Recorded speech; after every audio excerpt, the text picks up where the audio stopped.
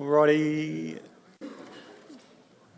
kia ora koutou. Welcome everyone to day 2 of our long-term plan and the opportunity to hear verbal submissions from the community. I'm going to first ask Brendan just to come forward and give us a couple of minute introduction to day 2 and the opportunity for elected members to ask any questions of process to date if required. Thanks, Brendan. Good morning, Mayor, Councillors. Welcome to day 2 of the LTP hearings, the midday of a 3-day extravaganza. This is just a very quick, brief, short and sharp opportunity for me just to say a couple of quick logistical things, I suppose, and if you've got any questions around process, we can go over that as well. First thing I'd like to say is thank you so much to all of you for broadly sticking to time yesterday. In fact, I think for a period of time we were ahead of time, which is possibly the first time that might have ever occurred. Keeping to time just allows us logistically in the background to make everything run smoothly, so thank you for that. The second thing I just want to note is you've been provided with a handout with the latest hearing timetable as of about 5 minutes ago. It is continuing to chop and change a little bit as some people have to withdraw due to illness or things like that. So just note that it's likely to be 95% correct, but there might be a little bit of chop and change. For anyone who's watching online, on the Facebook live stream and also the Pānui website, there's the latest timetable available there as well. But just noting again, it's subject to change. And the very final thing from me is just to note for anyone who's trying to follow the attachments of any submitters, please note, so it's the separate document, the 600-odd page one, and where it refers to particular page numbers, e.g. page 376, you're looking for the page number on the top right of the page, not the bottom right. The bottom right one was just when it got added into the governance system, some separate pages were generated, so you're looking for the number on the top right. That's literally everything logistically from me. Any questions, or otherwise we'll just dive into the vibrancy that is our local democracy. Thanks, Brendan. Any questions on process today? No, too easy. We can get straight into it. Thanks, Brendan. Appreciate that. We'll hear from Anna. Welcome.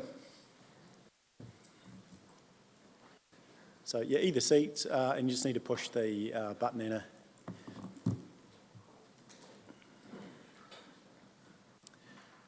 So processes, you've got 10 minutes, and then just save some time. I'm sure there'll be some questions as well. Sure. Great. Good morning to you all. Thanks. And thank you for having me here today. My name is Anna Hargraves, and I represent the Geraldine Pool Committee. We formed a committee about a year ago in the vision to, first of all, extend the season, and then we've come to a discussion that we feel that the Geraldine Pool could be covered. Geraldine sits 30 kilometres from Timaru, as you're aware of that. It has a strong community who is passionate for swimming. It's for the our ageing. We have an ageing population, so we feel that our community needs a pool all year round. So to do this, we feel that a feasibility study is paramount. I have a quote here, as you would see, submitted it. So the company in Wellington can do a feasibility study to see where the future of this pool could go. We are open-minded to what the outcome would be, but we feel that because of the distance of where we are located, I understand there's a Timuka pool and a Pleasant Point pool. And I know that the council looks after those three, but I feel we are separate to Timuka and Pleasant Point, and we need to create a stronger pool, a health hub, and included, if it got covered, we could change and have a sauna for the elderly, or not for the elderly, but anyone, for people who are recovering from ACC, and a spa. So we're going to attract not just people who are going to use a lane pool, so we're going to have a higher amount of people. So many people travel to Timaru for swimming lessons, and we all know we are a water country, so we need that. But right now, people do not have the time to travel to Timaru. It's an hour return. So imagine if we could have the pool utilised for swimming lessons, and just when I go use the pool, I'll be in the changing room and I can hear the group that come out from they have the aqua aerobics, and there's such a buzz in that changing room, and they'll go off for coffee and so forth, and that ends in March. So effectively we have a pool for 4 months. So what I'm asking of the council for the long-term plan is if we could have some funding for this feasibility study. As you will see, that we had a meeting in November with the Geraldine Community Board, and they have offered $10,000. The quote of the feasibility study is $29,600. So that's what we are asking for, some funding towards this.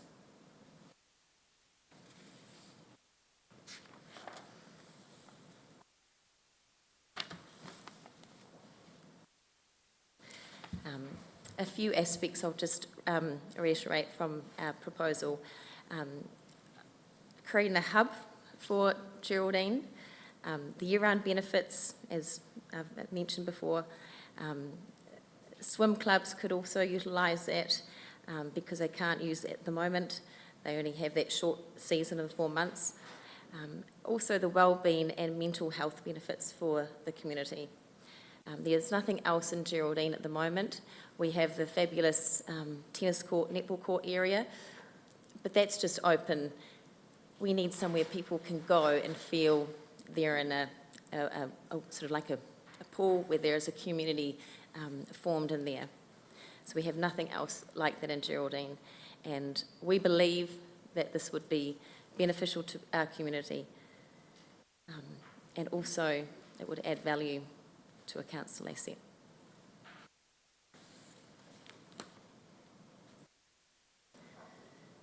So I think that's... Yeah, awesome. Okay, questions from the team? Yeah, Councillor Scott. Thank you, Anna, for, on behalf of your committee, for putting this submission in.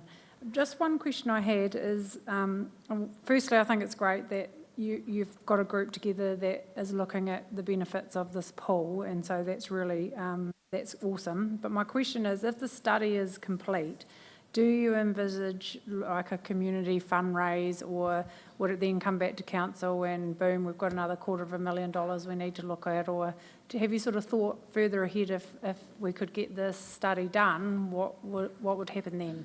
We have thought about that, definitely. And we have a strong committee. I mean, the numbers we have about, I think it's about 32 people on board, and they're waiting to do the fundraising. So we just need to get this, include you on it, have the vision with us, and yeah, of course, maybe need to, it is your asset, so we will have to work with that. So yeah, definitely. Councillor Jackson. Thank you, Your Worship. Thank you, Anna, for your submission. And obviously you've got some passionate people around you who want to make this happen. I just want to ask you about, I know this project team that you're looking to bring in, with Brendan Rope, is it? As the lead person there. They've done other projects like this around the country, haven't they? They have. And I know that they've been involved in the Carterton project. Yes. For a covered pool. Yes. Do you know what the outcomes were from that? I mean, is that continuing, and what did you glean from I that? believe he mentioned that on one of my phone calls to him, so I can't answer that directly about the Carterton pool. He has formed a national study of looking at pools throughout the country, and he was mentioning how the study would actually look at what the community needed, whether it would be to bring in possibly some more water play. We have so many lane pools in New Zealand, about how maybe he could look at different aspects that we need. So. Have you contacted them yourself? Yes, Have I you been in have. touch with them? You Yes, have. I have. With Carterton? Not Carterton, sorry, with Brendan, no, not Carterton, Phil. Okay, I'm just wondering, like, because if they've already instigated that sort of procedure, then maybe they might be able to give you some extra Yep. information Yep. to help you on your journey. Thanks. Councillor Jackson, did you? Yeah, Councillor Biddington. Thanks for that. Just one thing, when you get the feasibility study, will it also include operating costs, staffing, the whole thing, or is it just a construction cost? I believe it was operating costs, it wouldn't be staffing. I don't know if he had included that on the feasibility study, but that's something that we could make sure that would be covered, because I understand that is a big aspect of the pool. Yeah, Councillor Pye. Thank you for that. Do you, your committee, how are you funded, or do you have any funds yourself to put towards this, or you're just an unfunded organisation that is seeking funds from other places? Yeah, we're unfunded at the moment. We have got the support, as I said, of the Geraldine Community Board, and then we're including trying to ask for the council, so no. Anyone else? No, all good. Thank you, and I appreciate that. And I know councillors will have other questions for staff tomorrow as well. So appreciate your passion in making the submission. Excellent. Brilliant, thank you. Thank you.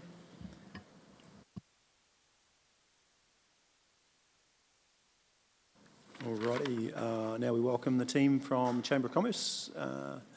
Wendy, Scotty, Heather and Gordon, please come up, and submission is on page 597.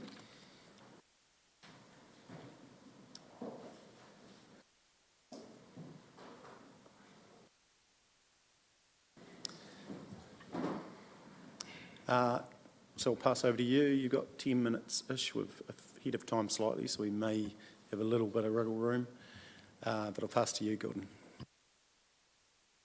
Thank you very much. Representing the South Canterbury Chamber of Commerce this morning, I've got myself, Gordon Handy, Heather Harding from the board, Scott McCauley from the board, and Wendy Smith, our CE.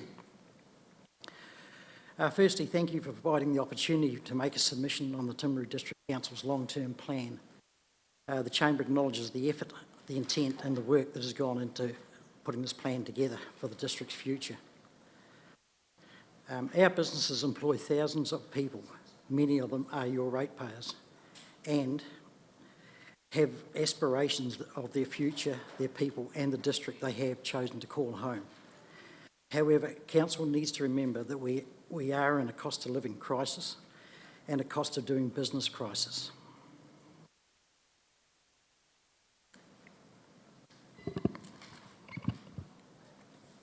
South Canterbury needs to be seen as an awesome place to do business. The Chamber encourages Council to develop an overtly supportive and enabling culture that will not only help existing businesses thrive, but will encourage new business into the district rather than going elsewhere. This attitude and culture needs to be embedded into every part of the long-term plan. A key part of this is prioritising infrastructure. We are concerned at how much emphasis the long-term plan places on community facilities rather than focusing on key infrastructure. The rating differentials and additional bid targeted rate are also cause for concern, particularly given the current economic climate. We encourage Council to delay implementing the additional targeted rate and to consider the fact that commercial businesses already pay significantly higher rates. Good morning. In respect of the Theatre Royal and Heritage Hub, $57 million represents 9% of the total funds that you are proposing for capital expenditure over the course of the next decade. It's a significant amount of money in anyone's books. To give you a comparison, that is roughly twice what Primeport turned over last financial year. Whilst looking at a $57 million spend and at the same time asking for a significant rate increase and a lift on your debt cap to suggest is comparable to the average home going, I can't quite pay my mortgage, I'm struggling to pay the bills, but I'm going to buy a batch. So as a council, you can't, on the one hand, claim that you're short on funding for capital projects and that you're short on funding for OPEX to be putting up rates, and on the other hand, suggest that we've got just shy of $60 million to open a heritage hub. To be clear, the Chamber is absolutely supportive of developing cultural institutions and buildings of this nature and facilities of this nature for the community, but at $60 million we consider it to be fiscally irresponsible.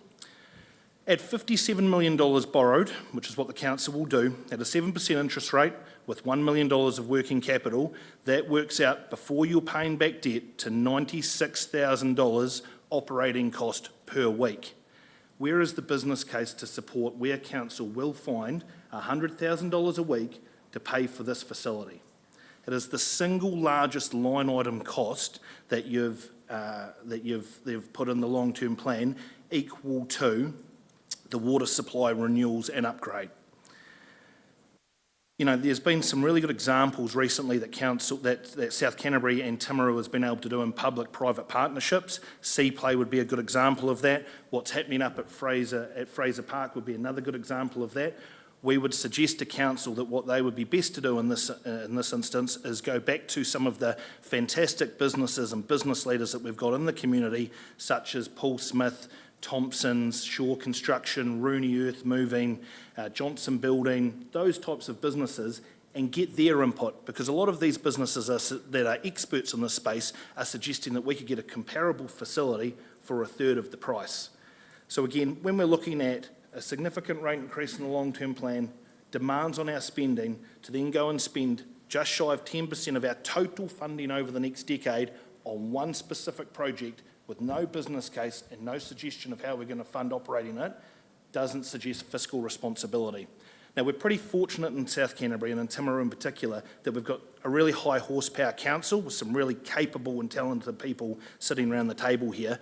We would remind council that they are custodians and they are placeholders, and that their job is to make sure we benefit in the future. To lift the debt cap and indebt the city and debt the district by taking on such an extreme level of debt for one project, we'd suggest needs review.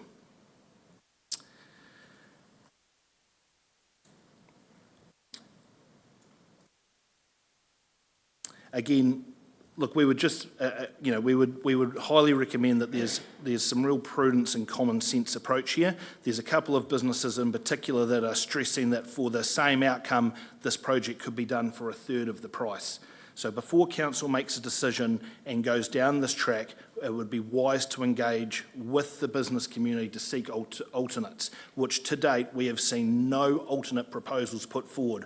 It's either the current proposal, yes or no. There's no greenfield site proposal. There's no alternatives. So again, we would highly recommend to council that they take the time and give the consideration to alternatives to drive the outcome, which we agree would be positive for the community. Thanks. So more of a summary really, that we are deeply concerned about the rates increases that are proposed, the 15 plus 12 plus 12. We're concerned for our businesses and the crisis that businesses are facing with the cost of doing business, but we're also very concerned for our lower income earners and those on fixed incomes, that it will be very hard to achieve that. We are concerned about the debt levels that council is proposing, and therefore council's inability to meet any unforeseen circumstances, whether or not those are weather or climate, or some alternate investments that are needed. Just as a clarification, the targeted rate, for example, around the bid situation, it's not that we disagree with the CBD work or that associated area, but we understand that you're looking at rating differentials next year, and we would suggest that perhaps that's held over until then, because the commercial sector, when you look at the rating differentials, pay a significantly larger amount.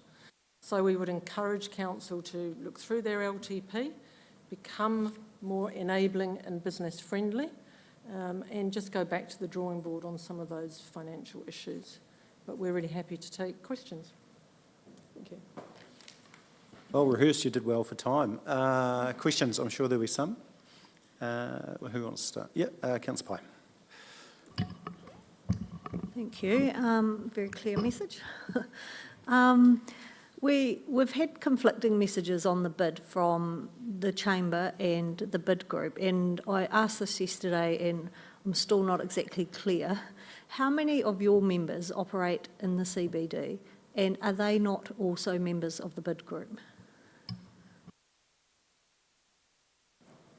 So yes, there are mixed messages, and so that's something that perhaps needs to be looked at in the process that council used to determine if there was support for the bid. So somebody around this council table will be able to correct me, but my understanding is that you went out and surveyed building owners and not necessarily the business operators within those buildings.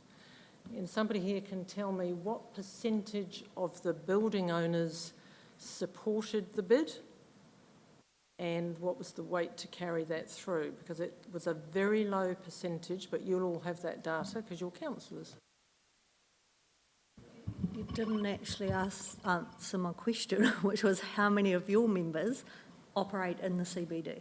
I can't tell you, I'd have to go and count up how many there are, but it's not just our members that have come back to us about the concern.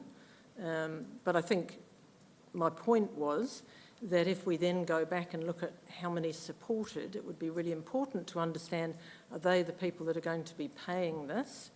And our concern is that these are the businesses that are really struggling at the moment.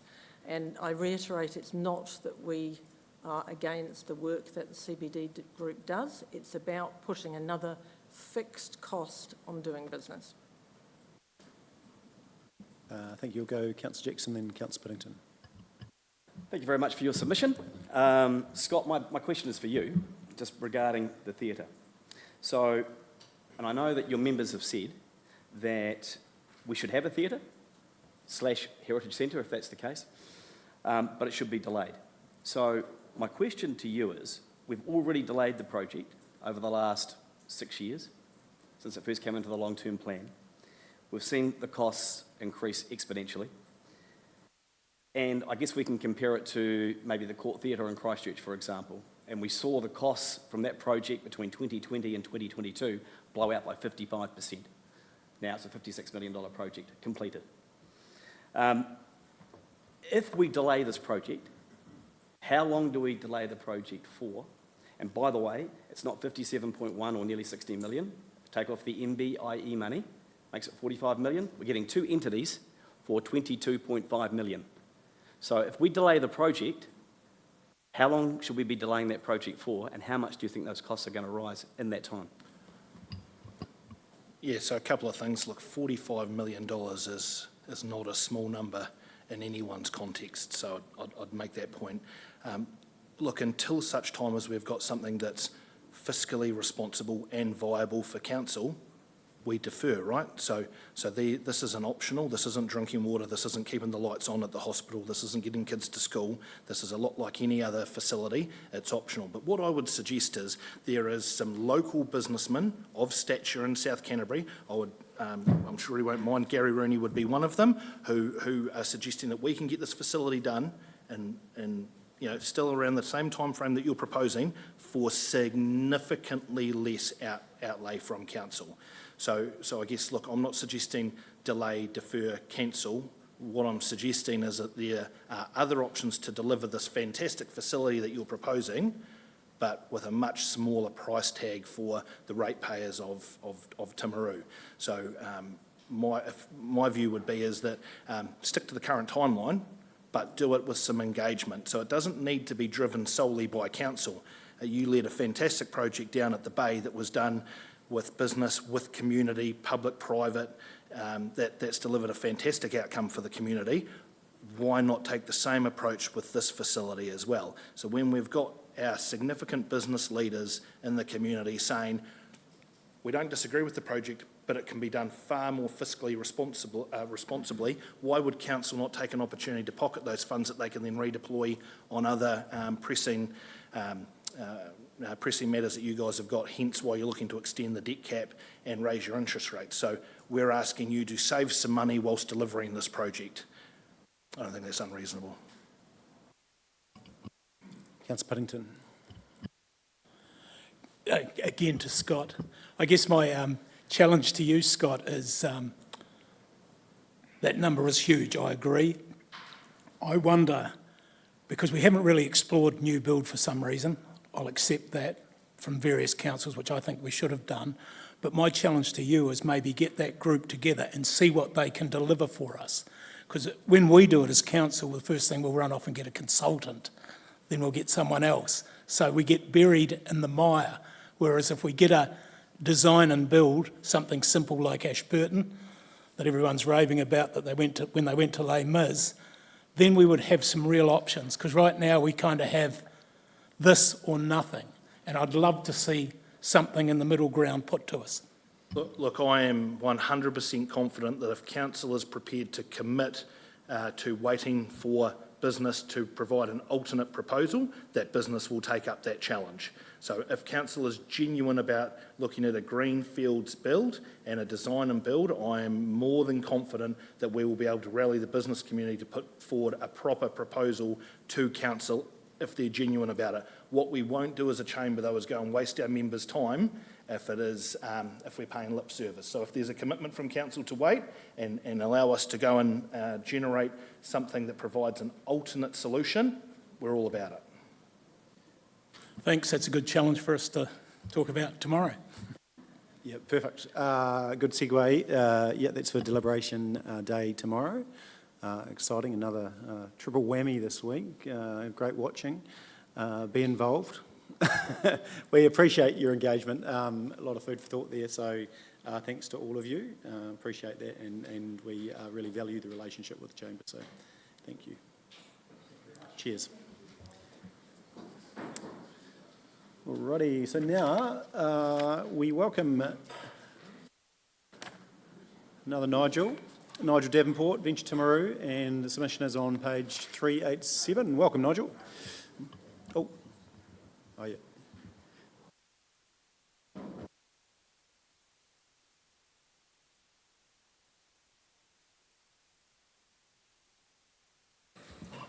Morning, Your Worship, elected members and staff and public.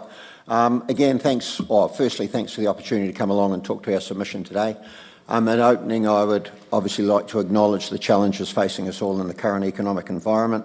High interest rate, rising cost of living, they've been spoken of by previous submitters this morning and yesterday. And these challenges are really exemplified in the approach Council's prudently taking towards the LTP with that thing of finding the balance. So we commend you on that. As the Economic Development Agency and Tourism Agency here in the district, it is very much a case of us looking at the here and now around those core economic enablers, but it's also important that we take a long-term macroeconomic view or if you like, a longer-term strategic stance as well. Looking at the LTP's 10-year projections associated with population rating units and the projected growth in dollar of rates paid per rating unit, it clearly evidences to us, above all else, that we simply need more people.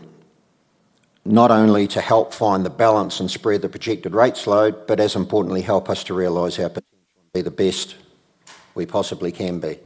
It's not me cutting in and out, I think it's us. We have completed an initial desktop piece of work, or a starter for 10 if you like, that bluntly looked at some of those key economic indicators, GDP, population, productivity, and what on current trends we as a district would look like come 2050.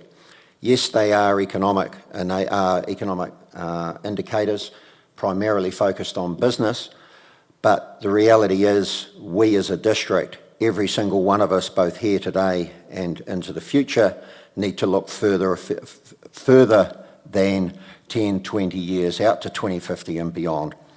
The results of this initial starter for 10 were a bit of a punch in the face, to be quite honest, as on current trends come 2050, we are neither better off nor do we maintain status quo, we actually go backwards. The report This initial desktop was attached to our submission, so I won't go through it in detail. But obviously, some of the challenges facing us are around our ageing population, with 30% of us, I'm looking just down at the moment and in the mirror at myself, 30% of us will be over 65 by 2050. Hopefully still here, maybe not. And obviously our rising death rate as well, which will reduce our population by 175 per annum from now right through to 2048. So some big challenges there. We therefore need to collectively develop a truly aspirational plan for our district, one that will be challenging yet rewarding if we get it right. There's no alternative in our view, and this plan has to prioritise the attraction of more people. As proposed, our role as the Economic Development Agency over the next 12 to 18 months is to help facilitate a Towards 2050 plan and strategy in a coordinated and targeted way alongside everyone in the district. That is council, that is iwi, that is business, that is our whole community, every single person that lives here. This isn't to be seen as a VT plan at all, it's a whole of district plan. This isn't also about reinventing any wheels, but aligning work already underway and needing to be done so we all have common goals to work towards. These next important steps are actually all about putting meat on the bones. That desktop was a pretty blunt instrument to give us a pretty quick look at what 2050 might look like, using some pretty core economic indicators. This next 12 to 18 months is about putting the meat on the bones, amplifying our efforts to attract people and business, working environment, career opportunities, business-friendly enabling environment. More people at a level of X means what for our facilities, supporting services, health, education providers, how and where our people will live and connect heading into the future. What do we need today, tomorrow, next year to progress us to where we need to be? Now, council, despite what many think, are not solely responsible for everything that needs to be done in our district. I think you'll be happy with that comment. Or for that matter, responsible for things that aren't going according to plan. Our council are, however, a key piece of the jigsaw in establishing an enabling environment that proactively inspires, excites and attracts development, growth and investment, ultimately resulting in our communities that are connected, prosperous and inclusive. In our view, this council and staff get that, and we are actually fully aware of activity underway to swing the dial on enhancing and communicating a more enabling environment. Done right, council effectively then step aside and let the market take over. Aligned to this, and also everyone's desire to be and do better now and for future generations, are the two big questions we all need to have front and centre of our decision making as these opportunities present themselves. Firstly, is it good for the district? And secondly, if that answer is yes, the next question always needs to be, how can we make this happen? And if we are to be truly aspirational, not respond with, we can't do that because. In closing, we commend council on their LTP deliberations to date and believe the winds of change are upon us. After all, this is a district we should all be rightfully proud of, but importantly, it's a district that can be and needs to be so much better. It is up to all of us to collectively contribute towards a bolder, more innovative and aspirational 2050 and beyond. We urge council to amplify their efforts with this in mind, providing direction, guidance internally and externally, just as we at VT need to and will do more. And we, just as everyone that calls our district home, equally has a role to play moving forward. Thank you. Thanks, Nige. Questions? No? I don't think that's with disrespect. I think it's because we hear from you regularly and we may be in tune with what your message is. So really appreciate that and thanks for being invested. Thanks, Nige. And ahead of time, Your Worship. Yeah, I know. Grab me 2 minutes. Thank you. Alrighty, welcome now the team from the Timaru Community Board.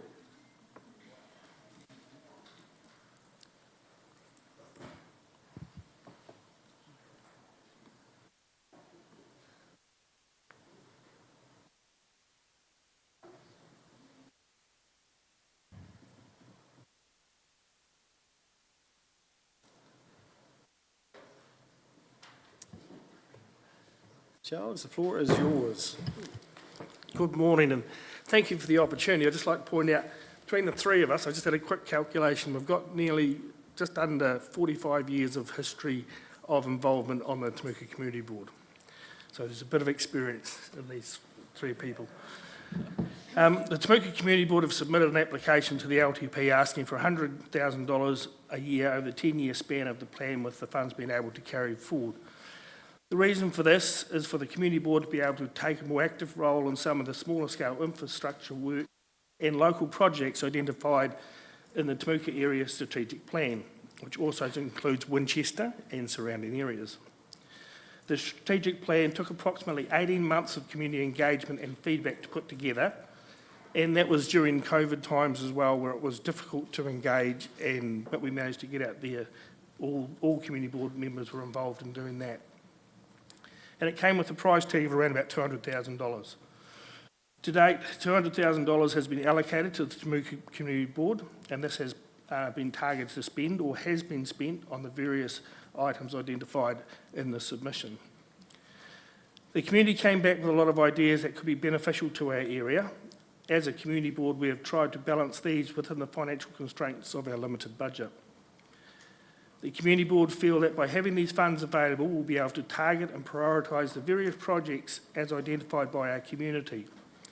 We'll be able to work with the various council officers in order to set budgets and timelines and ensure that these are adhered to. We have at times had projects promised to the community board or councillors by council staff, but they have gone off the radar. And with the current tight economic climate, we want to assist where we can to get these back into the budget and achieved. The submission may only be a 2-page document, but it's supported by a plan that took 18 months to put together at considerable cost and time to all those involved, and is also a document that has been led by our community. Thank you for the opportunity. Does anyone have any questions? Succinct. Charles? Questions for Timaru Community Board? So one that's going to effectively request further funds, which is the 100K versus the 200K over the 3 years. So that'll be deliberated on tomorrow, but has anyone got questions specifically to that? No, that's all right. Seems to, oh yeah, there we go, Councillor Booth. I've written in my notes here that perhaps you should start your own bid up for, to support your CBD people. Do what? Business Improvement District. Oh. Yeah.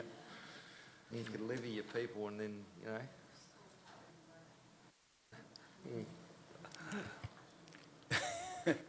So, there was a question. That's more of a comment than a question. Yeah, okay. Well, that's all right. We a little bit of stalling for elected members.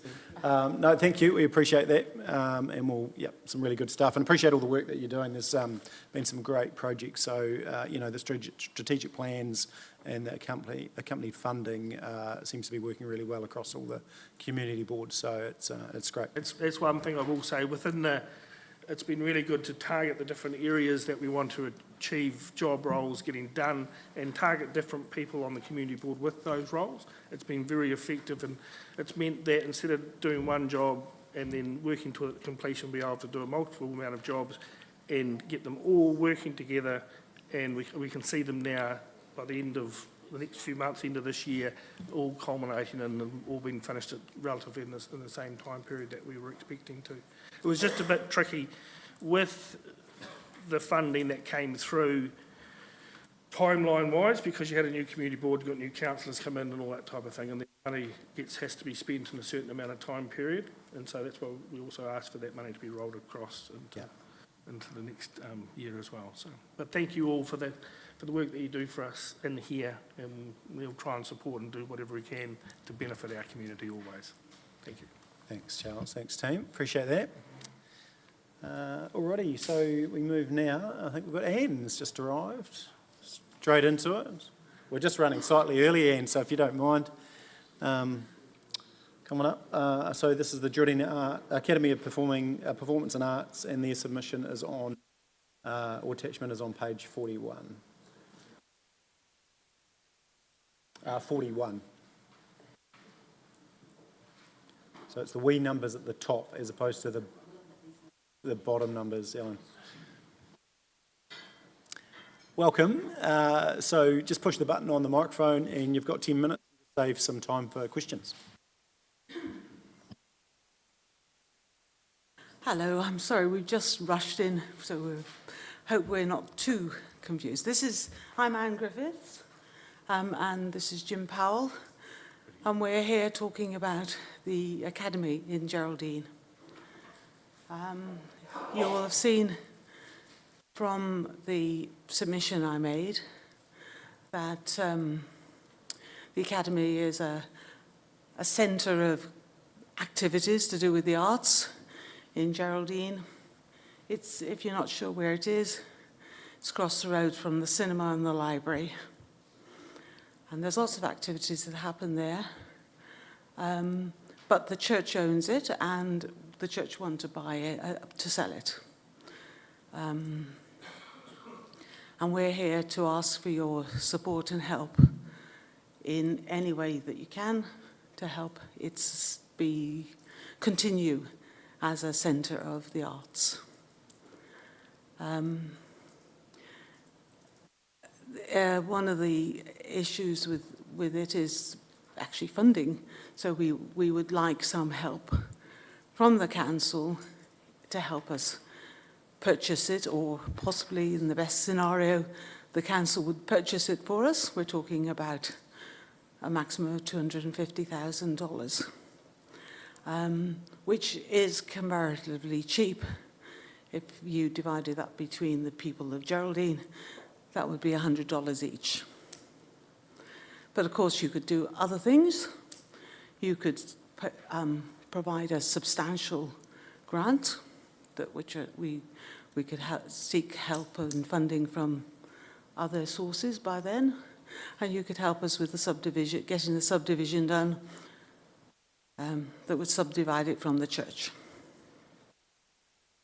The church are actually very, very eager to sell. They have some earthquake remediation that needs to be done. They would like rid of it. The rent that we pay at the Academy, I suppose, equates to the amount that they have to pay in rates, and they want it gone from their responsibility, and there's no other place that provides the facilities, as you will have seen from the submission, no other place in Geraldine that provides such a flexible space for performance and arts. It would be a shame to lose it because the building has use that's basically limited to its present use. There's not much else that you could actually do with it. Yeah. One of the things that we really like about the Academy is how accessible it is at all times. You know, a lot of the other buildings that you might say are available for hire are not always accessible. One of perhaps because, well, they're all what we might say aligned to other organisations. So they might be church rooms or the RSA room. Those are all organisations that have a purpose for their building and space, and that would be a priority for them. Not what the Academy offers is a facility that's available to anybody in the community at a reasonable price as well. It's quite a flexible space. It's got space for dancing. It's got space for making music. It's got a music room, it's got a small foyer, it's got a kitchen. You can do virtually anything in it. And we've been hired quite often for private parties and run folk festivals there. And so a lot of people are using it at different times of the day. One of the groups that use it regularly are the people who are called Finding My Voices.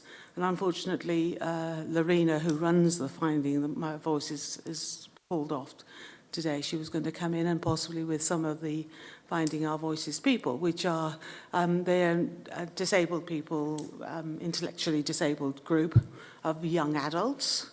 And the Finding Our Voices event is about helping them to engage with drama and arts in different ways. And it's really one of the previous facilitators at the academy has moved to Christchurch with her daughter, who is intellectually disabled, and they can't find a similar venue, but the academy provides this venue that is very useful and easy to use for them. The other thing is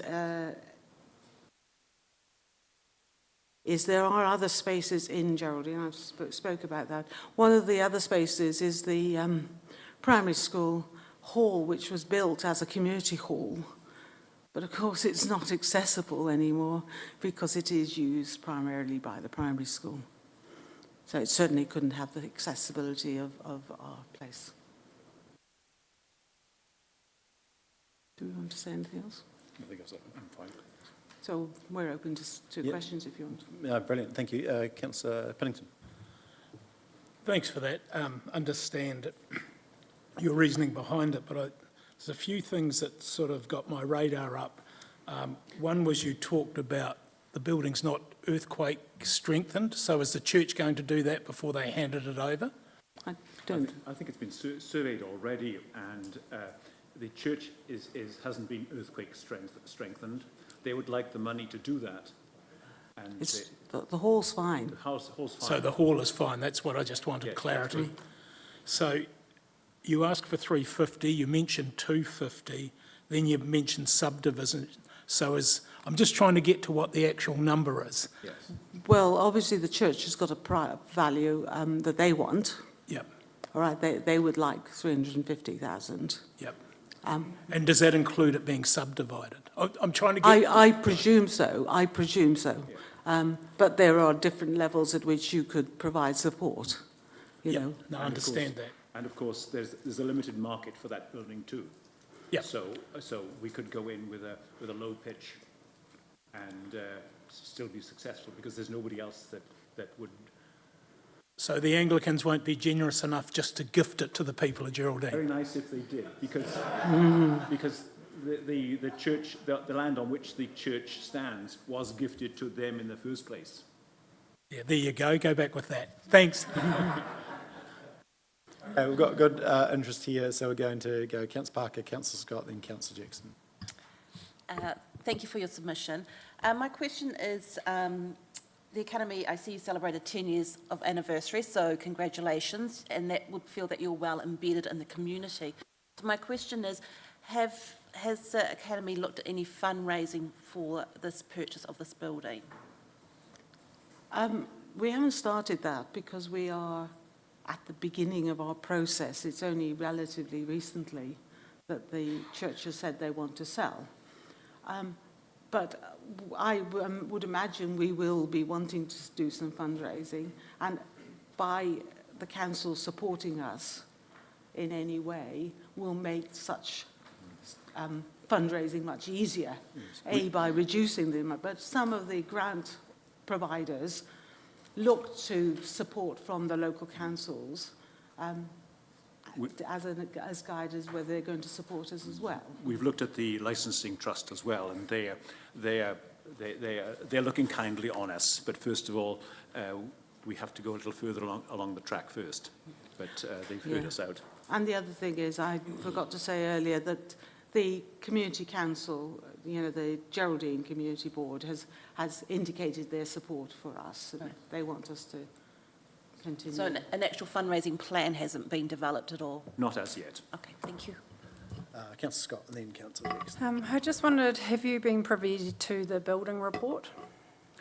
We haven't had access to that, have we? No, we've understood that the building report is okay, but we haven't physically seen it. Oh, because I have read the building report, and I think there is quite significant works that need to be done to that building. It has a lot of remedial works required, and so I just wondered the ongoing management of that. Have you factored that into your operational costs? My understanding is that it is not substantial. There are a few things that need, but they're not excessive.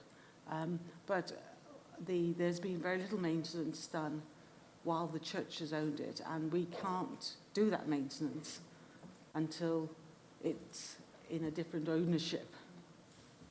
But you know, we're getting grants for support from other organisations at the moment, but so with that and ongoing, you know, the income from providing services, we're managing to run the academy successfully. But grants for maintenance and that sort of thing would only come if we were the owners, and at the moment we only have short-term leases for it. So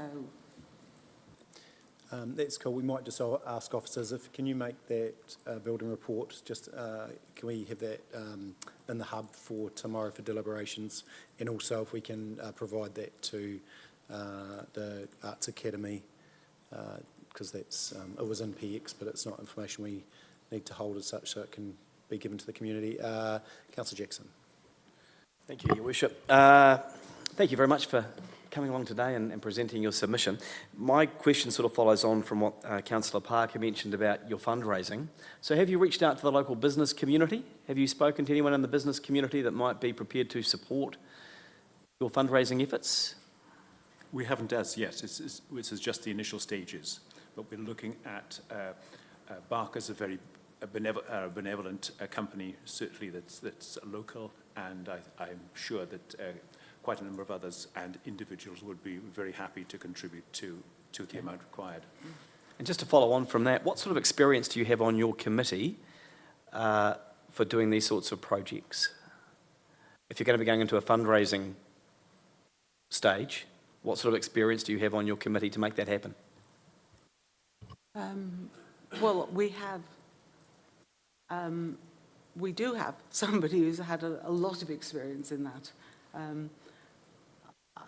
So in terms of quite significantly more money being fundraised than what we're asking for. One of the things, though, I would like to say is that any fundraising will be significantly eased and helped along by any help that the council can make. So, because it just indicates that, yeah, this is something that the council supports, and therefore people will join in.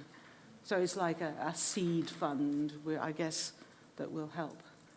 Yeah, thanks. I think it's that sort of enablement, first cab off the rank, so to speak. Councillor Pinnington, and then we'll finish up. Sorry, apologies, I didn't read all my notes. How many hours a week do you use it at the moment? Because we've got a lot of halls and other things around the district that aren't utilised. So how often? There's a blackboard concert every month. There's Morris dancing every week, which is about 2 hours a week. And there's a bridge club. There's a choir. Choir, yes. There's Finding Our Voices. So almost every day, because then Sundays might be empty. But there'll be something else. Farmers Market has access to it. Yeah. So there, I would say, I can't say it, there's probably about 8 or 9 regular activities, and then there's private parties. So Saturdays are quite often involved with a private party or something like that, and we've had festivals. We were used for the election voting place, so that was in use for the whole week. And for training as well. Yeah. Yes, my point is it would have been good to come with that sort of information for us, Well, just to help you. That's in the document that I gave you in the submission. Yeah, but it doesn't show hours of usage, I didn't think. Right. You know, just if you're asking us for something, we've got to make sure it's a broad range and it is worthwhile. Not only what you're presenting, what others are asking. That's all I was trying to help you on that. Thanks. Awesome, thank you. That was great. A lot of interest there, and so we'll deliberate on that tomorrow. Appreciate your time. Thank you very much. Thank you. So we move now, Robin McCarthy. And that, there's no attachment on that one. Welcome, Robin. So you've got 10 minutes and save some time for questions, and just go when you're ready and just push that button in front of you. There we go. Well, my name's Robin McCarthy, and I made a submission when there was a call for more, because there was a lack of submissions being forwarded. So I thought, right, we'll come down and talk about cruise ships. So I've been a tour operator for a very long time, and I became involved with cruise ship passengers round about 2002, firstly in Christchurch and also Littleton. The passengers would be bussed into the square.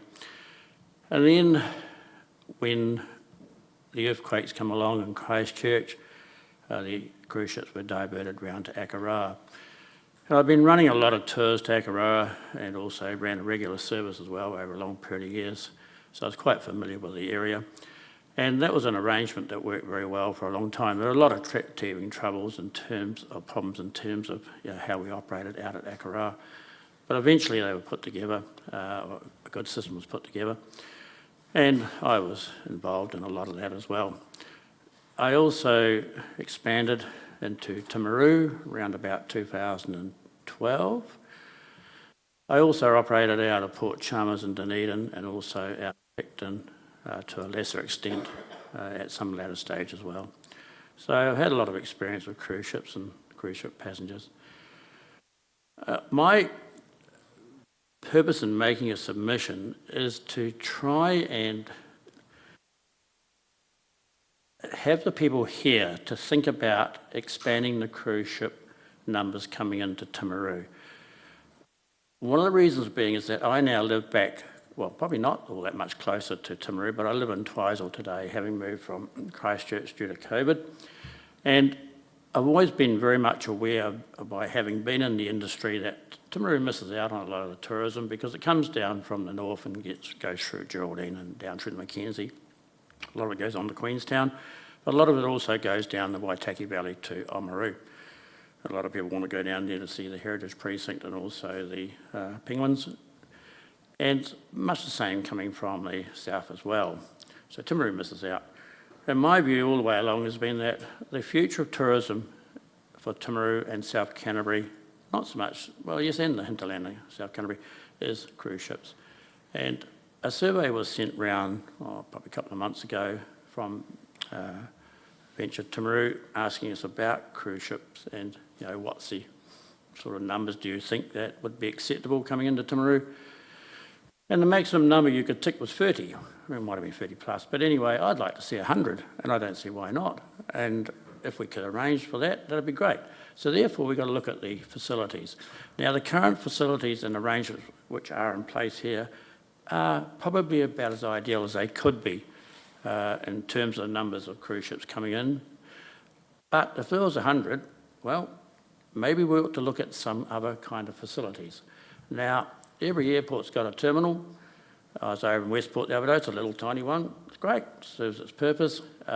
Train station down the road here, it's got a terminal there when the trains were running through, especially the passenger trains in years gone by, and I do remember them. Actually, I think I even went on one. So it's a bit of a chicken and an egg situation, but I'm asking the council to think big. Think of it, have some vision, look forward to it, and get these cruise ships in. Then start looking at the infrastructure.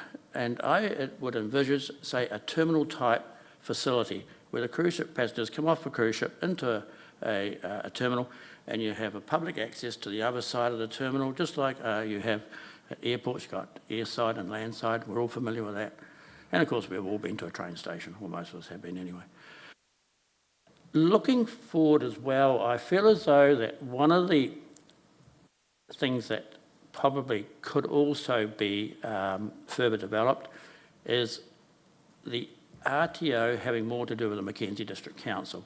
Now, I understand the concept that the funding that goes to Venture Timaru and to this eyesight is because the local ratepayers are paying for it. But I feel as though we've got to get away from this parochialism, which has been unfortunate, which has existed throughout the country. And I've come up against this as well. But I'm a tour operator, and I'm an independent tour operator. I've advocated for the independence, and I haven't made myself very popular at times, but, I've got a pretty thick skin. It's about that thick, But it's getting the message out. It's not just opposing things for the sake of it. It's trying to improve it. and that's where I'm coming from. So I feel as though maybe there should be more work done with the Mackenzie District Council as well, because we've got the icon of New Zealand sitting out there over the other side of these, the Two Thumb Range and the Albury Range and the Mount Nessing Range, and my tours go through the Mackenzie Pass and up to Tekapo. I know now that the cruise ships are actually taking people further afield. So not only that, but we need them to be here longer as well. Now, the ones that stay here for, probably 7 or 8 hours and more is great. Now, my tour takes 5 hours, but if you're going to be staying here longer, then we can take them further afield. So I'm asking you to look visionary. This was a visionary district, especially in terms of what's happened, with the port here, aviation. It's got a fantastic aviation heritage, South Canterbury. Also, it's meat exports and so on and so forth. So I'm asking for the council, take a step, be visionary. Thank you. Thank you. That's a great submission, and I think generally, without putting words into everyone's, I'd say generally we're pretty supportive of your approach. So as far as Prime Port goes, this isn't a question, but I'll give you, we've got time for some clarity.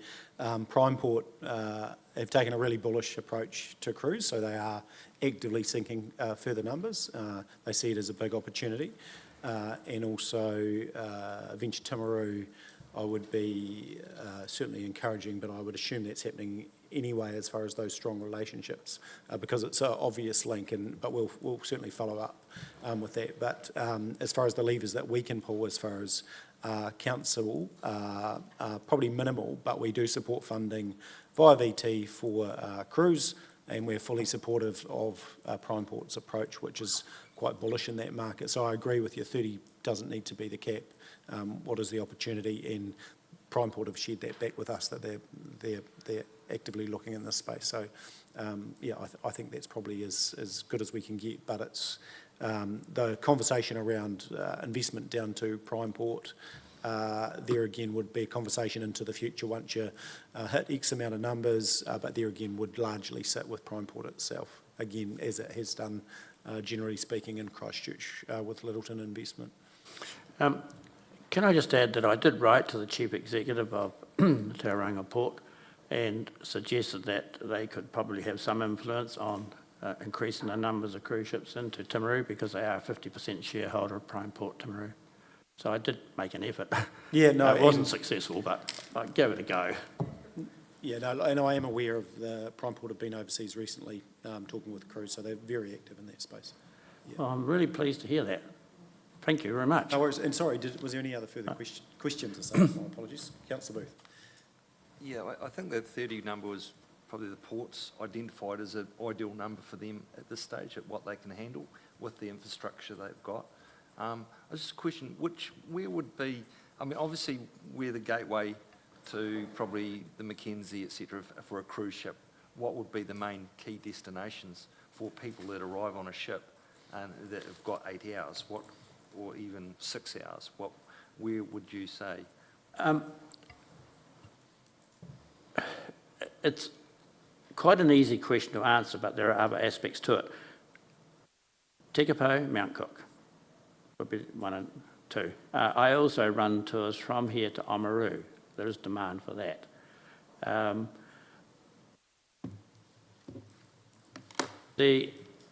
I also see that Venture Timaru is going to provide a training program of some kind, encouraging new local operators to come into the market. That's quite a good initiative. But I can say this, that there are other outside operators that do come here. There's another one from Tekapo, some come from Christchurch. Most of their tours are booked through the internet. I don't have an internet presence with cruise ships at the moment because, simply because the numbers aren't quite big enough for me at the moment. But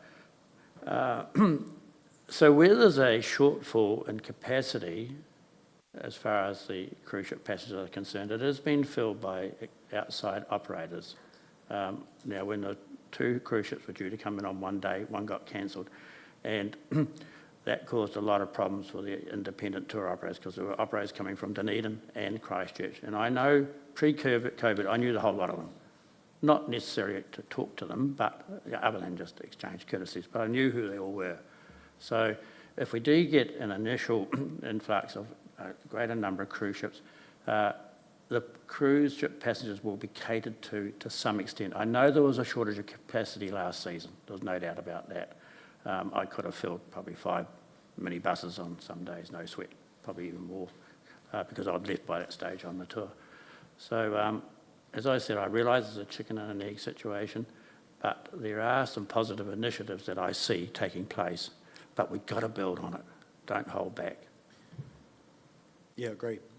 Sort of ties into that aspirational strategy that Venture Timaru presented on earlier, really, and Primeport haven't capped their numbers at all. That's what they could manage, but then it gets to a point where they need to move a few things around within the port itself. So they're pretty, as I said, pretty bullish in this space. So I think that's positive for the wider region, Mackenzie and Waimate as well.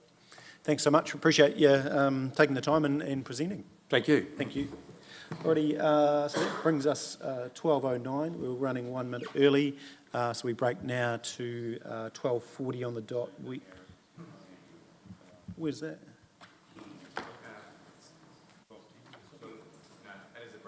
It is. Oh, that's a different list, yeah. That's all right. I'm up to date. It's okay. So if you're listening online, we will be back at 12:40, 20 to 1. Thank you.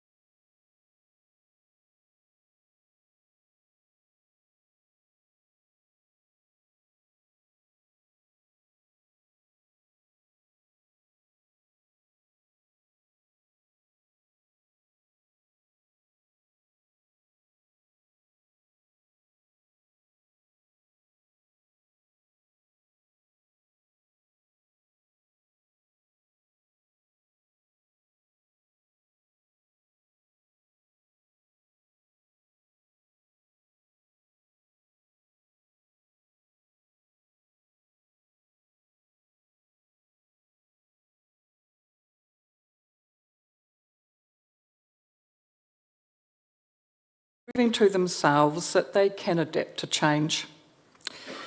It also provides them time away from devices to socially engage. That's a topic for another day. Going forward, being able to grow activities in the Peel Forest area and enable more of the community to experience the region would benefit the district and therefore the Peel Forest Outdoor Centre. Therefore, the Peel Forest Outdoor Centre has an important role to play in supporting the delivery of the district's long-term plan. Focus areas include connected citizens, so bringing groups together from within and outside the district to engage in outdoor and environmental activities and learning with professional instructors for personal growth and insightful enjoyment. The centre, working alongside partners like DOC and Te Ranganga o Arawhenua, can take a role in advocacy and leadership in authentic, distinctive and environmentally sustainable programs. Enhance lifestyles. Community wellbeing is enhanced by spending more time in the outdoors and access to native bush, flora and fauna. Peel Forest has much to share with the wider district community. Sustainable environment, encouraging biodiversity, kaitiakitanga and a clean environment by supporting the centre to tell the eco story through various educational mediums, platforms and partners to enhance the Peel Forest area. Diverse economy, leveraging local strength and thriving together by partnering with the centre and other parties, creating future possibilities, partnerships to continue the journey of the centre and the environment for the long-term future of the wider community. And resilient infrastructure, investment in the future by creating a partnership between parties like Peel Forest Outdoor Centre, DOC, TDC, Te Ranganga o Arawhenua, to enable future eco-collaboration and development of the Peel Forest area for wider community participation. So why are we needed as a centre? We're focusing on developing programs and activity that offer lasting, life-changing outcomes for individuals and the community we live in together. The statistics below in the submission highlight some of the challenges we face, and we need to acknowledge we are part of the solution. We need to encourage our children into the outdoors to allow them to develop normal, essential life and survival skills that are important in daily life, as well as during crisis, i.e. natural disasters, earthquake, floods. Our young people need to experience challenges to gain the skills needed to overcome adversity. So in summary, as the centre continues to evolve, we would appreciate the Council recognising the significance to the environmental and experiential young people, including those with disabilities, and the Peel Forest Centre continues to foster their inclusion. Consider holding the current annual rental of the lease so the centre can minimise increases passed on to schools. Funding is an ongoing challenge for most schools, and it can be one of the first out-of-class activities that is cut when funding pressures present. And recognise the contribution of the centre towards the draft PARS strategy, the play, active recreation and sport for the district. Thank you for your time. Awesome, thanks Nikki, and thank you for your leadership out there as well. Questions for Nikki in regard to OPC? Yeah, Councillor Pye. This is actually just for interstate, but my understanding is you've started a new fundraising kind of drive looking for support from local business, and I just wondered how that was going and if you're getting a good response to that. Great question. Yes, we have. As we look forward, because of the challenges around schools in particular finding funding for activity, the centre has looked at ways of trying to bridge some of that gap. So the example with what you're talking, the Geraldine Licensing Trust has been a seed funder, and then the shortfall there. The centre has picked up going out to the local business community. And my understanding, we've been able to secure all that funding And that will be a magnificent transitional program for those year sixes moving from the rural schools coming into Geraldine High.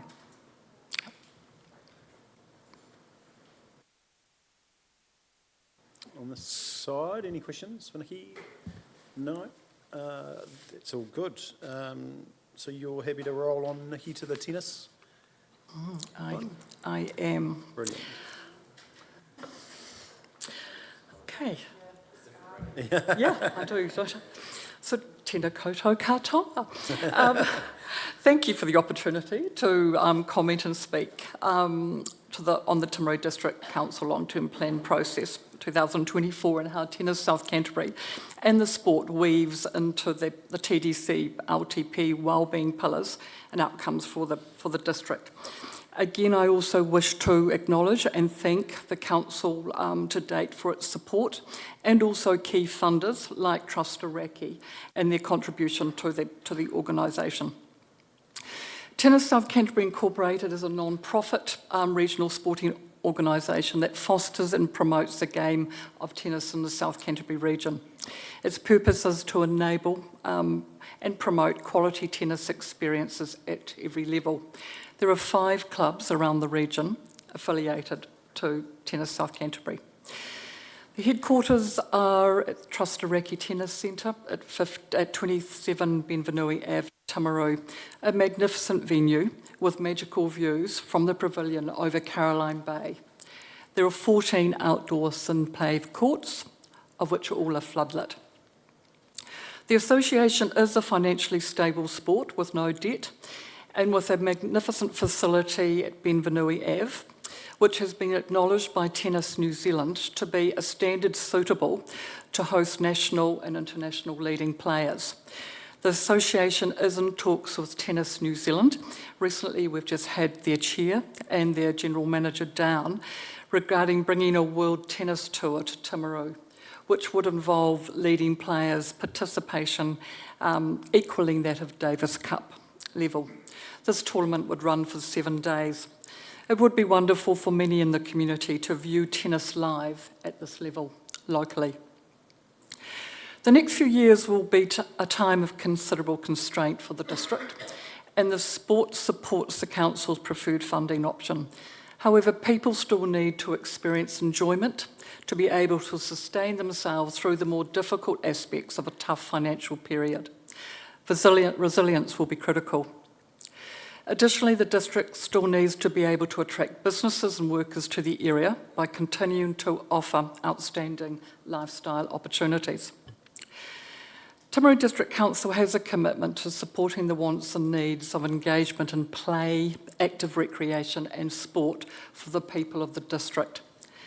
Connected to this is the responsibility to provide a range of spaces and places for this engagement to occur. Tennis South Canterbury was among those involved in the development of the draft Play, Active Recreation and Sports Strategy, which was put out for draft on the 11th of April. That was an excellent process and involved input from many clubs, associations and organisations. A great process of collaboration. Participation in physical activity and play helps contribute to an individual's physical, spiritual and emotional and psychological well-being. This is aligned with the Council's focus on the 4 pillars. The use of the 4 wellbeings acknowledge the Council's broader role in looking after communities than simply providing core services. And the Council has identified 5 community wellbeing outcomes that promote the economic, environmental, cultural and social well-beings of the community. With funds tighter than ever, the neighbourhoods and communities of the district must prioritise and communicate with the Council to enable innovative, informed decision-making, maximising the benefits of all. Therefore, Tennis South Canterbury urges the Council to ensure that the sport of tennis, through its association, Tennis South Canterbury, and affiliated clubs, is recognised for the role the sport plays in assisting to build strong, connected, welcoming and supportive communities. Acknowledge its importance and contributions to the district and provide support as much as able. This could include, but is not limited to, providing for holding the current land rental for the term of the lease so that the association can minimise any increases passed on to users, and considering insurance of fixed assets on leased council land being something the TDC could help with or broker alongside their own fixed asset base. Recognise the modern facility with supportive infrastructure which sits on council-owned land and has future multi-use capabilities, like hosting local, regional or national tournaments, hosting small conferences or seminars, contributing to the economic return and showcasing the region. And finally, support and adopt the PARS strategy for the betterment of play, active recreation and sport in the Timaru district. In summary, the sport of tennis offers physical fitness, mental stimulation and a sense of community, making it an important sport for individuals and communities alike. Thank you for your time. Thanks again, Nikki. Questions on tennis? Councillor Burt. I have to be very careful here because I'm mindful that Councillor Scott has a strong backhand. Forehand. True that. So in terms of, I mean, it's an amazing facility. It always has been, you know, top notch and everything. I'm just mindful of the fact that there are limitations on the use. Have you looked at as an organisation, you know, to revisit the limitations you have for how it operates and how you can utilise more fully that amazing facility in terms of neighbours and everything like that? Look, very, very good question. The association's in the process now of advertising for a general manager. And as part of that process, we will be, you know, when you look at the facility that sits there, it's such a beautiful facility, it needs to be used. I believe we may have flexibility for around 10 or 11 events to a certain time in the evening, but you also look at its use during the day. And so engagement has been had with the Chamber to look at pulling more conferences and seminars to there, as it also has done with Venture Timaru for small conferences. So what we've really got to do is have the infrastructure within the organisation to be able to do that, but it's certainly right on our priority list. See, you know, quite often see the sports that are gaining traction in terms of numbers and everything, but I'm not sure if I have seen, or you might be able to enlighten me around numbers increasing in terms of popularity for tennis? Yes, so the association is fortunate to employ a coach and also 3 supporting coaches. So grassroots tennis, if I'm correct, has something like over 500 young people, which is just amazing. So the Hot Shots program has been incredibly successful, and feedback and testimonials from primary schools certainly love Connor Brosnan as a coach. So we just need to foster more of that. Thank you, Councillor Burt. Councillor Booth, and then on this side. No. Thanks, Nikki. I just wonder if you, I hear pickleball is a new sport, a racket sport that's taking off around the world. Is that something, I mean, that's something that all of the things you mentioned... Sorry, can you just come to pickleball? It's a pickleball. Have you heard of pickleball? Yes, we have. And so is there anything in the wings for that in regards to your organisation? Very, very much so. And if you look at organisations, particularly tennis organisations around the world, they've tried to collaborate and bring into their fold pickleball. So our past chair of Tennis South Canterbury participates in that now, and that's something we'll need to work on more and more, as not only more mature participants are participating in that now, but we also get younger people, because eye-hand coordination, whether it's tennis or pickleball, is excellent for that. So, right on. Are you concerned that we're going to increase the cost of your facility around the ground rental? Sorry? Are you concerned that we're going to increase the costs around your ground rental? I think we've just got to be really, really mindful. What we're trying to do is get more young people in particular involved, and even more mature people. I think that social connection and getting people, young and old, off devices is valuable, and we just need to get them out there participating. Awesome. That's it, I think. Thank you, Nikki. We appreciate that. And we'll have a discussion on the insurance and what have you tomorrow. Now, have you got another one, Nikki, that you are... No, it's just the two, isn't it? Francis is going to lead the... I have... Sorry, we've got... Rosie probably doesn't mind. Are you okay to wait? Oh. But I've also got... is it Alex, is it? No? No, perfect. As well. Oh, we'll just keep going then. So, Rosie, are you okay if we'll... Yeah, because you're here anyway. No, perfect. So we'll move now to, well, either Harcourt's Geraldine Festival or Geraldine and NZ. Do you want to... We'll run with Geraldine.nz. Welcome, Francis, as well. We'll be in your hands. Keeping you on your toes, Mayor Bowen. Good afternoon, everyone. I don't know if it's a happy coincidence, but you seem to have put half of the people that I do already know on one side of the room and the ones that I'm not familiar with on the other.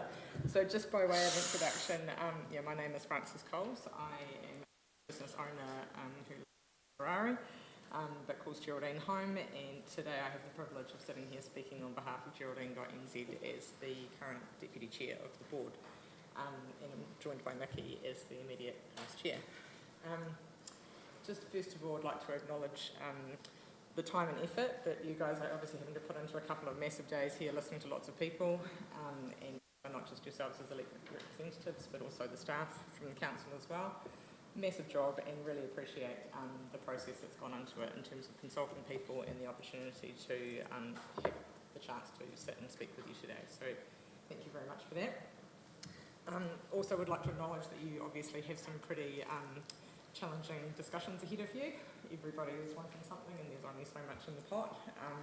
So I want to just start off by saying that we are really appreciative of the assistance that we have had in Geraldine for lots of key projects and organisations over time, and hope that that would continue. So thank you very much. Appreciate that. So just leading into the submission that we are presenting today, I'll just skim over a few key points out of it, because I will take it that you have all read it, along with the hundreds and thousands of other pages of submissions.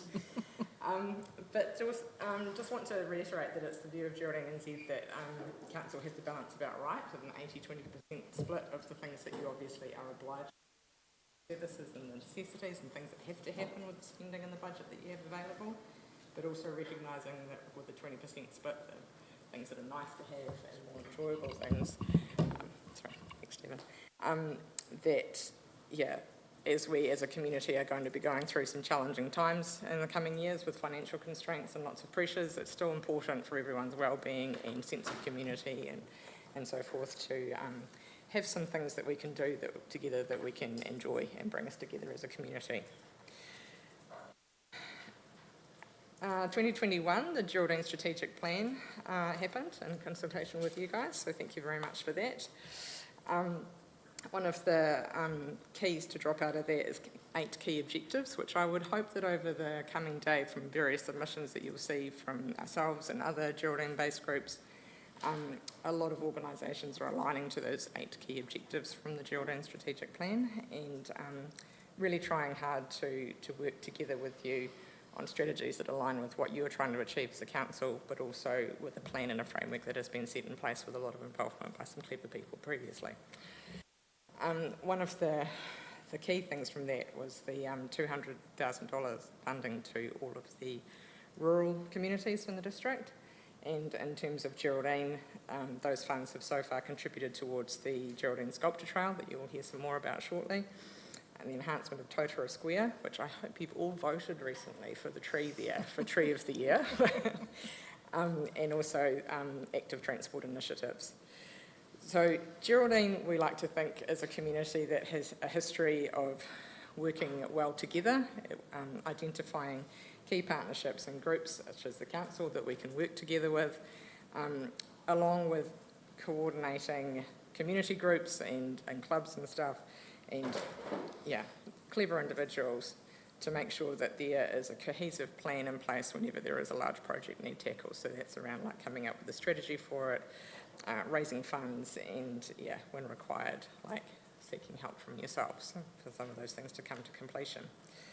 Some of the examples in recent years of things that have happened in Geraldine around that framework would be things like the Geraldine Domain redevelopment. So Geraldine Combined Sports was a community-led group that were very proactive in helping that get across the line. And the Geraldine Sculpture Trail is another example of community and council working together to achieve some fantastic outcomes. In addition to those new projects and ideas coming through with the Geraldine Strategic Plan, obviously there are some upcoming changes required around earthquake strengthening that will affect many businesses in Geraldine. So landlords of businesses will have to address that in the same way that you will for your community-owned assets out there. One of the probably higher profile buildings that is going to affect over time would be the council-owned Geraldine Town Hall/cinema.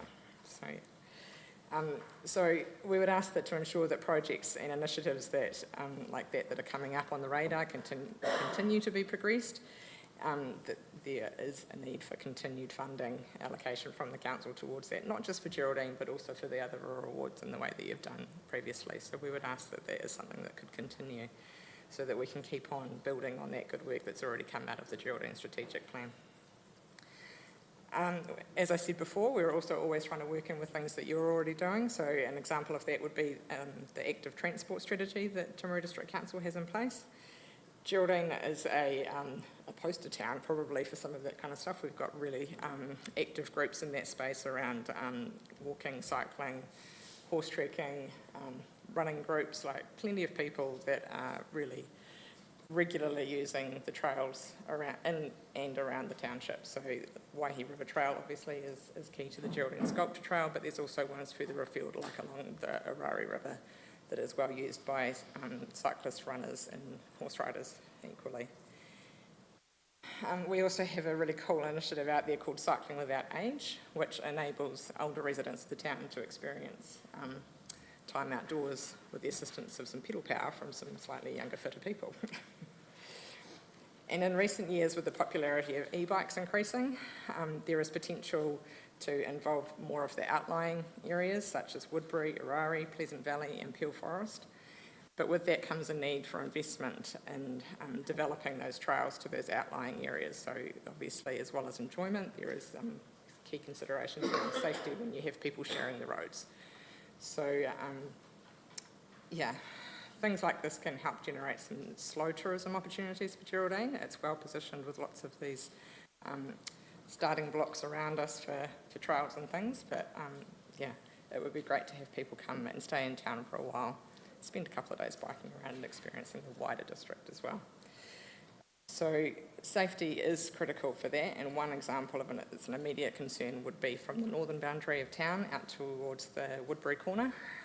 There are a lot of people that use that road already, like including children biking to and from school, and it is a busy road with high levels of traffic and heavy traffic at that too. So we'd ask that you would consider things like investing in some safety developments along there.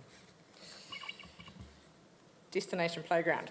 So very busy at the north end of town, also very busy in the centre of town. Anyone of you who've been out in Geraldine in the height of summer will see just how busy the playground there and the toilet block. Very popular spot for people to break up their journey, get out, stretch the legs, give the kids a chance to burn off some steam to make the rest of the journey bearable. So it's no surprise that it is one of the district's most popular playgrounds. It is possibly, though, getting towards the end of its useful lifespan in terms of the equipment that is there.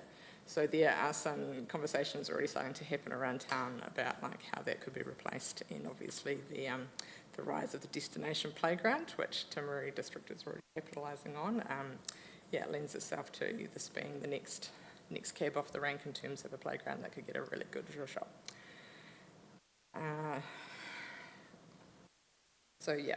There is a need for a bit of a total renewal of that playground over time though. And I think you would find that would be another project that you would have excellent buy-in from the community and various groups within it to help out with coming up with a strategy for what that might look like, ways that it could reflect the character of the town, and ways that various parties could help with contribute towards funding for it over time. So that could be another exciting project to work together on. Events have long been informally recognised as being the lifeblood of Geraldine. We're known for things such as the Harcourt's Geraldine Festival, as well as other things like the Geraldine Fete, the Geraldine Christmas Parade. The Geraldine Festival would be our main hero event at this point in time. It's well over 30 years it's been happening and attracts people from throughout the South Island, with an estimated 18,000 attendees, I think, at last year's event. So it's pulling in plenty of people, not just to Geraldine, but to the wider Timaru district as well, from evidence that we're gathering from surveying visitors to the event. As I said, there's also the Summer Fete, the Christmas Parade. The Rock and Hop Geraldine Cruise is a key component of the Rock and Hop festival that happens here in Timaru. In recent years, we've also had new events start up, such as the Geraldine Motor Muster, the Woodbury Harvest Gala, and Woodbury Food Truck Nights have also been popular. There's been a couple of them held already. And we're also seeing the rise of cultural celebrations, such as Matariki events, the Lunar New Year celebration earlier this year, and Diwali as well. So really exciting opportunities to showcase the diversity of our community. Many of the events that are organised in Geraldine and throughout the district are free to enter, making them accessible and attractive to people from all walks of life. So when we look at that in the framework of this tough financial period that we're anticipating we're heading into, it's pretty valuable for families from within the district to have events like that to be able to attend that do not require a large financial outlay to be there. So they're performing an important social function as well, of bringing people together. But along with that, they're bringing visitors to the town and the wider district who spend money while they're here in terms of places they stay, places they eat, fuelling up their car, all those little things that happen when you're away on a trip. So the events also serve as a taster experience, both for Geraldine, but also the wider Timaru district. So we'd also request that funding support from the council is vital for the continuation and growth of these such events that put both Geraldine and the wider district on the map for the visitor market.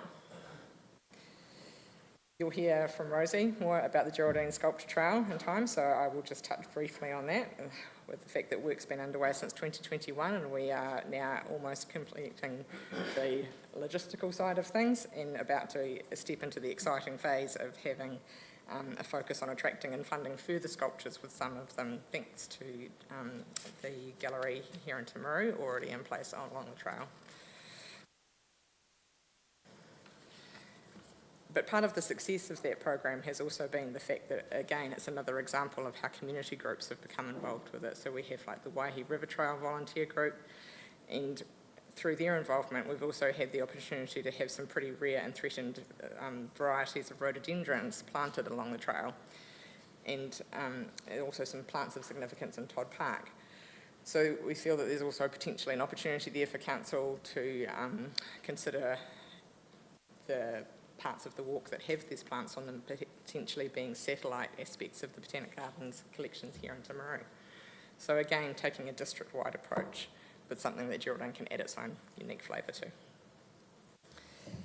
So we thank you very much for all the support that has come to that project over recent years, and just request that you keep us front of mind for keeping things trucking along. We've done so much good work, it's great to keep the momentum going as we install more artworks and make it a real talking point of visits to Geraldine. In terms of a community hub for Geraldine, like many other communities, we're faced with ageing buildings that can be costly to operate and maintain, and obviously can be affected by the earthquake strengthening requirements that are upcoming. And in 2018, there was a sports and recreation facilities review in Geraldine, which sort of highlighted the fact that it's important to rationalise the number of buildings over time to make that job easier to do. And that's a concept that can apply to community buildings and things as well. Traditionally, Geraldine was potentially a town that a lot of people liked the idea of retiring to, but we actually have many young families and also attract lots of students and agricultural workers and young professionals to the town as well. And as a result, we've actually got quite a diverse town and well over 100 different clubs and groups that we need to find a way to sustainably in the future meet their needs.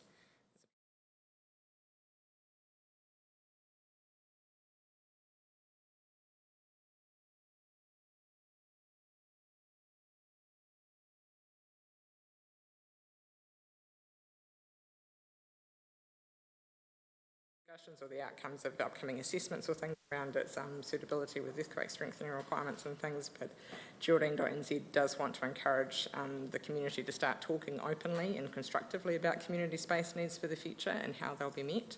So we would really like council to be part of that conversation as well. A community hub is a concept that should be considered as part of discussions around the future of the main street and the cinema. And a well-planned and executed hub would offer a range of flexibly sized spaces within a modern, light, warm and well-fitted building that would be suitable for use of recreation, hobbies, special interest and community groups, as well as for other uses such as the cinema. You've already heard from Nikki about the Peel Forest Outdoor Centre, so it's another hero of our town, which is ideally positioned close to Peel Forest and all of the amazing environmental things that happen there. And tourism is our calling card in Geraldine. It's an important contributor to the Timaru district's economy, and Geraldine is a gateway to the Timaru district for northbound traffic of tourists coming through. So while COVID saw international visitor numbers decline considerably across the country, it also gave rise to domestic travellers, and Geraldine actually weathered that storm relatively well, with people choosing to explore locally rather than abroad.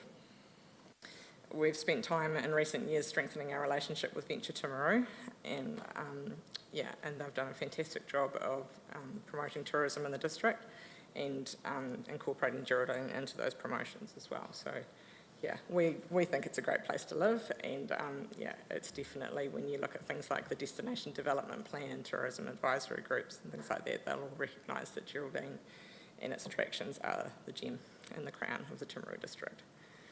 It's also awesome to see things such as the Raptor Experience, Maori Rock Art, Scoff Food Festival, vintage machinery trails, cruise ship visits, lots of other exciting things happening in the Timaru district. Qualmark rated accommodation providers, of which we now have a 5-star one in Geraldine. So continuing to develop hero experiences is going to be vital to the district in terms of keeping to attract those tourism visitors to come here, visit, take time and spend money in our district that we can then filter down to the residents and businesses from within it. So yeah, I think that kind of is, in a nutshell, covers off all the things that we've got in our submission. I think I may have a little bit of time left. If anyone's got any questions, I will endeavour to answer them the best I can. You've used the time well. Questions specifically, team? Yep, Councillor Pyatt. You talk about the Geraldine Cinema. We had the Arts Academy in here before, and I decided not to ask a question, I'll let other people. But have you talked to them about would that be a suitable venue for their activities, or do you have a whole another thing in mind? Just speaking from personal experience with being involved with the preschool board when they used to occupy the site that's owned by that is now taken up by the Performing Arts Academy, they'll be facing the same challenges in terms of earthquake strengthening and things too. So there's probably going to need to be a solution that, is fit for purpose and can house both, really. And if I can just add to that, I think that's going to be critical. We're at a period now where courageous, contentious discussions really need to take place, and it's a time for people to perhaps put some egos and personal things aside to actually come together, because the buildings, we actually want buildings to be used 80-90% of the time, not 5-10%, and not every building can be maintained or should be maintained. So that might cause some major challenges, but we've got to be up for it and we've got to do it. Yeah, it's a good point around consolidation, isn't it? Fit for purpose. Any more questions over this side? No, this side? No, all good. Thank you. It's been a Geraldine morning and afternoon so far, hasn't it? More of Geraldine to come. Welcome, Rosie.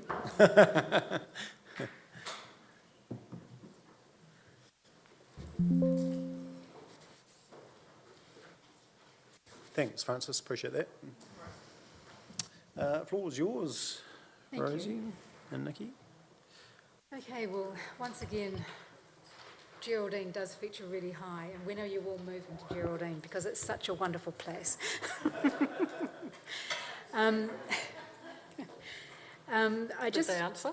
No, well, they all laughed, meaning yes, they're coming. There you go, so your presentation. Oh, okay, thank you. So, first of all, I just want to say thank you very much for the opportunity of being here today, to bring this wonderful project just to the front so you can actually see for yourselves as to what we've been doing out in Geraldine and the Geraldine Sculpture Trail. So on the pretty pictures that are up on the board for you there's a spring view of the blossoms that are walking towards the Pat Foster sculptures, which have been kindly donated by the Argentine Art Gallery, along with Lockton Lovin, the one at the bottom there, which was on the day of installation. There's been a lot of chatter about what was going on, and it's proved to be a really great facility for children to climb all over and play on, which I had one member of the public ring and tell me, you know, in big consternation about a child climbing all over it, and I think she got the wrong response from me, which was I was absolutely applauding it and thrilled that a child was so in love with what we've put on the trail for them to enjoy. There's a photograph there of the Geraldine Sculpture Trail signage, which you'll see around loops 1 and 2. There will be more signage going up because now we have finished the development of Loop 3. And Loop 3 goes down Talbot Street, past that wonderful little record keeper cafe and into the Domain. Thank you very much, TDC, for providing the footpath that joins the end of that car park all the way around to where the sporting facilities are. So thank you very much for that. And then as we carry on up, like all of our loops, they all touch on the CBD. So the magical part of this project is that people who are visiting our area, when they stop and use the playground or want to have a coffee break, they are merely just steps away from being able to enjoy this trail. Let me just see if I can. No. Yeah. So just recently, we completed the viewing platform, which you'll see there on the left. The viewing platform provides a shaft directly opposite the Waihi River to where a sculpture will be sited. There was a lot of chatter amongst the Geraldine community as to what we're going to be viewing, and I was just pleased that they were talking about us. That was the important thing. And it does offer view shafts up the river as well as down the river, so that integration between art and nature, we just want to provide that opportunity. You'll see there on the right where Francis alluded to the rhododendron dell. This is Loop 2, which passes directly through the rhododendron dell, and we work very closely with that group, the Waihi River Volunteer Group, who are looking after all the plants and just continually providing just that beautiful natural environment for everyone to enjoy. It is a real lift to see people using that, to see them out on their mobility scooters, mums and dads pushing prams. It's just really heartening how much the community has embraced what we're doing. What I want to talk to you about today is that I'm not here to ask for too much. I just really want to acknowledge and thank you for all your support, for what you have provided for us to date, which is your expertise from the different departments and staff members, which we thoroughly enjoy working with. So here we go. So on the right there is Dave Atwood. He leads the Waihi River Volunteer Group. And on the left there, you'll see some wonderful children from the Geraldine High School who recently came out and helped us plant thousands of bulbs which go along the Memorial Walkway in Kennedy Park. So if you are out that way, and I do invite you all to please let me know if you're coming. I'd love to show you around any time at all. What else do I want to say to you today? The sculpture is, the trail as you know it, we are actually coming towards the end construction side of the elements on the trail, like the viewing platform. TDC are looking after the boardwalk, which will take, I think, would be quite a big, hard element that's going on to that Loop 1. And I thank TDC for taking on that project. It's a very large project, and it will be time-consuming, but it'll be amazing when it's done. We already have interest in some of the artists that wish to suspend sculptures that the public, as they pass down, will be able to have a look at art on the way down. We are morphing more into talking to artists, and we are thoroughly enjoying the process of inviting them to come and present to our art advisory group. And in that process, we are now consolidating on framework type documentation that we obviously need to have in place. I'm talking with Sue Elliott from the Wellington Sculpture Trail, Melissa Reimer from Taitapu, both incredibly generous with their knowledge about what we're doing and so supportive and excited for where we're heading with this project. For me, it's really important to make sure that we are aligned with what's going on around New Zealand, not just here, so that when we are talking to artists, our commission that we will be requiring from them needs to be in line with other entities around the country. And similarly, when it comes to contractual arrangements, that we're not asking for anything that's not acceptable or too far out of the norm. So the research into that is some of the conversations that I've been having recently. So really, is there anything else? Yeah. I'll just add to what Rosie's said as chair of this project group. This is a beautiful example of a project whereby the Timaru District Council and the local Geraldine community and other funders have come together to actually bring a project to life. And I want to applaud the TDC and the staff, because certainly when you look at the tracks and the trails, what is just so heartening is when you see mums pushing children in little buggies, when you see people in mobility scooters being able to take in and enjoy the credible vista of the Geraldine Trail. So that was certainly one of our key objectives, to ensure that the majority of the trails could be utilised by everyone. And again, thank you to the TDC and everyone who's helped. Thanks, Matt. I just really want to finish off by showing you, this is the Art Advisory Group, and the gentleman there with us is Andrew Drummond, who's a kinetic sculptor up in Christchurch. We were really fortunate that day to see 4 of his sculptures in this particular garden that's just outside Geraldine. So we are actually talking to him about bringing our inaugural sculpture, which is hopefully one of his. It's a 5-metre high kinetic sculpture, and we already have significant funding towards the purchase of this. It'll be a commissioned piece, and another application I just sent off on Sunday afternoon to the Henry Moore Foundation in England, which does support international applications. So there's a fund there for £20,000, which we, last time, 6 months ago, where I applied for that fund, we actually made their shortlist. So it's very heartening to know that we are being talked about, not just here and around, but internationally. And fingers crossed will be successful. I'll let you know how we go on that one.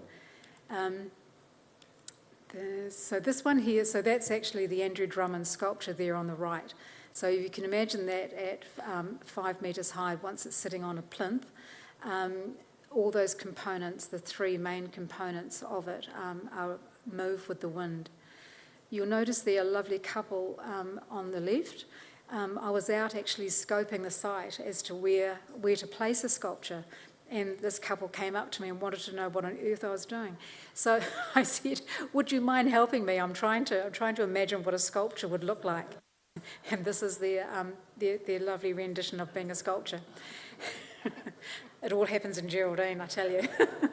And below are just to show you the Pat Foster sculptures in situ.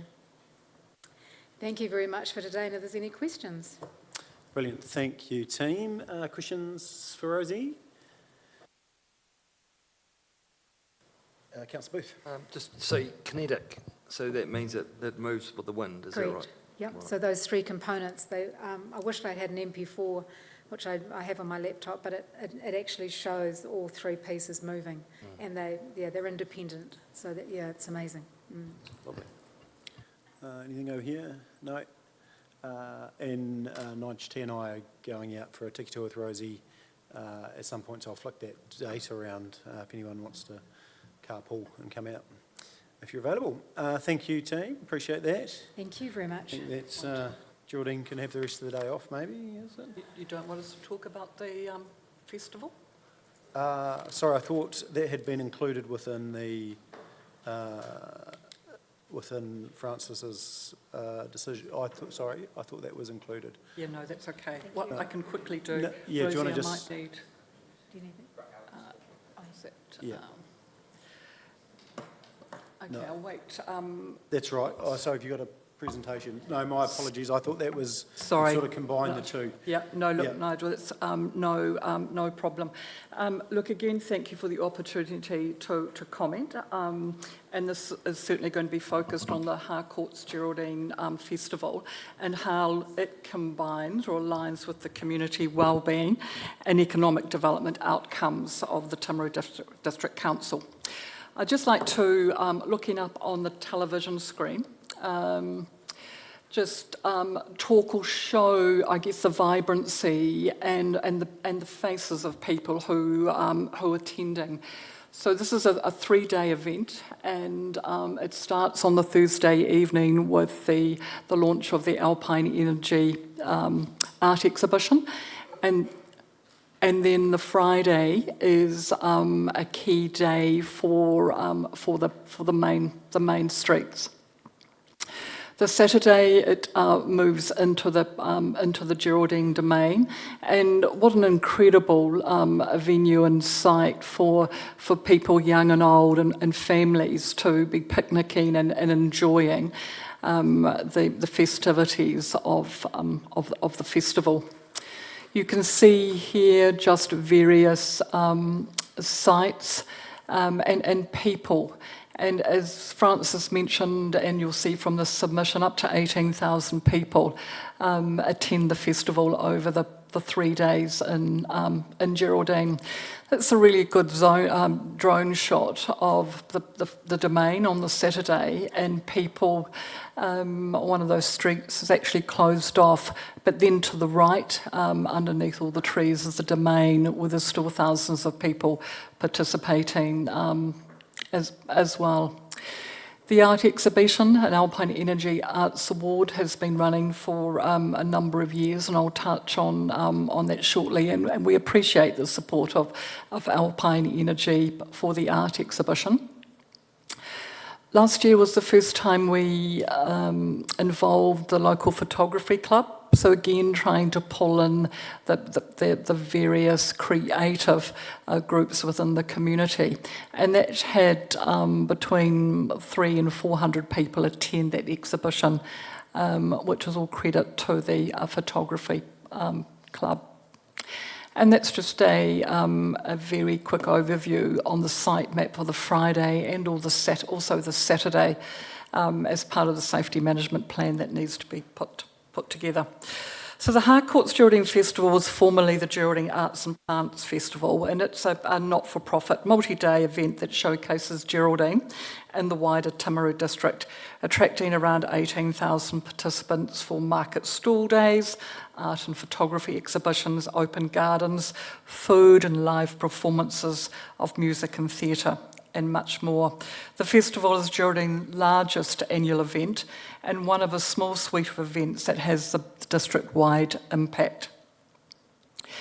While the GFest has a solid operating model and a successful track record, it is free to enter the 3-day event and relies heavily on funding, support from the Timaru District Council, and I wish to acknowledge the support of the council, both from a funding and a road traffic management perspective. Thank you.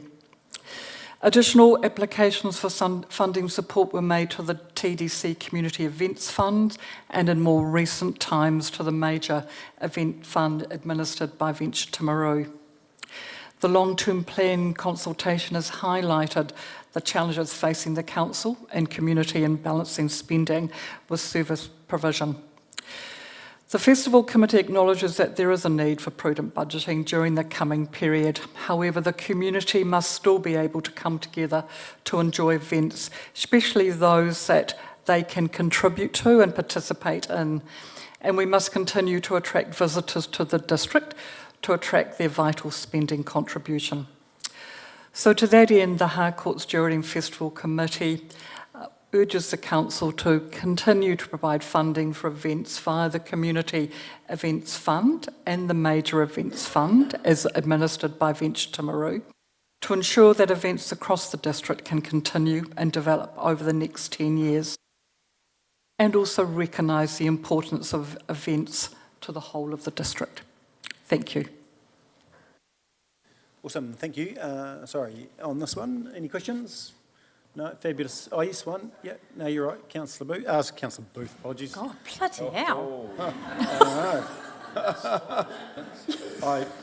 You're wine afterwards. We'll sort this out Thank afterwards. My apologies. Bloody hell. Councillor Scott. Thank you very much, Nikki, for all of your presentations. I'm part of BT and I'm a director on there, and we are really excited about what Geraldine Festival does for our community. And the last 3 rounds, Geraldine Festival has been rewarded. So 20,000 last year, 25,000 the previous year, and 7.5 in 21. I was just trying to find the policy wording, but I think we, and Councillor Booth may be able to help me, I think we have a 3-year sort of criteria in there, which means that the next year you would not be eligible. Have you thought about that significant contribution that is given and how you may look to source that from other areas, because that's the Major Event Fund? Good question, Stacey. We actually thought we had another year to go as a result of that transition to or underneath Geraldine.nz, because it would have been previously the other incorporated society. So we thought we have one more.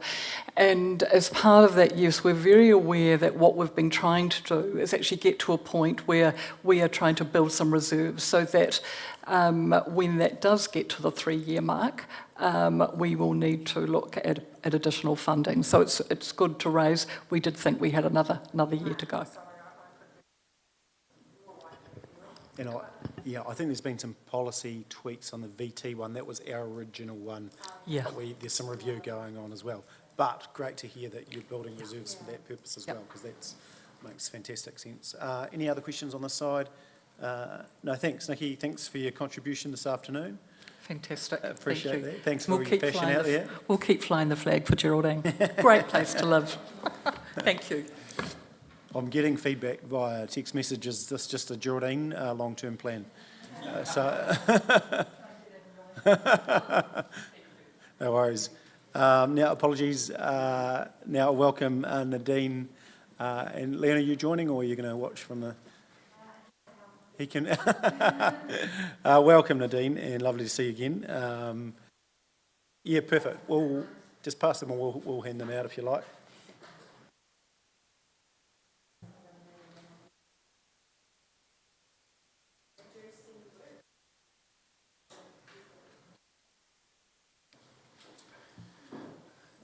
Awesome.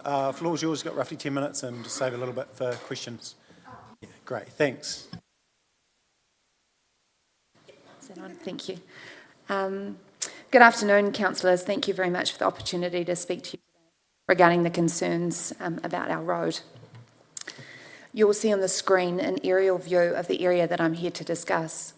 Over the last 5 years, various residents have had discussions with council regarding the safety concerns we have. In 2022, we formed a group to centralise our communication, and I am the representative of those residents. At the annual plan in 2023, we presented our concerns, and now we are here to present in the LTP. The purpose of our presentation is to make a plea to the Council to get a 2.2 kilometre section of road sealed for safety reasons.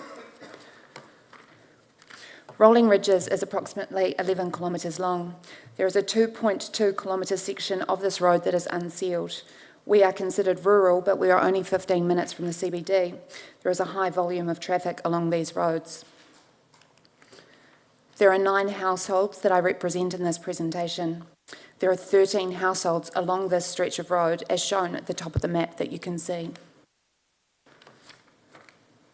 We have 5 areas of concern: the safety and conditions of the road, the increasing traffic volumes, that this is a bus route for both primary and high school students, that there is excessive dust, and finally, there is poor water quality.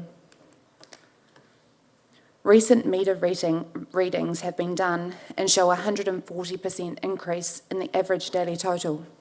The heavy vehicles have increased by 162%. I note that engineers estimate that a fully loaded truck causes more damage on a road than 5,000 cars.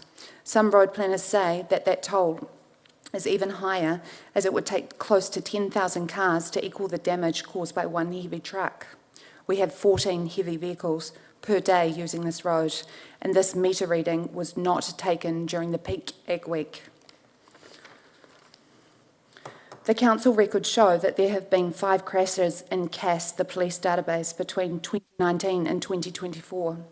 There have been an additional 5 crash reports in CRM, the Timaru District Council database. Residents have also been keeping records of crashes. Between 21 and 23, we reported 12 crashes to either the police or Timaru District Council.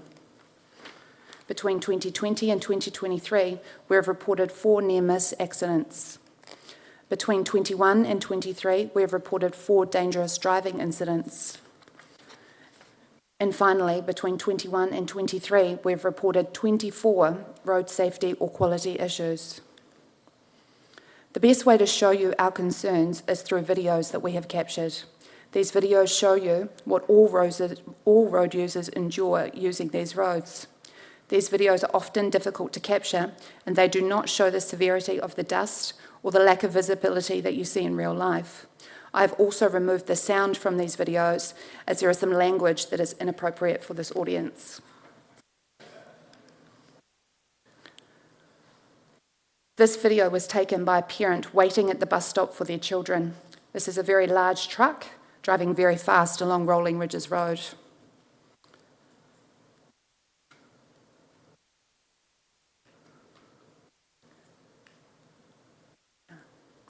This video was taken driving along Rolling Ridges Road towards Fraser Road, following a large truck. There is little to no visibility of the vehicles travelling towards you at all. As the driver is about to turn left into Fraser Road, you will see a rider on a horse at the location of the bus stop where the children would stand to catch their bus.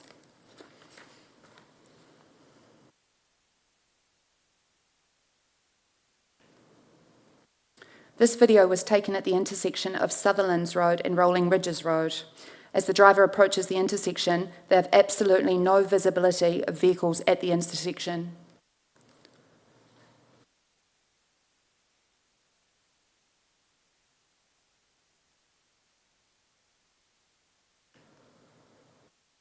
This video was taken on Rolling Ridges Road. A very large truck is approaching with a full truck and trailer load. Thankfully, this truck is not speeding. However, the driver of the car has to pull to the side of the road and stop due to there not being enough space on the road for both vehicles. This video is collecting the mail on Rolling Ridges Road. A truck is driven on the road at speed, and this dust cloud is what has been produced.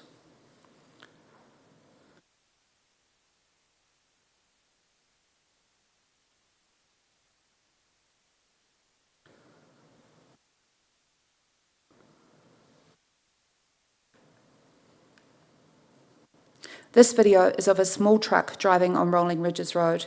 A small car approaches. and quickly slows down due to the lack of visibility.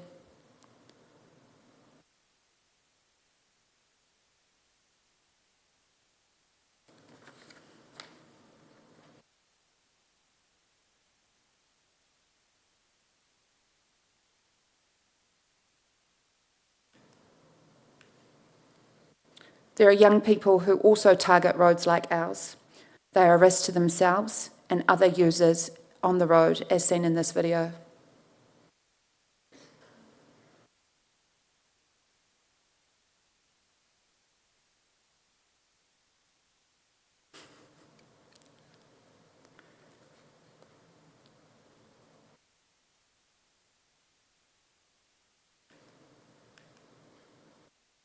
In the previous annual plan, I mentioned that there had been at least 8 accidents or incidents that had occurred in the area. The next 2 slides are 2 accidents that have occurred in the last 6 months. This was a vehicle that flipped on Sutherland's Road last year. You can see that it was dry, clear conditions. This is the road that the high school bus travels twice a day. This accident occurred in November 2023 on Rolling Ridges Road, involving a Rokali High School student who lost control on the gravel. There is no cell phone service in this area, but thankfully the student was able to walk to a neighbour to get assistance.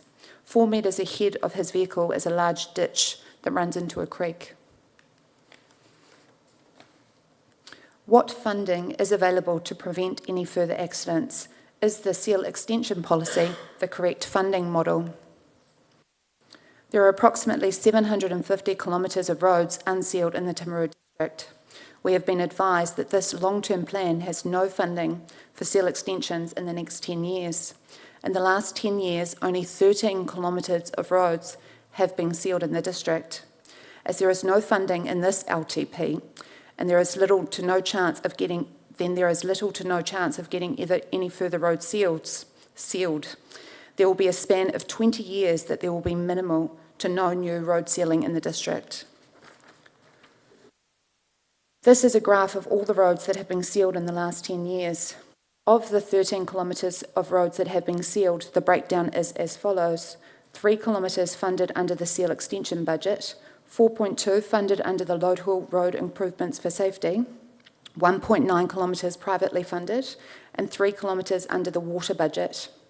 We would like to request that the Council then consider sealing our road under other funding models. For example, the low-cost, low-risk funding that was recently used for the Rangitata Gorge Road seal extensions, or the local road improvement safety funding, which most roads appear to have been sealed under.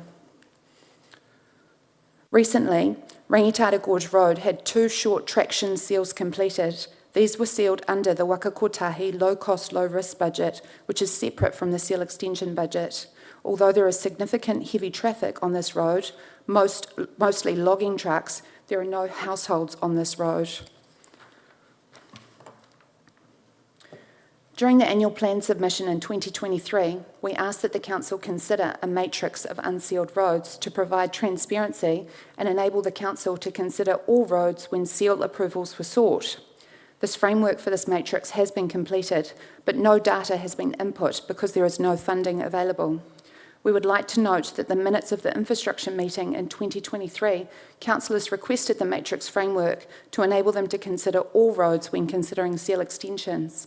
It is disappointing that this matrix has not been populated, as in the future, this would be an incredible source document to proactively improve roads in the next 10 years if there is either additional funding available or an underspend. This is an excerpt from the Far North District Council website. Their matrix lists hundreds of unsealed roads that they proactively monitor to be able to improve roads for their residents. They also use it to mitigate the effects of dust by using dust suppressant on their roads for residents. If the Far North District Council can do it, so can we. In conclusion, I hope this presentation has shown the safety concerns we have for all users of our road. The traffic meter readings show a massive increase in road users, which will continue to grow. We ask the Council, is there any funding available under a different funding model? Our road generates as much dust as a quarry, but quarries have strict mitigation rules. The poor visibility caused by the dust is impacting driver safety and the safety of all road users. Alternatively, if the road is unable to be sealed, would the council mitigate the dust to improve visibility through dust suppression application? The matrix of unsealed roads was created to assist councillors in decision making. Not populating the framework makes this matrix pointless. If more funding became available or there was an underspend, this would be a key document to make improvements to the roading in the district. Only 13 kilometres of sealed roads in a 20-year time span is inadequate. I've also included a printout of the Waka Kotahi Research Report 590. This report shows the impacts of exposure to dust on unsealed roads. I ask that councillors take time to read this report. It is our plea to get this section of road sealed for safety. It is only a matter of time before there is a significant accident on these roads. Thank you. Thanks, Nadine. Appreciate that. Councillors, questions? There's probably a few questions for council officers tomorrow in regard to that, including population of the matrix. It's a very good point. So we'll, just include that into deliberation. So, no, appreciate that. Thank you. Thank you very much. Oh, sorry, Nadine, one question. So what's the farmers' views around that area? I've attended the Taiko Hall AGM last year with the farmers that border that area, and everyone at the AGM, I let them know what I was doing, and they were supportive of this. I also note that I represent Barry and Heather Scott in this as well, so those are the other farmers that I'm aware of. So as far as I'm aware, I've let everybody in the area know, and they are supportive of this, but I haven't listed them on here as such, but I've certainly informed them. Brilliant. Thank you. Thank you. Appreciate that. Oh, sorry. Sure. Councillor Burt. Just noticing the trucks, it seems to be a bit of seasonality around the type of truck that we saw there. Is there other truck use? Because Absolutely. It's difficult to capture the videos. You're obviously driving a lot of the time, so it really just depends on when you have the opportunity to quickly grab your cell phone. So there's a significant number of trucks, ferrying trucks. Seems to be a bit of a shortcut between Pleasant Point and maybe Pariora or something like that. Thank you very much. Awesome. Thank you. Appreciate that. So we move now. Welcome Don Murray. Is Don here? No. Online? Oh, there we go. Sorry, did I? Oh, welcome Don. How are you? We can't hear you yet. Oh, you're on mute, I think.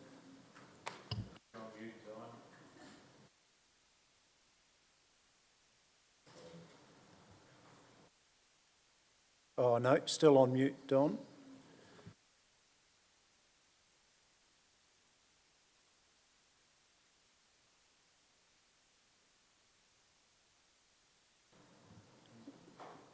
No, it's not our end. Can you hear us? Yep. No, so we're just not hearing you at the moment. It looks like we're all good from this end. Can you just...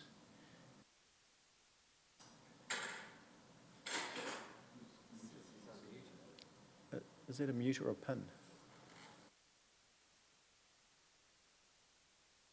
Yeah, it's a pin. It's all right. No, still not able to...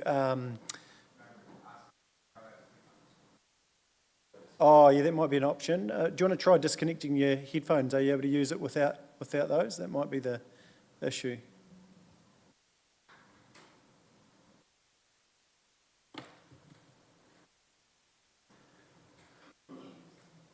No, we're just going to flick you. Oh no. Yeah, so if you can try and disconnect your headphones, is that an option or not? Just to unplug them, yeah.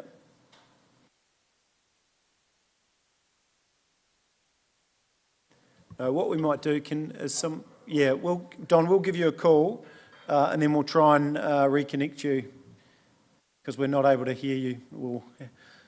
We're okay with lip reading, but not that good. So we'll connect with you. Brendan's going to give you a call shortly. Yep, perfect. Thank you. Alrighty, so while we get Don sorted, I'll welcome Sean. Thanks, Sean, from Sport Canterbury, and submission is on page 542. Welcome, Sean. Kia ora, thank you. First of all, thank you for time today and the opportunity to provide some feedback via the LTP. I'll start off by acknowledging that I have asked for everything cost-wise to stay low and then for you to increase investment as well. So I know that I'm asking for a lot when you're trying to balance the books, but you may as well have a crack every now and then, right? So I guess just a little bit more context around, I guess, the social return on investment of sport and recreation, because it's more about, it's more than just about getting people physically active and having a nice venue to play sport in, but you know, the development of skills, the strengthening of social networks, bringing communities together and improving pride in one's community is really important, and I think aligns really, really closely with your council outcomes as well. So Sport New Zealand undertook a study in 2019 and they valued the social return on investment being at $2.12 for every $1 invested. So while you might not always see that return in a dollar sense, I think it's really clear and obvious through a social and community wellbeing perspective. I guess just want to reiterate, like we do continue for the advocation of we do advocate for continued investment in the infrastructure of community facilities and programs, particularly those ones that provide opportunities to be physically active. I guess flipping over to the other side of it, the proposed user fee increase, I guess part of my submission was really asking for a wee bit of time on that, particularly around allowing us to work with the sport and recreation community. We've got a number of clubs and activity providers that are struggling. The charitable dollar is getting harder, so if we're given a bit of time to maybe work with them around some financial planning and do some preparation, we just want them to remain sustainable. So just the opportunity to do some work with there. In addition, I think there's still probably some operational efficiencies and pilots that we could try as well. I know we've started to work with TDC around things at the stadium, but also, you know, is there further investment into a program or a person or an organisation around programs to activate these spaces more and provide that additional income? And I guess with the proposed redevelopment at Aorangi Park, is there an opportunity to trial some more opportunities, particularly around, I guess, flexible pricing for when the venues are not used? You know, just really enhance the opportunity for sporting groups to go in there and use them. I think this is now a good time while we move towards that. Again, supportive of the Aorangi Park redevelopment, just probably want to stress the importance of a decision and what that looks like, and if we can move to that quickly. There is definitely a need, and that need was actually identified in the draft work undertaken in December 2020, so we're a wee while since then. And in addition to what we land on, it'd be really cool to see some operational costings for the end user, what that's going to look like for our sporting groups and their ability to plan for that as well. But yeah, that's generally me. Councillor Oliver. Just one quick question, Sean. You came to us several months ago asking to provide the facility be open more often, so it could be used more often. What's come of that? Really good. So partnership with, I guess, the Sport and Rec team or the community development team. Really good. I think we sort of dipped our toe in the water by providing the facility be open by our staff through the April school holidays. And generally, if you popped up, there were always kids there. Just $5 a go, they sort of seemed to enjoy it. We didn't advertise it really, really full on because we were only just getting into it, but I think we'll step that up through July and October breaks to see that as an option more. So a starting point, and it's really good. Awesome. Councillor Scott. Thank you, Sean, and I think too, I know my teenage kids really enjoyed that as well, so I think there's a cross-section of youth actually utilising that, which I thought was awesome too. Sean, my question for you is, you talk about efficiencies in sport, and I am involved with multiple sports in South Canterbury who are struggling financially around that administration sort of component of the business. Do you, with the businesses or the sports that you're working with, do you see that it's administration, that support that's required, or where do you think some efficiencies could be? Yeah. So we, because that charitable dollar is getting extremely hard Yeah, to get. I do think it's probably an administration burden, I think. And one thing we're starting to do from a Sport Canterbury perspective is, I guess, provide that service at a cost to the sports, but rather than them all having to employ someone, maybe we can pick up some of those administrative hours internally. So it could be anything from, running your finances in Xero right through to preparing of accounts to even some social media support like that and website development. So we're trying to move into that space as well. Other sporting codes within South Canterbury are having some conversations, which is really pleasing as well, around where those efficiencies could be. So. See that there's opportunity for that with the park redevelopment, like that administration or, across, there's multiple sports up there. Yeah, I would hope so. I think it's probably just around about, I think in the park redevelopment that user group has been really good in everyone taking their head off and being in it for the greater good. So if we can continue that mindset into some of these efficiencies, then yes, but it's about not being too protective about your own code and doing it for the greater good. So always a challenge. It's just like those governance challenges, taking your head off as a parent or as something else and moving into that. Not easy, but can be done. Any further questions? No, all good. Some obvious partnership opportunities moving forward up there, so appreciate that, Sean. Easy. Well Thank done. you. Thanks, mate. Appreciate that. So we're going to move on and we'll come back to Don Murray when we get him sorted. Take care. Aussie. Bye.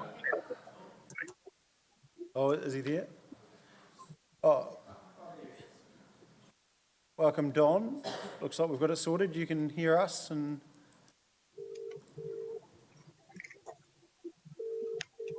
Or not?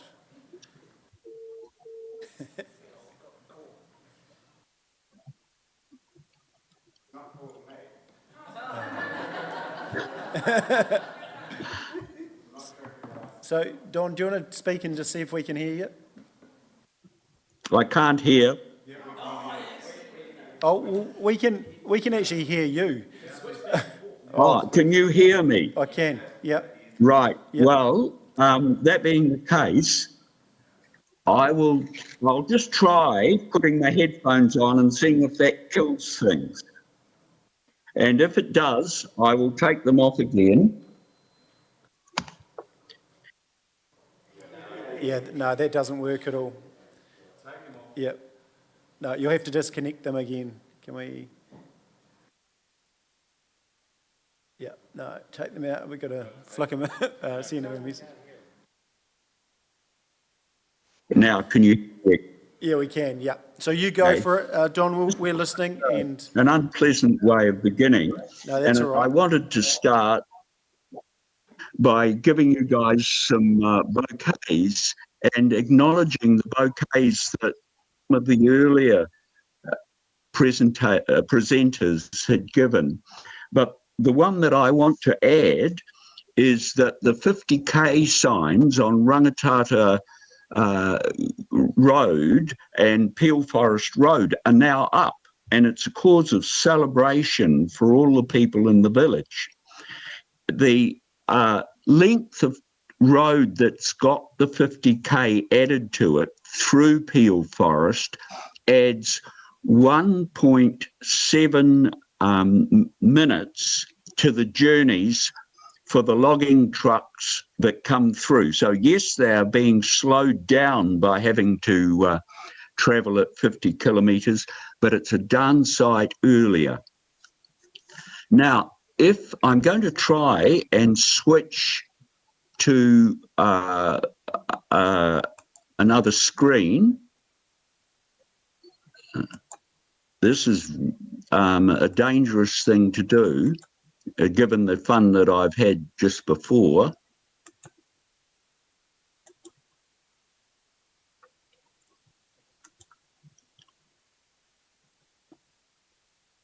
Can you see what's on those screens? Yes, we can. Yep, that's great. Can you see? Yes, we can. Yep. Yes, we can. Oh, right. Basically, all I'm saying there is a summary of what mostly I was responding to. Basically, I agree with the overall picture that you people have advocated for. I want to talk mostly about cycling. And one of the other councillors said, look, we've got cycle tracks, and had actually looked at the 2018 report on active transport that you people produced, or that the council produced. Now, you can see all of those wonderful tracks, but they're recreational. They're not something that can be used every day for commuting. And that report, which, although it goes through to June 2017,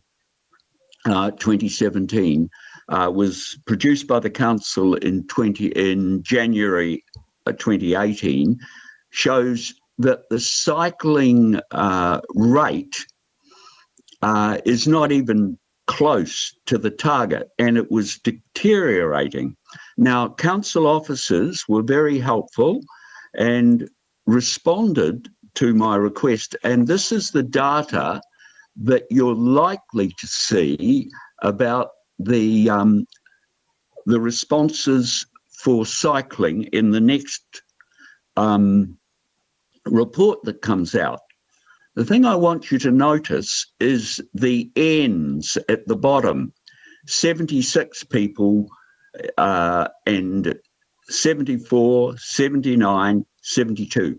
Out of the population of about 50,000 people in the district, they've sampled there, that number of people for how satisfied they were. And as far as footpath safety, the numbers go a bit higher, but there's still a very small fraction of the population of the district. And when you compare them, you can see that this large green area, which represents people responding between 6 and 10 on a 1 to 10 scale about satisfaction, it all seems pretty good. The point I want to make, though, is that how many of those people are actually cyclists? And if you look at the level of cycling, you can see that according to the data that's been collected, we've got people, we're beating the target. If you look over on the right-hand side of both of those, the top part is just a comparison of 2019 and 2023. The bottom line gives you the whole of that data stream. According to this, we're doing pretty well. But in fact, of course, most of the people sampled are not cyclists. They're people who live, and yes, they might do recreation cycling in the recreation areas, but they're not cycling as a way of commuting. And one of the things about it all is that the aspirations are excellent, but that cyclists have to make do with road conditions. Now, this is a picture of Beaconsfield Road after the road improvements, and they're really good for motorists. They're not so good for cyclists. You can see the curbing on that bend there. Now, cyclists coming along there when a heavy truck trundled up behind them were able to go off the road and sort of cycle on the grass as a safety measure. The big trucks weren't inclined to cross the white line as they go round the corner, And so it was pretty important for the cyclists to take evasive action. And that picture on the left shows you going up the hill. The picture on the right shows what it looks like when you get round the bend.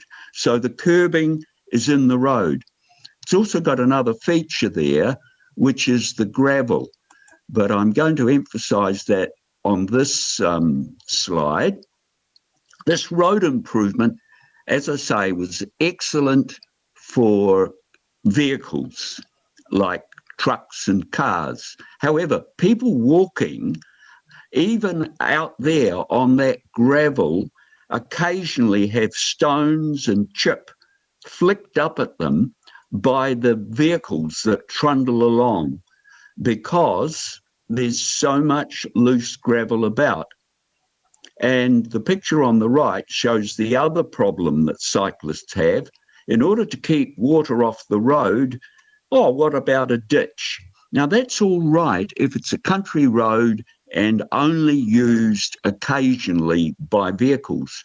But if it's a logging truck, and you're trying to get out of the road of either the wind that it creates or just two big vehicles crossing each other, to have to ride down into the ditch is pretty tricky. The active transport plan has these wonderful aspirations, and all of them are things that I think we would all agree with. The problem is that these are aspirations and not actions that happen again and again and again. So what I'm asking for is that instead of reducing the budget for cycle lanes in the district to 500,000, that it be at least 1 million or perhaps 2 or 3 million. And I know these figures were quoted by the spokes representative yesterday. At present, what we've got are aspirations rather than actions, cyclists having to make do, and the last point, half-finished routes. Now, one of the people who used to try and advocate to the council made the point that a lot of men, mostly, but a lot of people work out at Washdyke, and there's a cycle lane that goes half the way, but it doesn't complete the trip.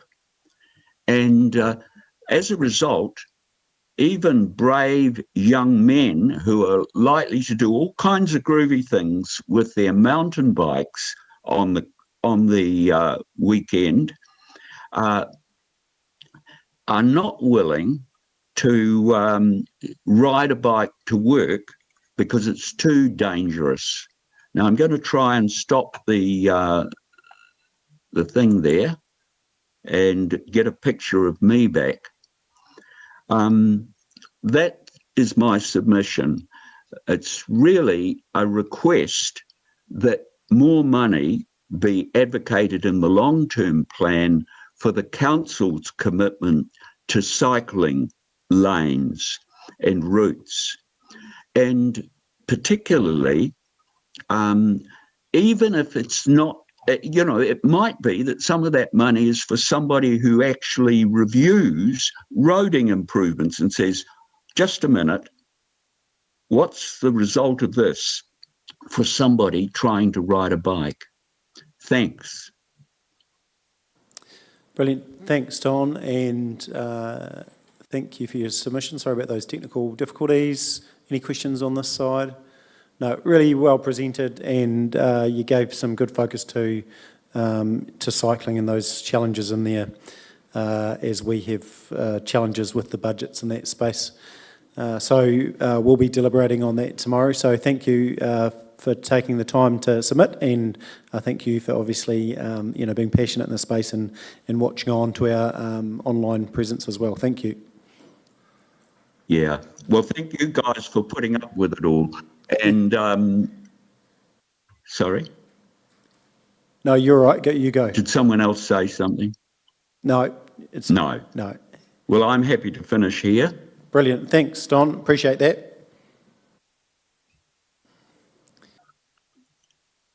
Alrighty, team will move now to Don Binney, who we've got in council building. Welcome, Don.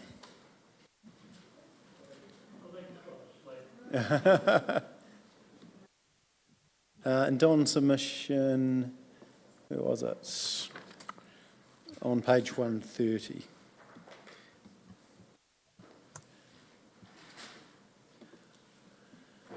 So just push that button when you're ready, Don.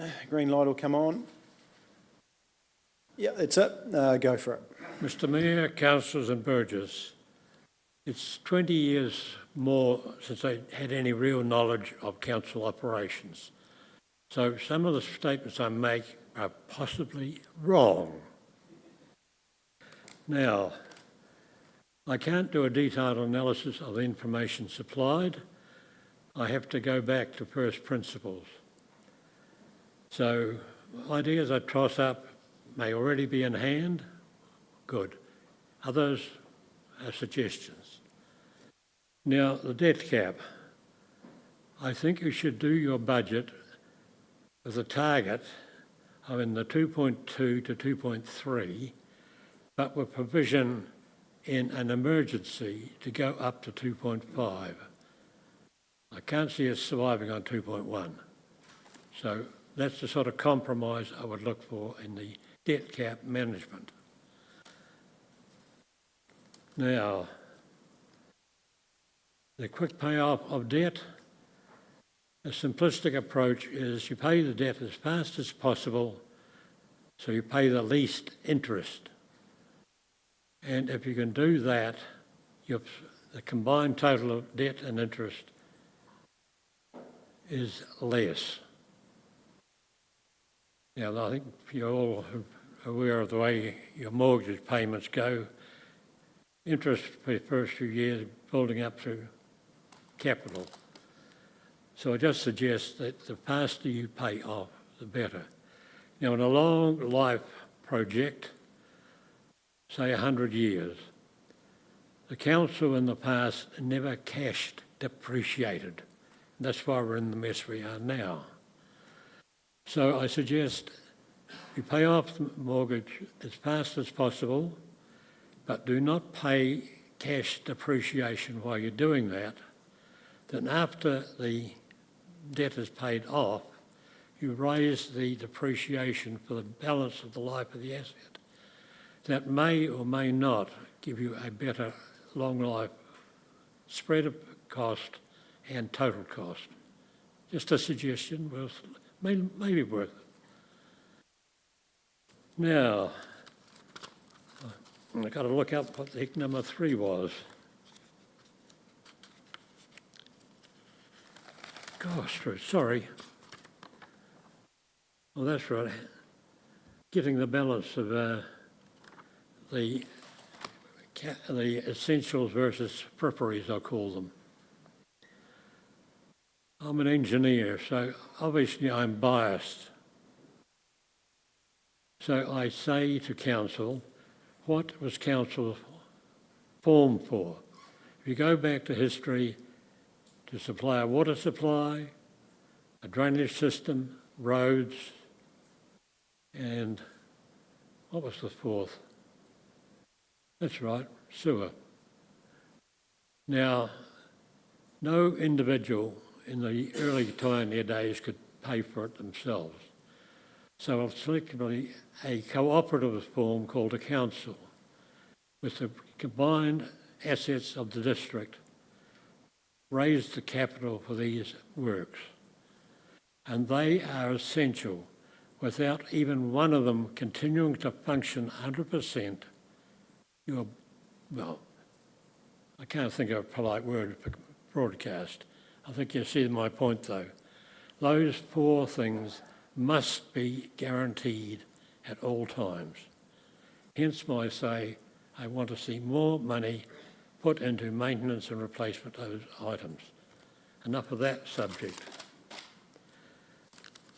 Now, a generalisation. New Zealand has been living beyond its income for umpteen years, and councils have been doing much the same thing by not cash depreciating. Now, I think you can see that if you want to get money to help you out on any problems you have with central government, your chances are less than zero, say on your own for replacement of assets. That's my opinion. I'm not an economist. In fact, 30 billion external debt for the whole country is scary. I oversee import restrictions, austerity. Worst case, of course, if it doesn't happen, you're happy. Now, we need to go back, in my personal opinion, to a very, very harsh investment of capital. Need, forget the wants, forget the likes, at least for the time being, till we can sort out the future. Now, you are looking at a heritage centre, unknown capital cost, up in the millions. Is it necessary? You already have 3 museums owned by the council.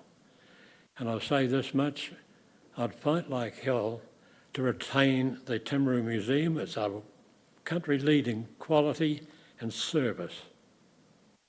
It's not an essential, but I'd fight to retain it. See, there are some things I approve of. But a heritage centre, there are 10 self-funding museums in the district. When you add them up, you've got Roger Mahan's heavy plant, there's an army one, there's a small one in the back of a shop in Geraldine, there's a Geraldine car one, vintage car, steam engines, trucks, aviation, all self-funding, run by volunteers. Do we need another museum? I say no, bluntly. I'd rather see you take any surplus cash and, if necessary, put it aside before you spend money on the essentials. So you're actually not raising money for 1 year, but carrying it forward, the ability to raise it in advance of work on essentials. I have a history for that. The Millie Screen building, council saved several $1 million before they started work. And then the interest rates on loans went from about 4% to 24%. And we didn't have to raise that money because you already had it in the bank. So I'm looking at that sort of philosophy, anticipating need for capital and saving it up in advance if you can. Now, my real worry is the avalanche of recapitalisation that may or may not occur. Now, the limited historical knowledge I have of the reticulation, the essentials, sewers, water mains, and things like that, is that it looks like there could be an avalanche of recapitalisation. Now, how do you spread that out? So we get to the point where you actually raised yourself saying we should have a 30-year plan.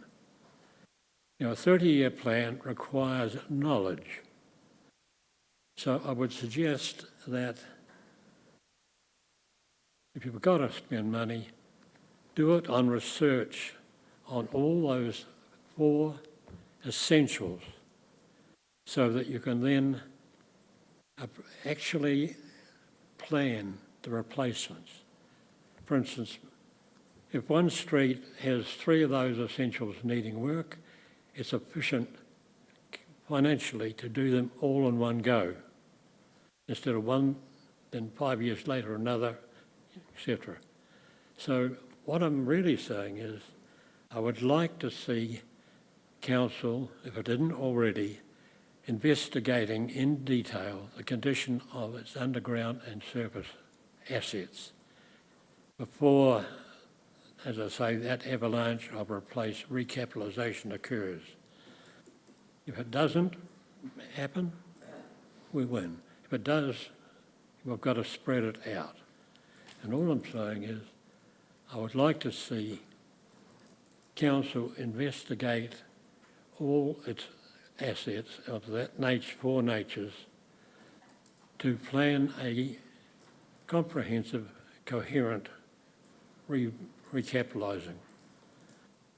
Now, we look at cast iron pipe, for instance. Sorry, Don, we're just on time. So do you want to just wind up or save some time for a question or two? Or just do you want to just summarise? Winding up is we have some knowledge already. I would like to see more, and if necessary, a collaboration between local bodies to work out the most efficient, cost-wise replacements and repair. Thank you. Delivery, thank you. I appreciate that. That's a timely reminder as we work with other councils on different things. Any questions for Don?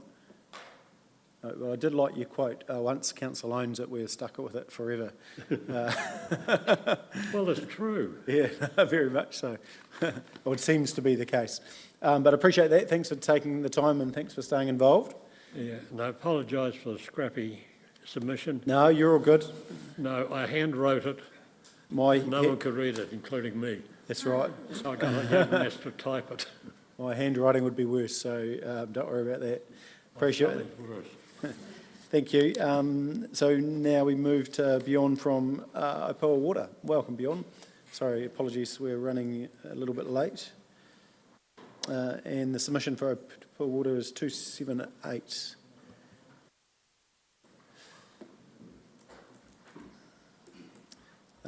Welcome. Floor's yours, and you've got 10 minutes, and save any time for questions, I'm sure. Thank you. Firstly, thank you for your time and for considering our submission, sorry. PUA's submission relates to climate resilience and flood passage management.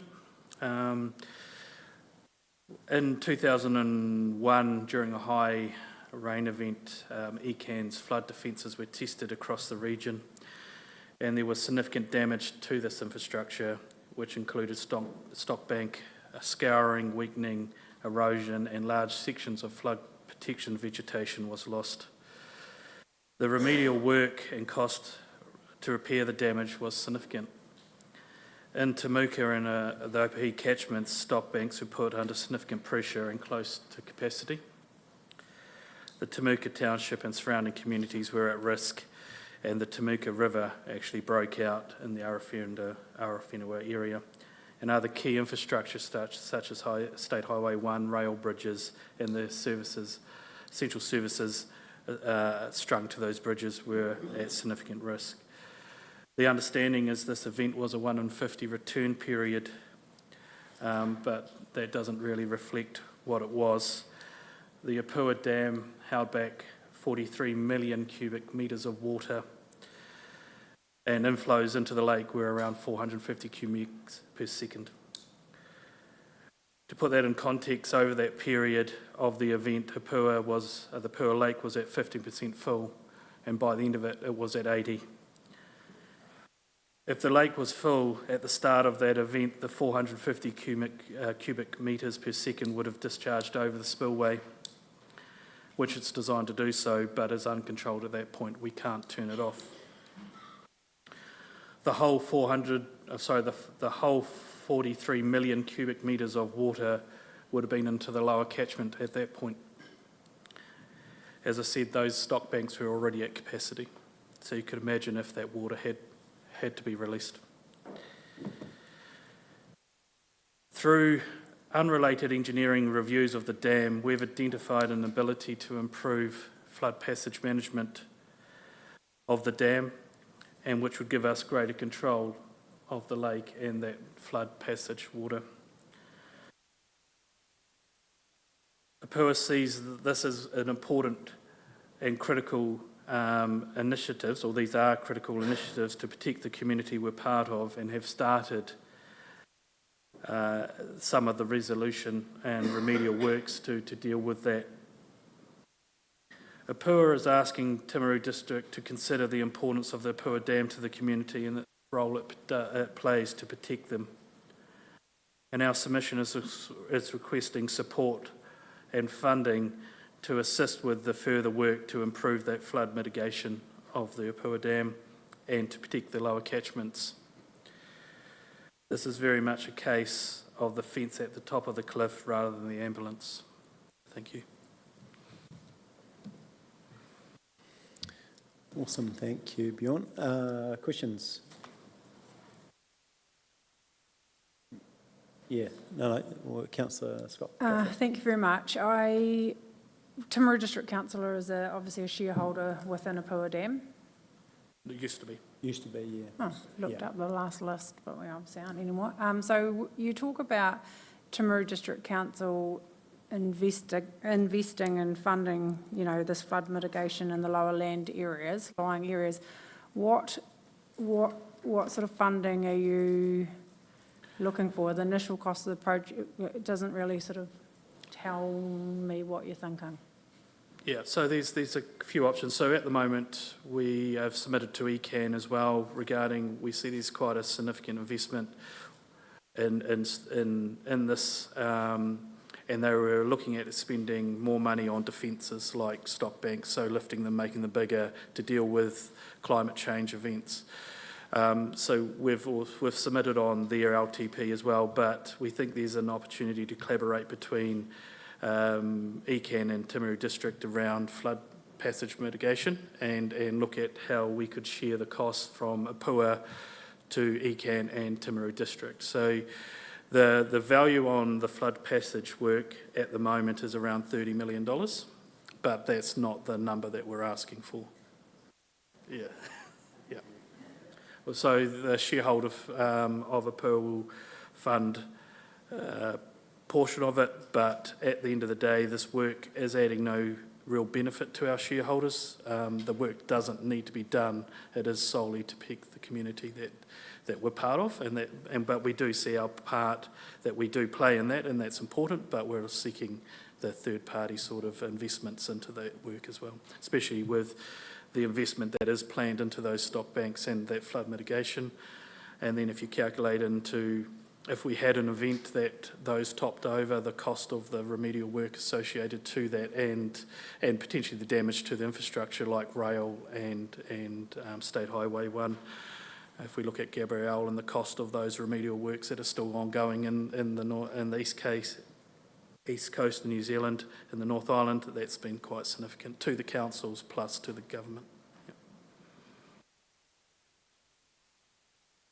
Further questions? Did you know where ECAN got as far as their deliberations in regard to? Still early days. One of the recommendations from the questions were to ensure that we did submit on the LTP with Timaru District. It's critical that we have the support of Timaru in this approach for ECAN to engage with us as well. So that's half the reason we submitted on the LTP. Yep. No, 100%. Yep. Councillor Piddington.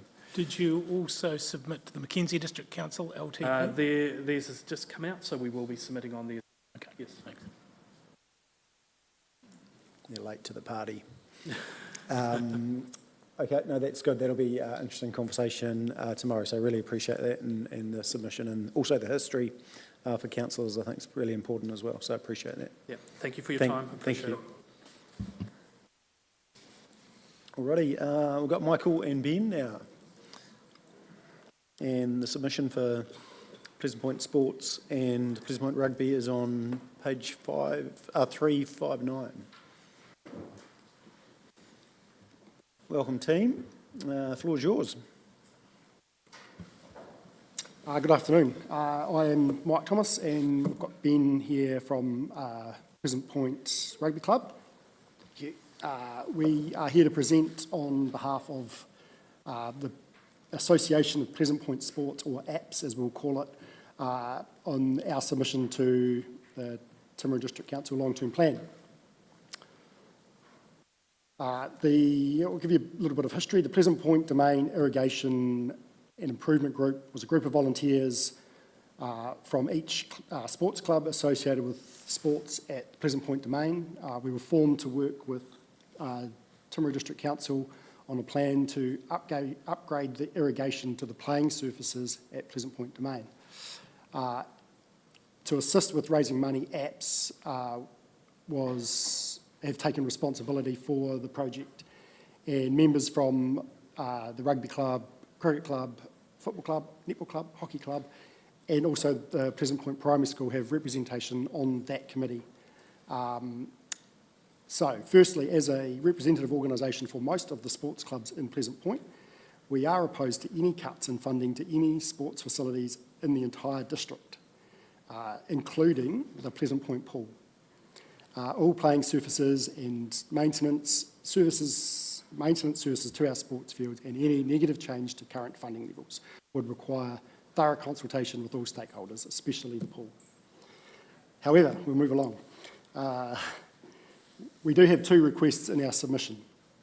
The first one was for Timaru District Council in their long-term plan to support the Domain Irrigation Project in year one. And our second one was for the Timaru District Council to assist in developing a Pleasant Point Domain improvement strategy incorporating the needs of all clubs and user groups. The improvement strategy is needed because a number of clubs and groups, as well as the community board itself, has provided funds for various projects in the domain, and there are more projects in the pipeline. APS sees the development of the domain improvement strategy as the next step in ensuring these projects, along with our group's fundraising efforts and resources, are well coordinated. We have many large sports clubs based in Pleasant Point Domain.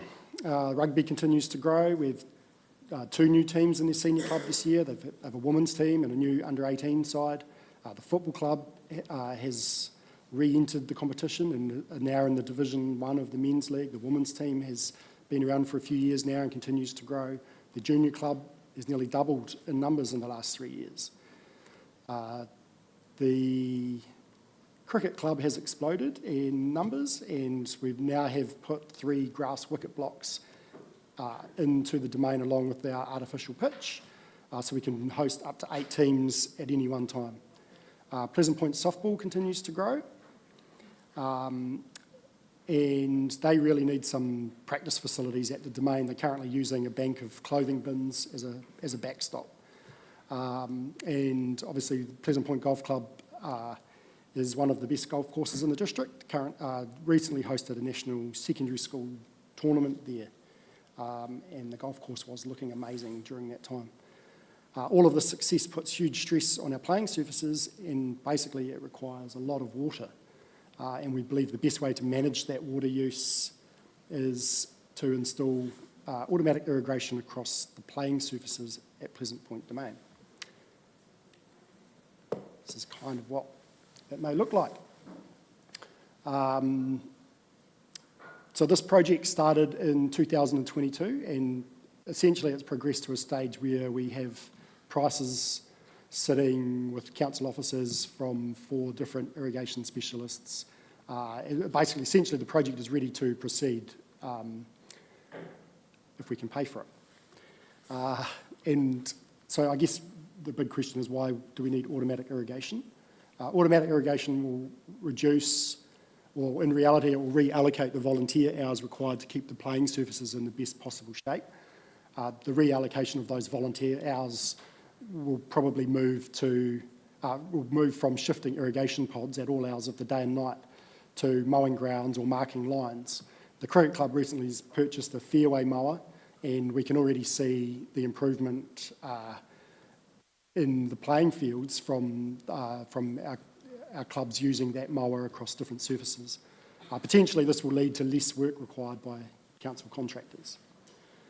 Our current water use, especially in the shoulder seasons, is unsustainable.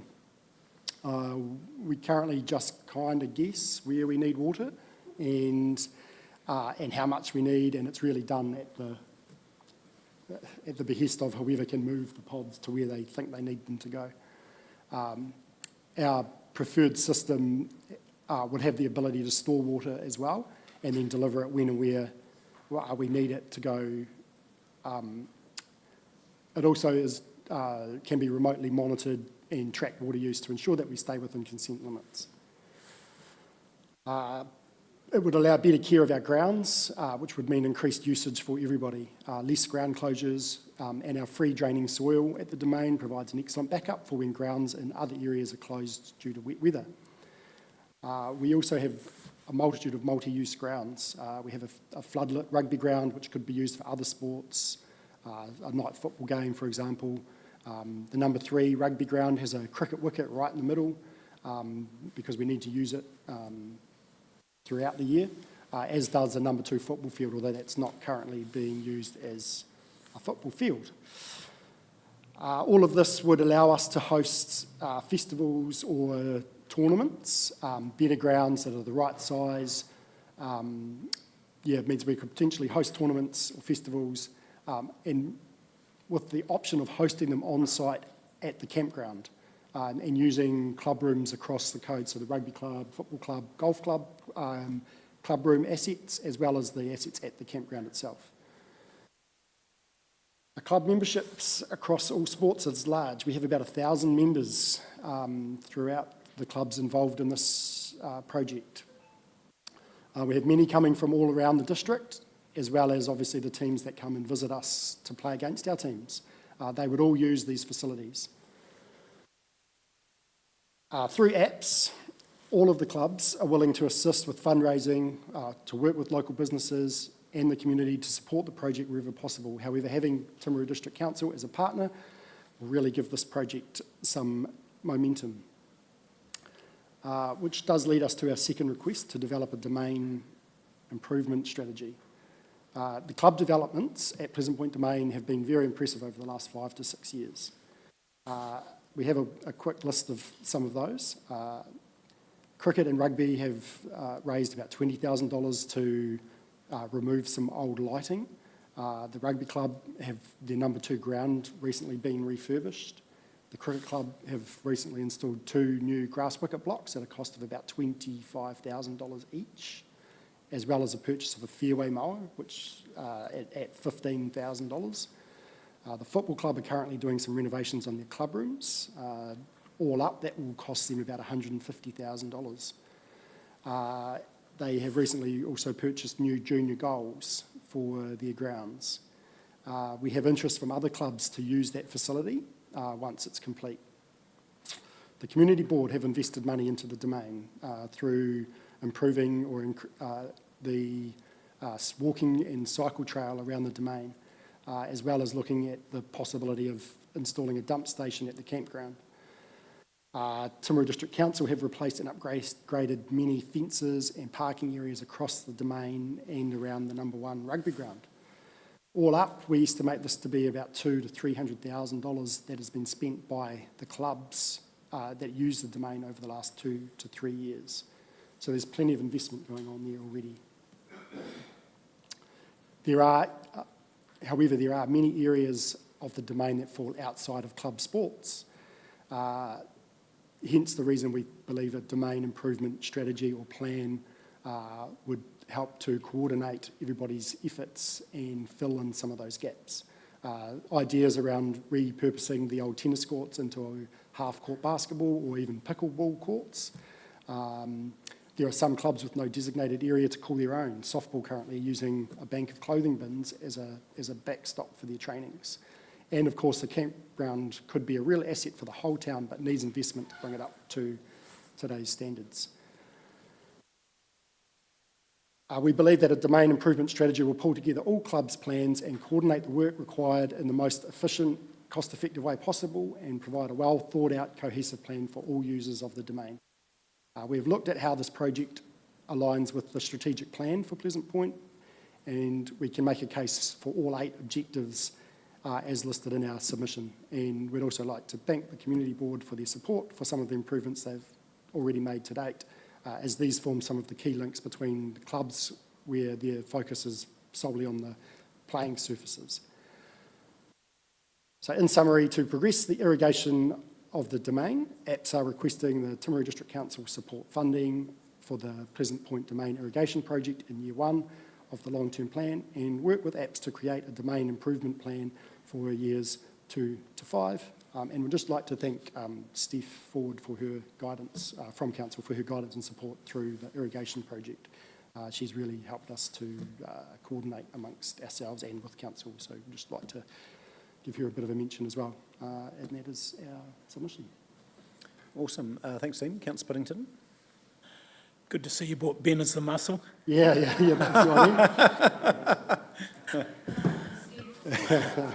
Mike, so to get this right, just so I've got 100% clear, you're asking the council for 100K towards that, and you're confident of the other fundraising the other 500? Or are you going to come back we're next asking year? for support. 100K would certainly go a long way to getting the project started. Yes. Yeah, I guess my question though is what capacity do you have for the other 500? So next year, not back saying you put 100 and we need another 100. Well, I think if we can get some support from council to say this project has legs, then it gives APPS the ability to go to large funding organisations.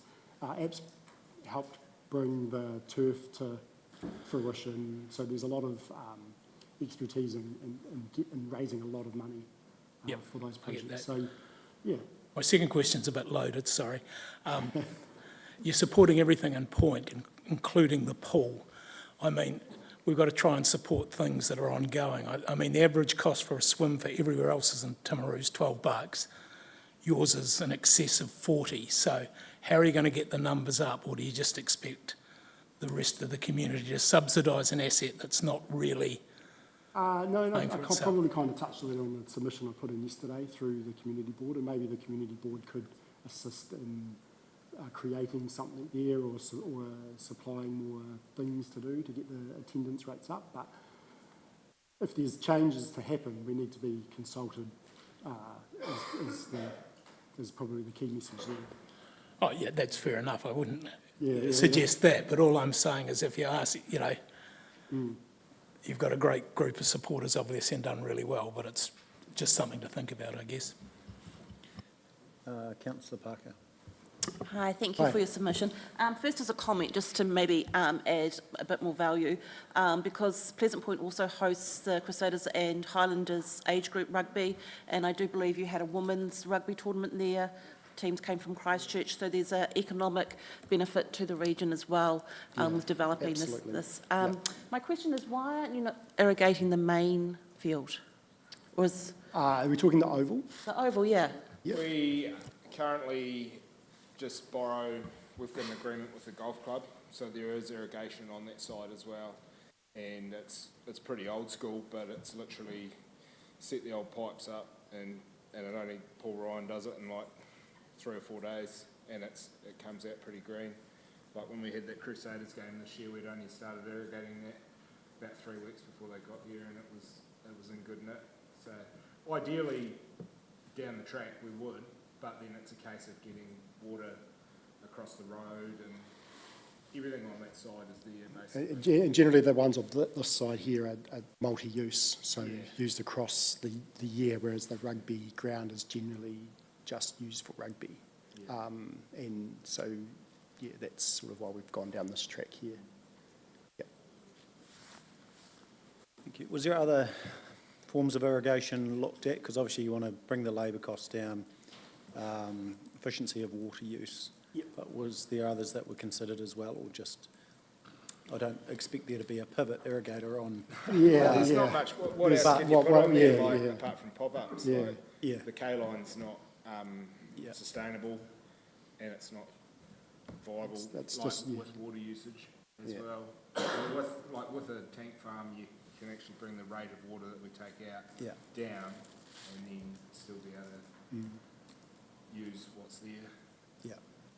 Right, that's cool. Anything further? No, appreciate that. Good submission. Thanks, team. Thank you. All Alrighty, we now got apologies from John Rushton. Oh no, that's after. We've got Raymond Ward-Smith.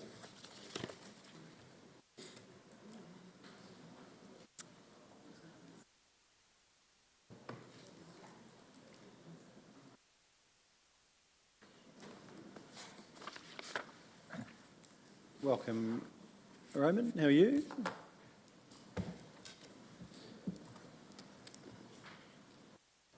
There we go. Floor's yours, and I'll give you a couple of minutes warning just towards the end for questions.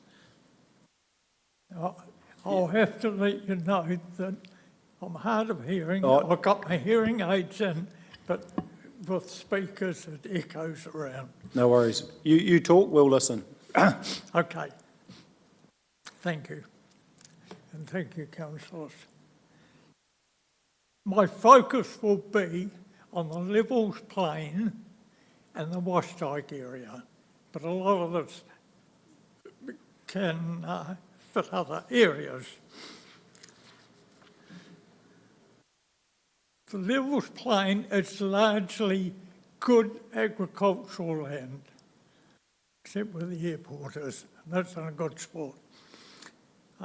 It's Class 1, Class 2, Class 3 land. Most of it's agriculture use. There's a variety of farming, dairy farms, orchard, all sorts, and very versatile. It's largely commanded by the Levels irrigation scheme, so it has water, suitable for intensive vegetable fruit production, close proximity to existing processing in Washdyke, and there's been a variety of processing factories there.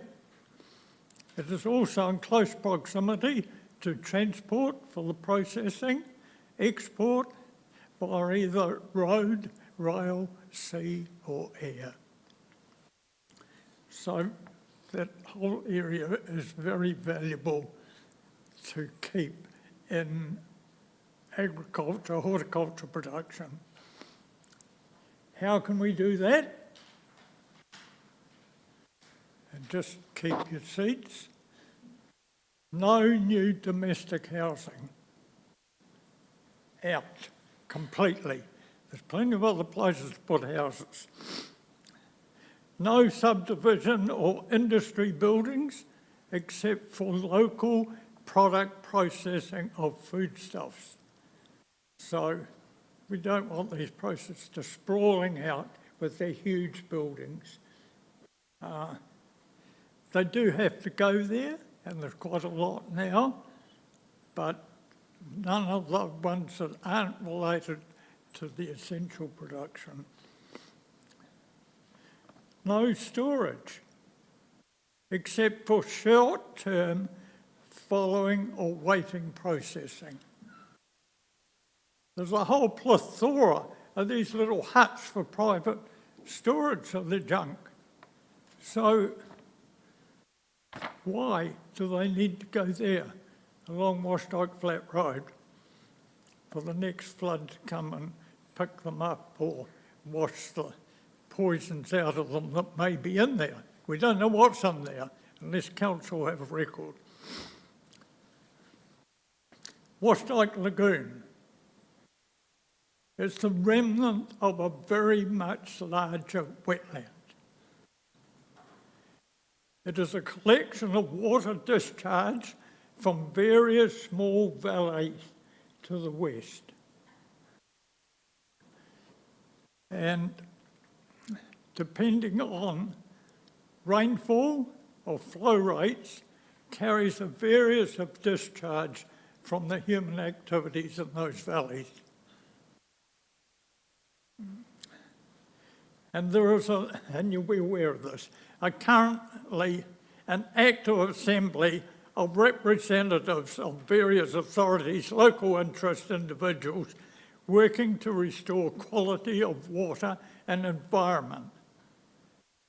This is an almost impossible task with all the other water flooding in and a lot of it out of an industrialised or vehicle-dominant area carrying bits of oil and all sorts of stuff in.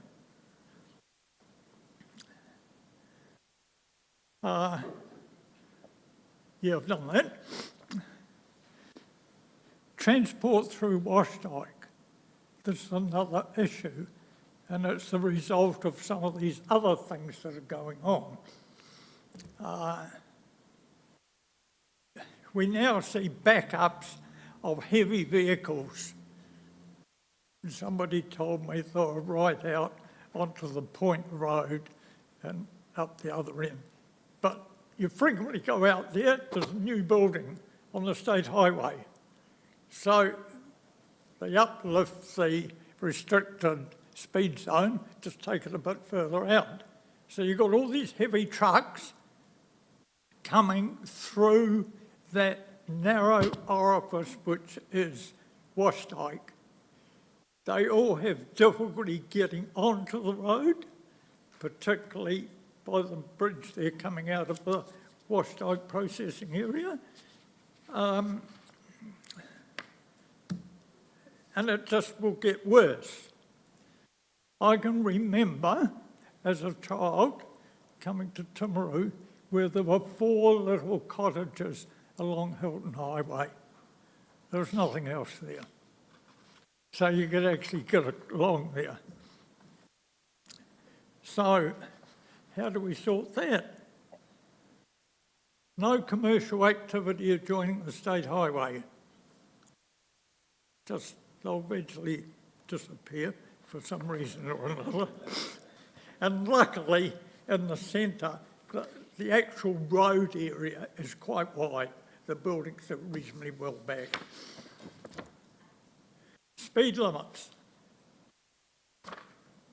If you put an 80k sign each end and said, get going, all these big trucks rushing past at 80k, nobody would want a commercial building there.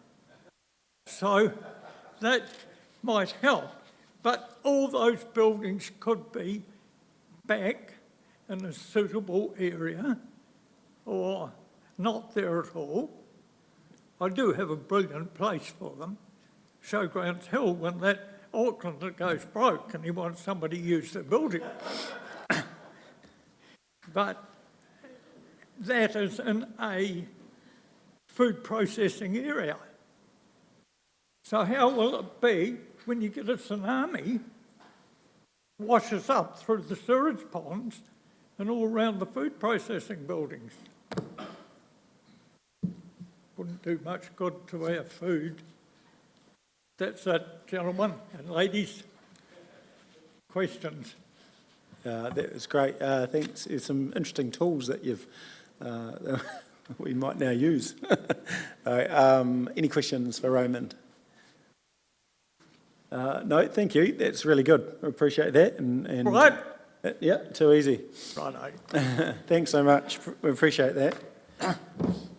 Alrighty, and now I welcome John Shirtcliffe, finally. Sorry, we're almost back on time. Welcome, John. Good afternoon. Congratulations on staying awake thus far.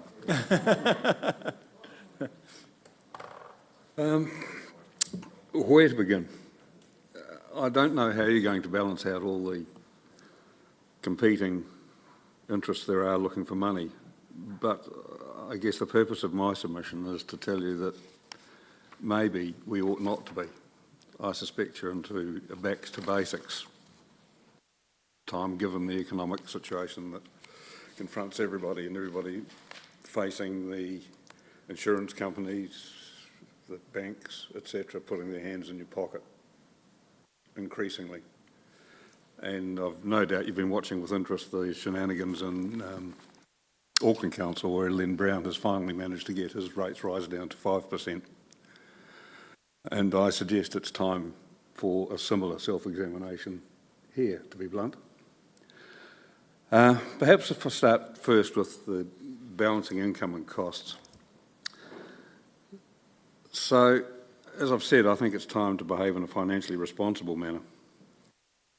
And to highlight that, I'd just like to cast your mind back to the 2021 LTP budget consultation forecast, where rate increases were proposed to be 2021 to 22, a rise of 11.5%, 2022-23, and in subsequent years, rises of 4.9% per annum. It may not have escaped your notice that we are currently in one of those years for which you've forecast already 4.9%. 2024 LTP budget consultation, and where are we?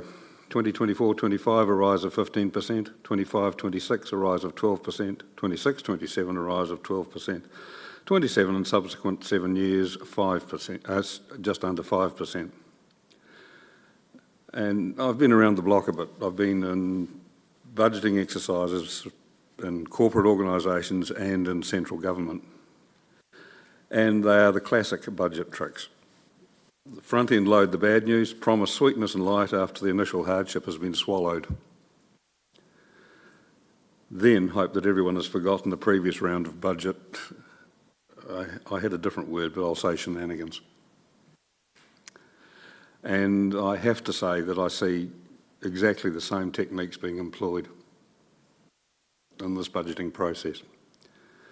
So you'll have to forgive me if I'm not at all trusting, I guess, of the outcome of the consultation process around Council's ability to control its expenditure and resources. Councillors are representatives and leaders of their communities. Their role involves setting policies, making regulatory decisions and reviewing council performance through its annual report and the performance review of the Chief Executive. I was amazed to learn in a brief discussion with the Timaru councillor that no budget policy guideline had been provided to Executive regarding expectation as to an acceptable percentage increase to being used as an overall budgeting target. For example, restricted to 0 or even the 4.9% rate rise forecast in 2021. A firm policy direction mandating a belt tightening or a zero-based budget approach would have been far more appropriate. Such an approach would likely have resulted in a review of resource with an overdue focus on payroll, cost containment and reduction in nice-to-have projects.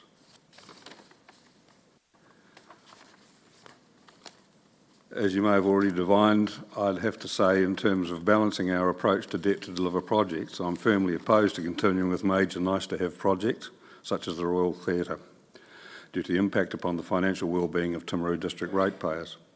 Such projects must be prudently cancelled, scaled back or delayed until financial and economic circumstances are sufficiently improved to permit their conduct without overburdening ratepayers.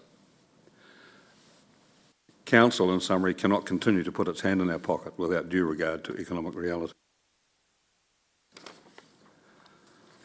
Now, to a personal favourite of mine, balancing user pays with common good, fixed fees and hourly cost recovery rates. The clear intent expressed in the LTP documentation is that user fees present an additional revenue opportunity to grow Council's income and will be used to cross-subsidise other operational expenditures. Council is a monopoly supplier. This market position imposes ethical and legal obligations upon Council's approach to such charges beyond such lesser, considerations as affordability, for example. Any excess income / recovery above actual cost is regarded as a tax, unless for a category of user charge that is not restricted to actual cost and or reasonableness by legislation. Council is not legally empowered to levy a tax. Council must support user fees with activity-based costing, supporting the charge schedules and demonstrating compliance with the relevant enabling legislation. For example, planning and consent charges under the RMA, which are required to be both actual and reasonable. Auditor General and Treasury guidelines and legal precedent do not support the application of, for example, a standard multiplier for, say, 2.5 times hourly employment costs in calculating the charge-out rate for council officers.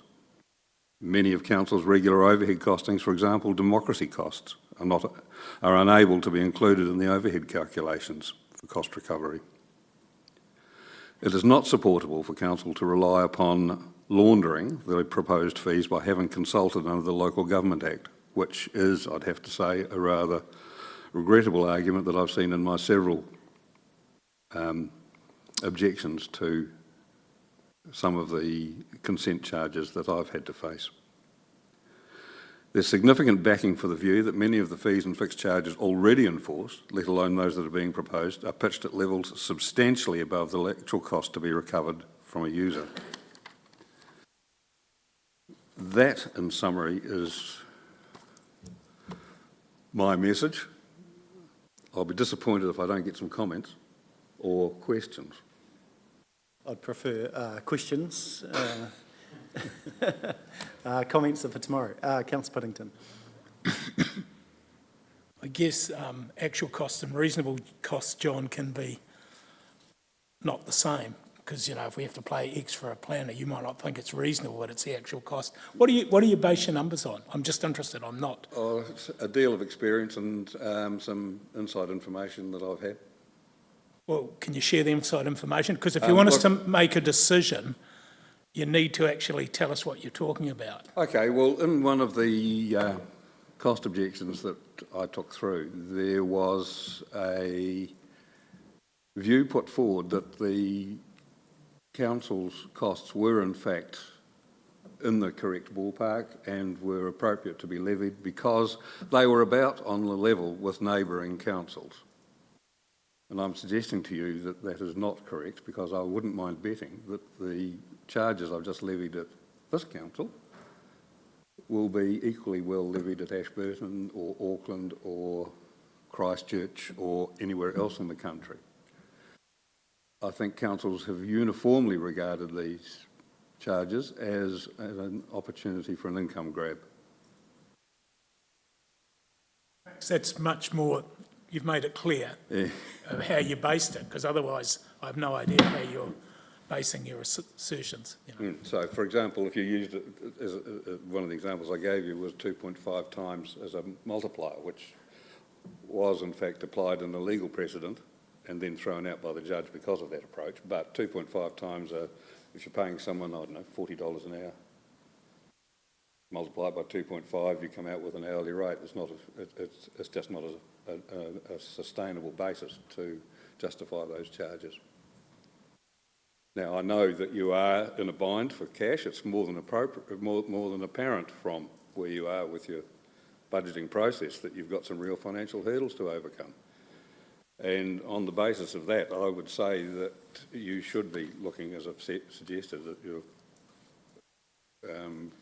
commitments to major nice-to-haves. But understand that you are not legally able to charge at the rates that you are currently proposing. I would be absolutely staggered if you had figures, one that could justify it, let alone to be able to calculate it at those sorts of levels.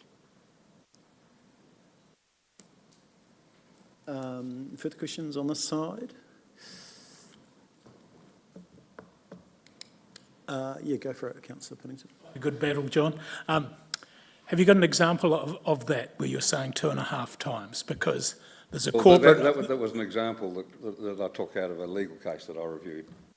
And there's no particular justification for that, but I know when we were running one business, it worked out that 2.5 times was pretty much what you'd charge on top of a tradesman's rate to get to a charge-out rate, including profit margins and all that sort of thing. That may have changed now, that's a while ago. Okay. But you're not entitled to make a profit, for example. Yeah, understand that, yep. Out of these. Have you seen the red ink at the bottom of we're not making a profit? Yeah, look, yes, but you're making a profit out of your user charges is my point, and you are not legally entitled to do so. And you are in contravention, I believe, of the appropriate legislation. And I have to say, I would like to see some evidence of an attempt to address that concern. And it's one that I'm personally very, very hot on. And to be honest, I don't want to spend more time arguing with people like ombudsmen and bits and pieces, but I just raise it as an issue, that you would be derelict in your duty if you did not address it and address it properly. So your assumption, though, is based on the sort of broad brush approach to to those fee increases as opposed to specific, is that where Well, some fees you are not bound by legislation on, maybe dog pound fees, that sort of thing. You are definitely caught by the Resource Management Act in the way that you can levy those charges, and some of the other charges that you levy are controlled to a greater or lesser extent by legislation.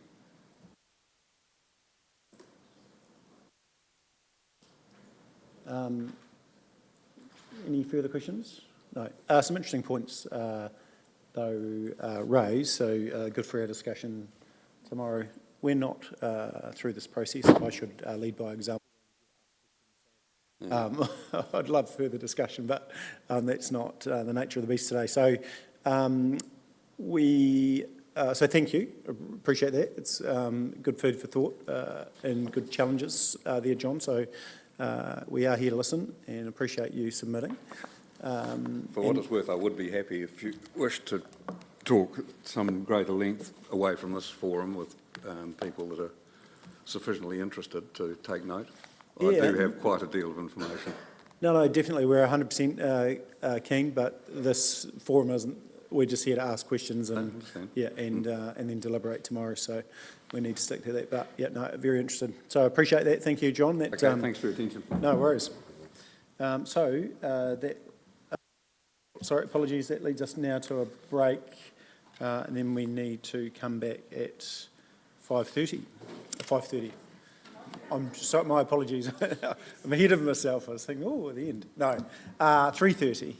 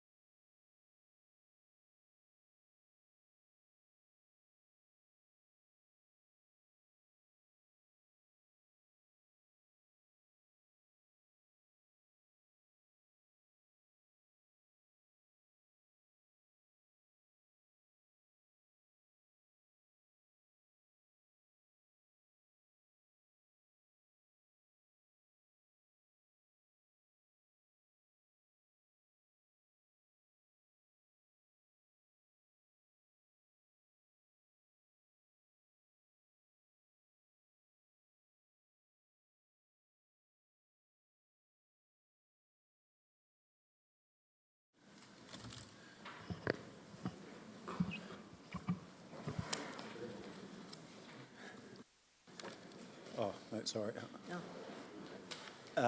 Alrighty, team, welcome back for the afternoon, late afternoon session of hearing verbal submissions. I just need to move a motion first, which is suspension of standing orders again, that council suspends standing order 4.2 to allow the meeting to continue beyond 6 hours. Happy to move that. Councillor Parker, seconder.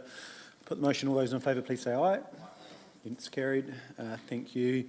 So we now welcome Sally Stevens. Welcome, Sally, from the Upper Rangitata Gorge Land Care Group, and the floor is yours.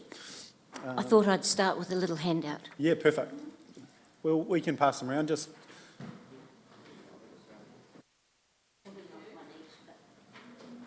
that's right. I'll do that. Or Stephen will sort that. Perfect. Thank you. So it's always better to know what you're talking about, and these photos are exactly what we're talking about here today, for me anyway. The front two photos are just of the Upper Rangitata Gorge from what they call Wow Corner at White Rock. And, you know, you don't look out on a sea of yellow bream and gorse, and that's been 30 years of hard work by the community and agencies and funding from this council along with Ashburton District Council. Because as you may realise, the councils each have one side of the river. So, and as in my submission, dating back to 1991, we had an agreement with all of the agencies, the farmers, the community, and both councils, Fish and Game, that everybody would contribute to the fund of just looking after that wonderful braided river. On the back of the back two photos shows you the Potts River below the bridge, so that's obviously not in Timaru District Council area, but it just does give you an idea of what it looked like in 2018 and what it looks like after our work this year. So we make progress every year, but the nature of broom, gorse, false tamarisk, all those seeds of those weeds that we don't want, they're in the ground for a long time. So basically we can't ever stop. And what your challenge is to continue to support us. And, you know, the Upper Rangitata is the only hill country that the Timaru District Council has in its jurisdiction. And the Upper Rangitata braided river system is simply world-renowned. And the fact that it is looking so beautiful, you know, we're very proud of it. And I hope you are too, because you've contributed every year as well. I guess what I'm asking for is for you to have biodiversity front and foremost. Well, it's probably not your front and foremost, but it's very important for biodiversity to get a say, and it can't speak for itself, so some of us do it. And I know that $100,000 is a lot of money these days, but if that fund can carry on, that would be wonderful. In particular, though, we would like to be able to, if you could ring fence $5,000 a year for the next 10 years in your long-term plan, rather than me coming along every year and reapplying for that funding. It is time-consuming, and it's not stuff that we prefer to be doing. We prefer to be out in the riverbed actually controlling weeds. So I think that's really sums it up. And I know that your budgets, they change, and I know it's hard to commit to 50 grand over 10 years, but even if there's a loose commitment there that you look to ring fence it, and if things change, well, things change, but that's what we would like to have happen. If I could send you an account and a report, that would be great. Any questions? Awesome. Thanks, Sally, and thanks for hosting us up there as well. It was just phenomenal, such a special place in the district. Councillor Pye, did you have a question? Or no, I didn't. I'll allow comments. Yeah, I just actually wanted to comment that I think you've really undersold the project and what you do up there, because when you see it firsthand, it is phenomenal, and the amount of volunteer hours that have gone into it is huge compared to the 5,000 that you ask from council every year. And if we can make that easier for you, yeah. Thank you very much for that.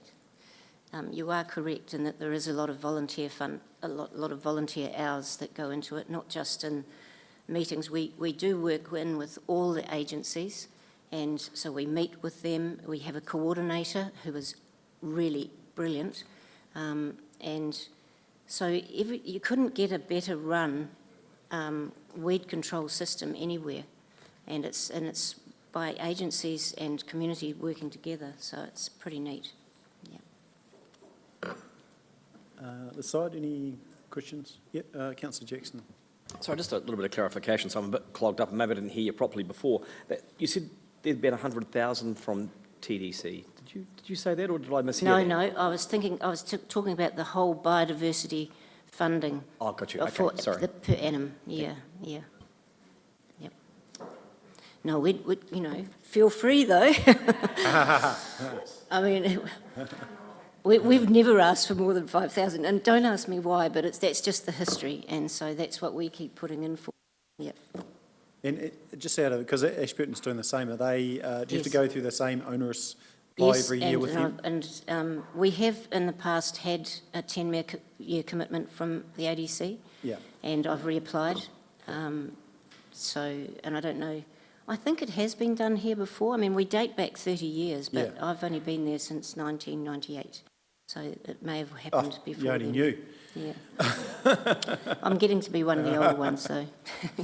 No, thanks, Sally. Appreciate that. I don't think there's any other questions, but what a wonderful piece of work you're doing. A great example of what can be done and could be emulated in other parts of the river. So we really appreciate you showing the leadership. I appreciate the time. Thank you very much. Thanks.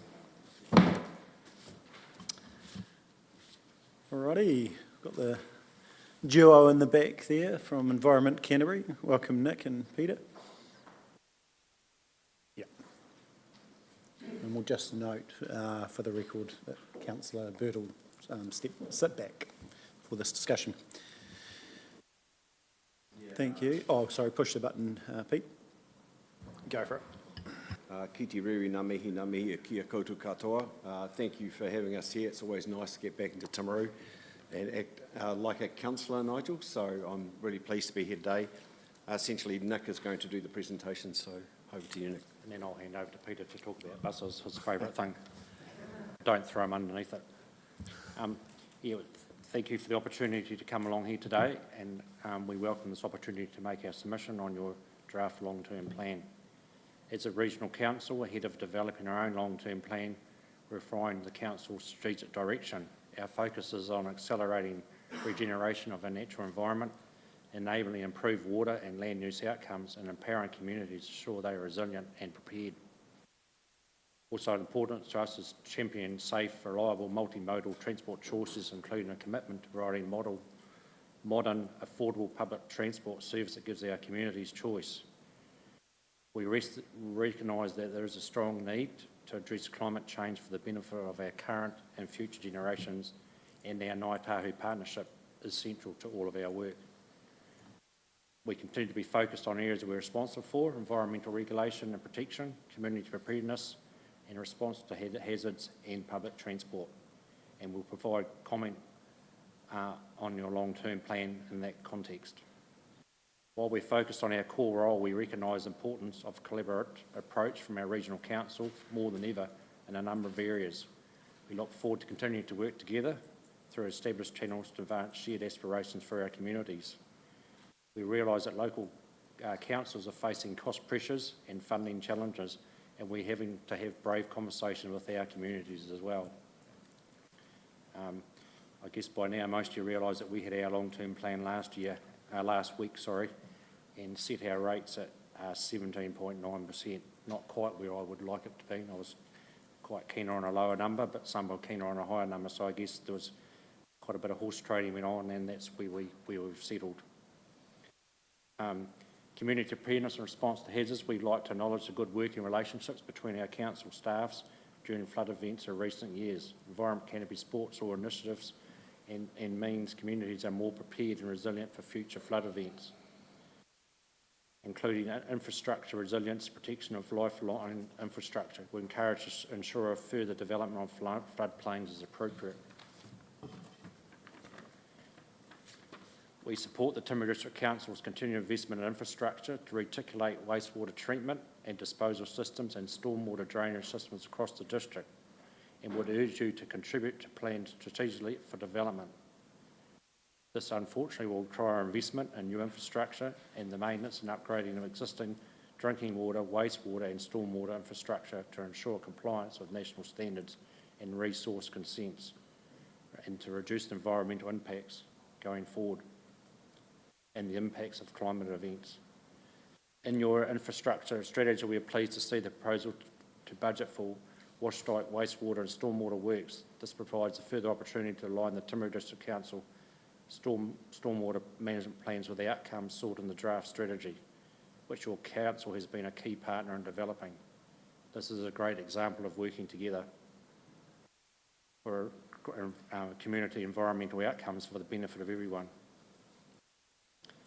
Canterbury Regional Forums, we really appreciate your contribution and commitment to working alongside the Mayoral Forum colleagues for the benefit of the Canterbury and its communities.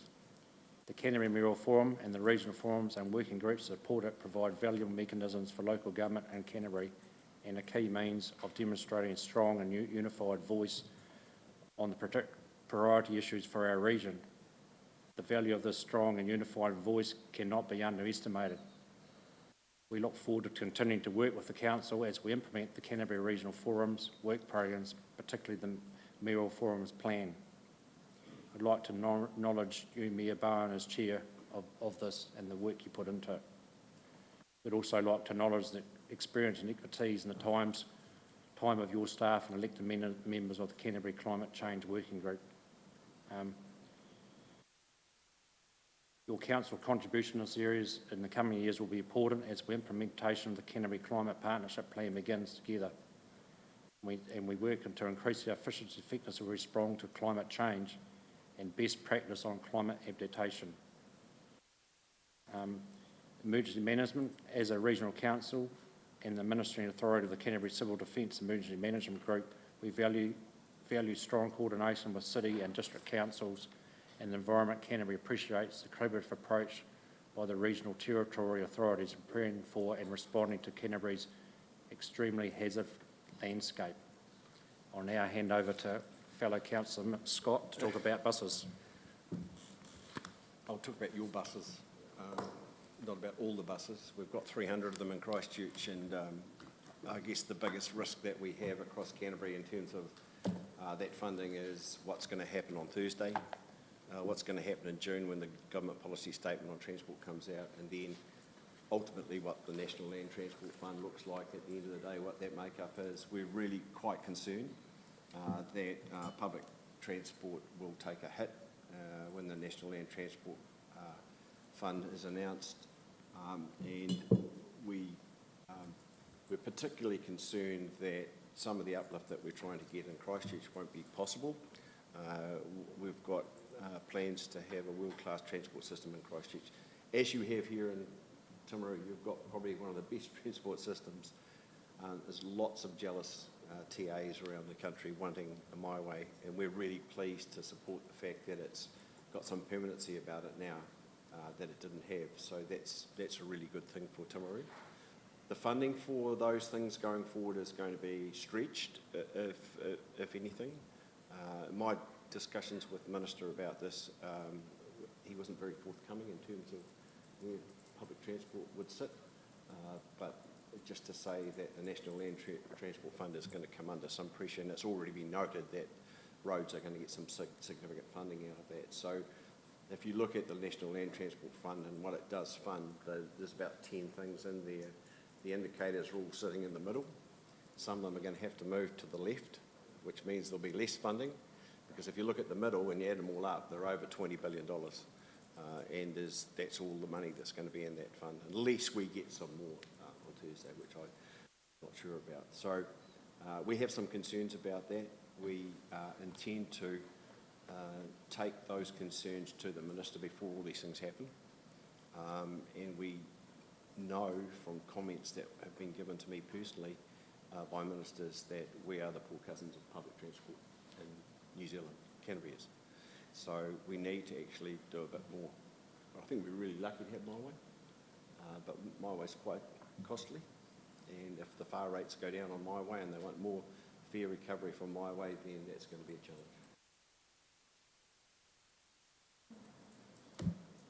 Well, now, is there any questions? No, you highlight a pretty interesting point, isn't it? So, into the future, if that's not subsidised, then, what is the cost? And then, you've got such a great service and you pull it back out of the community, it's pretty tough.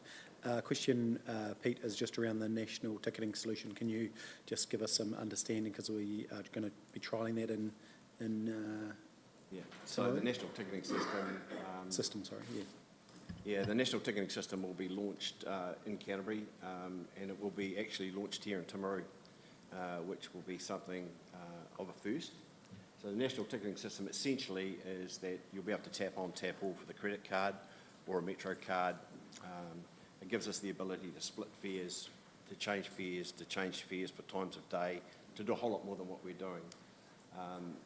It will be trialled here, I think, like early or mid-December on my way, because it's it's a more of a boutique service that we have here, and not so many things can juggle up and go wrong. Hopefully then, late February, March, we will launch it in Canterbury, in Christchurch, and then closely followed by being released in Wellington. And it really pulls us into line with other centres around the world where you can use your credit card, that you don't have to win. And one of the embarrassing things about people using public transport that I've had reflected to me is that people feel embarrassed that they don't know how much a bus fare is.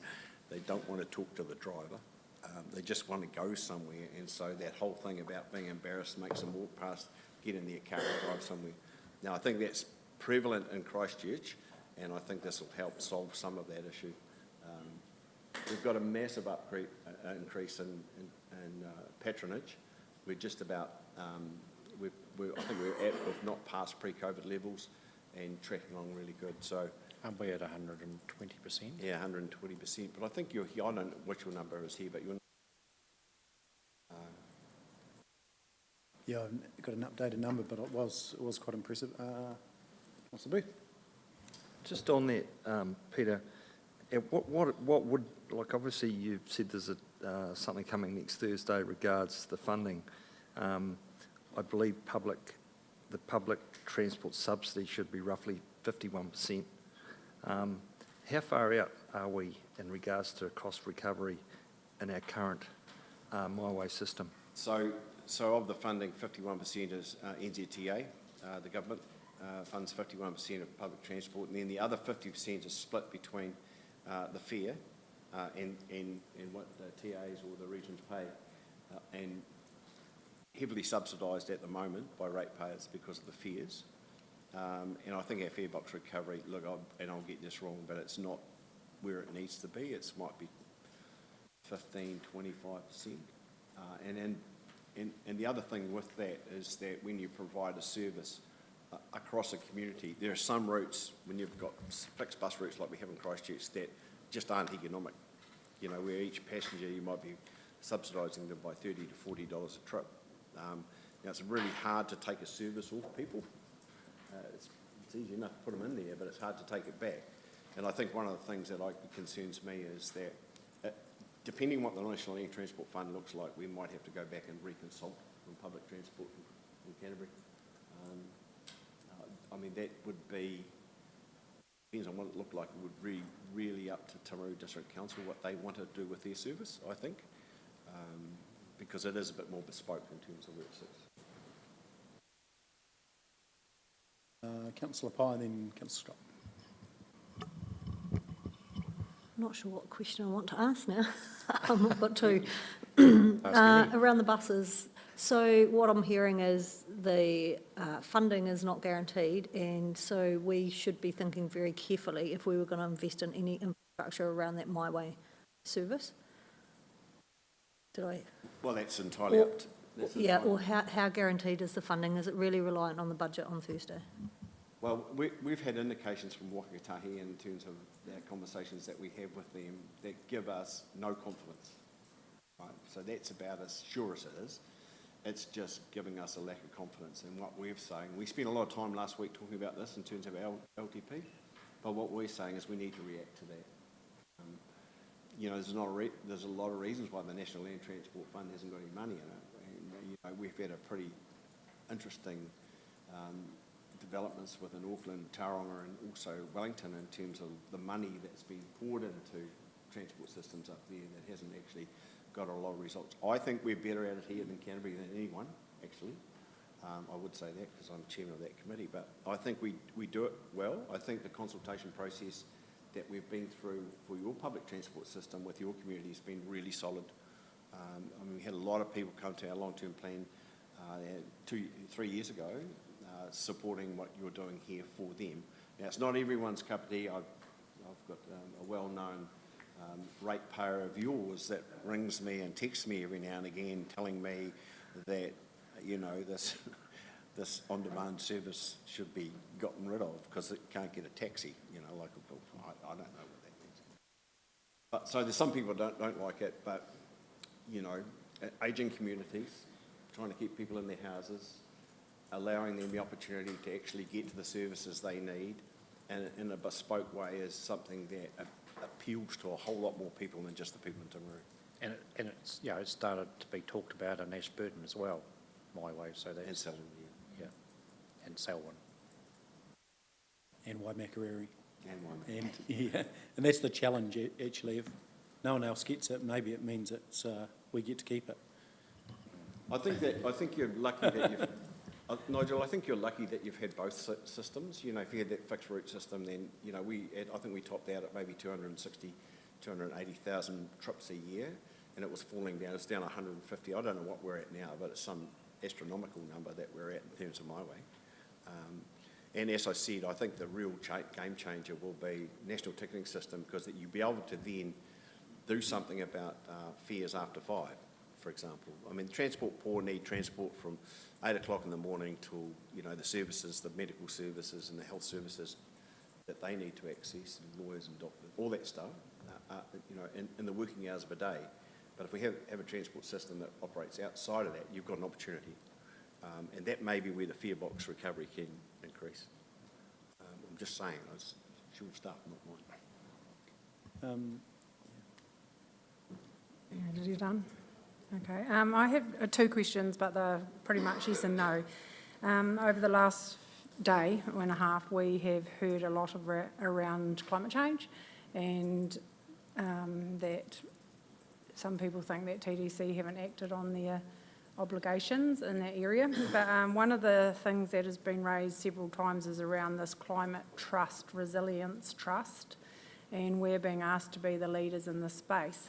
And I wondered if ECAN have also in their long-term plan received submissions on this particular trust, and is it something that you, I was going to say entertaining, that is so not the right word, looking at investing in? That's my first question. Well, no, we haven't. We haven't looked at a climate change trust. We haven't looked at that. But what we did look at, I think, during our annual planning process was, is there a requirement for a regional rate to do some of the things that you're talking about? I think climate change is it means something different to everybody. To me, if you're sitting in Timaru District, it means what's going to happen with the coastline, you know, and what's going to happen with those communities that are near the coastline, at mouths of rivers and things like that, because, you know, the tidal surge, which people are calling sea level rise, that tidal surge is going to increase. And if you get heavy rain and tidal surge, then you're going to get inundation, and we need to start thinking about that. Would you lead it? I don't know. Somebody's got to lead it. We lead. You'll know more about this, Nigel, because it's a Merrill Forum high interest area, isn't it? And I think that the Merrill Forum needs to probably consider that rather than Timaru District Council. That's a personal opinion. It's not an ECAN opinion. No, look, and I think part of the frustration with central government potentially not leading is that the frustration is filtering down to, you know, local level, and so yeah, look.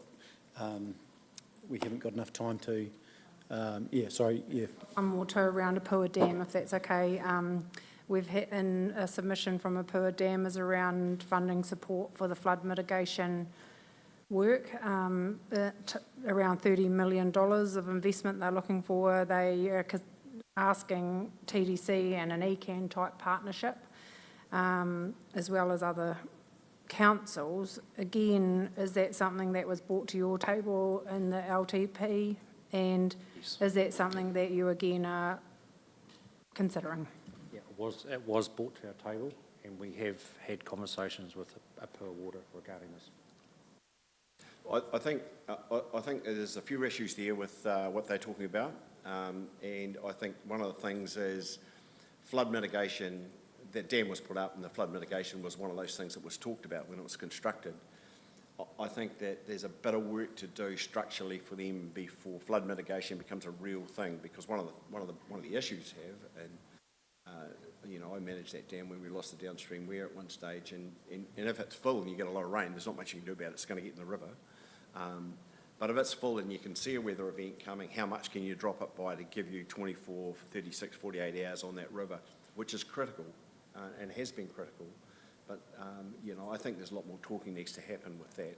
It's something that we would entertain because the cost of recovery is huge. If you've got, you know, if those rivers get out of bed and come down through Pleasant Point, Timaru and places like that. So I think something that as a district and as a council we need to consider, and our rivers guys are on it, they're thinking about it. Yeah, so we've had that discussion, and because you only need to think of 2 years ago when we had all that rain, how the Pearl Dam probably saved Temuka and Pleasant Point from a 1986 event. Need the insurance providers to fund it. Michelle. I just wanted to ask about your comment. We encourage you to ensure future development on floodplains is appropriate. What are you asking TDC to do there? Because I thought ECAN wrote the floodplain bylaws and controlled development on the floodplain. Well, I guess that's one thing, you know, that regional policy statement you see when you hand. Yeah. I think that's one of the things that's pointing to. Now, this is a really, really interesting topic because there's no one to blame here in terms of what's going on in the floodplains. And I don't think it's as bad in your district as it is in other districts like, you know, what you've got going on in Ashburton with the industrial areas on that floodplain there. But the mere fact of the matter is the way the climate has changed and the amount of water that we can get down in a short period of time does put a lot of pressures on rivers, more than they did in the 60s when that stuff was put up, when that, you know, when the stop banks and things were put up. And what we've got to look at seriously is what can we do to get a 1 in 200 year return period rather than a 1 in 50, 1 in 60, 1 in 70 year return period. Because the mere fact of the matter is this, if as communities we don't start taking that responsibility, and where you shouldn't develop, we don't start taking that responsibility, the next thing that's going to happen is you won't get insurance. And as soon as you don't get insurance, the banks won't turn up. So that's how serious as it gets. And so that's really fundamental to how we're starting to think about that stuff, and have been for a while actually. Just clarify, but don't you write the floodplain bylaw? Don't you control that development? No, I think the district, well, there's someone smarter than me here, but I think the district plan is the thing that allows development on floodplain. Michelle, I'll be happy to be corrected on that. Yeah, that's what I thought. Nigel? No, we will sort that out tomorrow. Yeah. Then maybe I can give you a better answer. But my opinion is that's TA responsibility, not rather than a regional council responsibility. Yeah, I hope Mr Cooper was listening. He might be able to follow up for us. No, I appreciate that, team. Thank you for that. We really appreciate the partnership. Certainly at a local level, our relationship's really strong, so appreciate the way we work together. Great questions. Great questions. Thank you. Thanks, team. Cheers. Alrighty, John McKenzie. Welcome, John. And John's submission is on 258.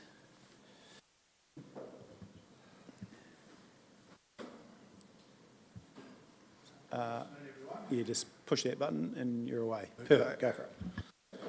Sorry to take up your time, but I felt if I filled out a submission, it's better that I come in and speak to it as well. So yeah, just speaking to what I've written in my submission, I'm expressing concern about the council's debt levels and the 15% rate increase. which I think is becoming unaffordable for a lot of people in the district. With the cost of living crisis, people making decisions at the supermarket or school fees, things like that, what they're going without. It's simply, I think, not fiscally prudent for the council to be maxing out the credit card to this extent. I believe that our rates, I suggest the land-based rating system is a deliberate gerrymandering of the rating system to the advantage of people who are better off, and that the people, in effect, it equalises the rating rather than our central government taxation system, where the more you earn, the more you pay, and but we've got a different system here. And so I think a review of the revenue and financing policy and consideration of capital value rating, I'd endorse you having a look at that or considering that next time your revenue and financing policy is reviewed. In the submission form, the feedback form, balancing the things you use with things we enjoy. The Theatre Royal project, I really just think has become unaffordable. And saying that, I really think we need to do something about the museum. So I'm arguing against myself there, in that it's unsuited to public access, and moving it over to where it's proposed is a great idea. But the Theatre Royal is going to keep on costing us as ratepayers. It's an old heritage building, it's built over a creek, and I'm told by users of the Theatre Royal that at times of high rainfall there's actually water running underneath the Theatre Royal, which is a worry if we're going to be investing further in that facility. Staying with the format of the feedback form, balancing user pays with common good. I really think that pushing up user charges is it's not realistic to balance the budget in that way. And I just wonder, I expressed this concern last year, and I just wonder if in the current financial year, if it has worked out and that we have been able to gather all of the money that we said we were going to do for our planning and regulatory services. I've seen how it's almost punitive to have such high consent fees, as an example, limited notified or notified fees, plan change fees being loaded onto an applicant, when in effect there are a wider group of beneficiaries, of people who benefit in the public-private benefit split of our user charges. There is actually a wider pool of people who benefit in having, for instance, a commercial activity controlled and not affecting the neighbourhood. Other information on the feedback form. You probably don't get a lot of thanks from ratepayers coming in here, but yeah, bouquets, sea play down at the bay, what a phenomenal success that is. Thank you. I take my grandson down there. So 3 generations on the rocking horse down there at times. The walkways, cycleways, parks and reserves, the indigenous plantings, botanic gardens, everything are reasons why I moved back to Timaru, or part of the reasons why I moved back to Timaru. But as a parting shot, a brickbat, the litter bin removal concept I read in the Herald of saving $10,000 by removing litter bins. You're also a solid waste authority. It sends a really bad signal to those people who are prepared to walk about in the Timaru district and pick up litter and put it in the nearest litter bin. And in fact, I think it's a slap in the face to those people. I'm one of those people. As I walk my dog down across Maori Park, I pick up litter, and at times it's things like broken bottles or even aluminium RTD cans that our mowing contractor has run over and shredded. And the first litter bin I get to is just through the viaduct at the bottom of the Benvenue walkway, and now that litter bin has disappeared. And for 6 months of the year, I can't carry on walking further to the, with my dog to the 30-plus litter bins that you have around the car parks on Caroline Bay. So we have that many litter bins down there on the bay, but the one very strategically positioned bin you've removed. Other people that I run into express the same grumble to me, and so it's not just myself. And recently, Mayor Wayne Brown in Auckland said Aucklanders will just have to walk a bit further to dispose of their litter. Well, I can tell you it hasn't worked up there because I'm spending a bit of time in Auckland at the moment, and their pavements, their bus stop areas are just awash with litter. It's not working. So yeah, I'd ask that you perhaps pause the project of litter bin removal, and it's not just the one bin I'm talking about, by the way, I'd hasten to add. So really, that's all I've got to say, and thank you for listening to me. Thanks, John, and thanks for coming in person. We really appreciate that. I think that's important if you can do so. Just a couple of comments. You will discuss the bins probably again tomorrow with deliberation, but as far as council in the next year is going through a full revenue review, which will be a million things, but it will be land versus capital, Great. and it's something that hasn't been reviewed in this area for, I don't know, some decades, I believe. So That's encouraging. Yeah. And Thank you. Yeah. Okay, Right. thanks. So, sorry, any further questions for John? So, imagine there we go, Councillor Booth. Yeah, look, that's what I was sort of interested in, your thoughts around you've recommended here capital value rating against, perhaps you could just explain there, you saying that our lower income people are disadvantaged by our existing system. What I'm talking about there is if you imagine a hypothetical situation of 2 quarter-acre sections sitting side by side, and they both have the same land value. But on one, there is a very nice recent home being built, high value, and on the other, there is a little worker's cottage, a struggling pensioner. And the rate value is going to be the same that's levied according to land value. Should be based on the capital value as in, include improvements. I obviously haven't run the rating models to be able to speak with any authority, but I think that's what you people should look at as a way of alleviating some of the pain of having like a 15% rate increase on the people who are struggling to afford to pay.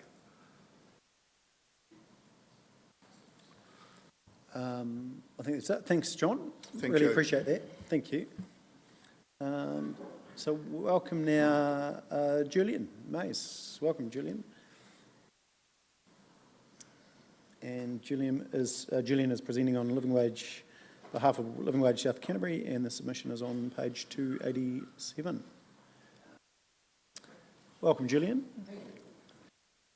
Just push, when you're ready, just push that green, the button, and it'll glow green. Sure. So you've heard from ECAN very recently. They are, of course, an accredited living wage employer, a decision they took late last year.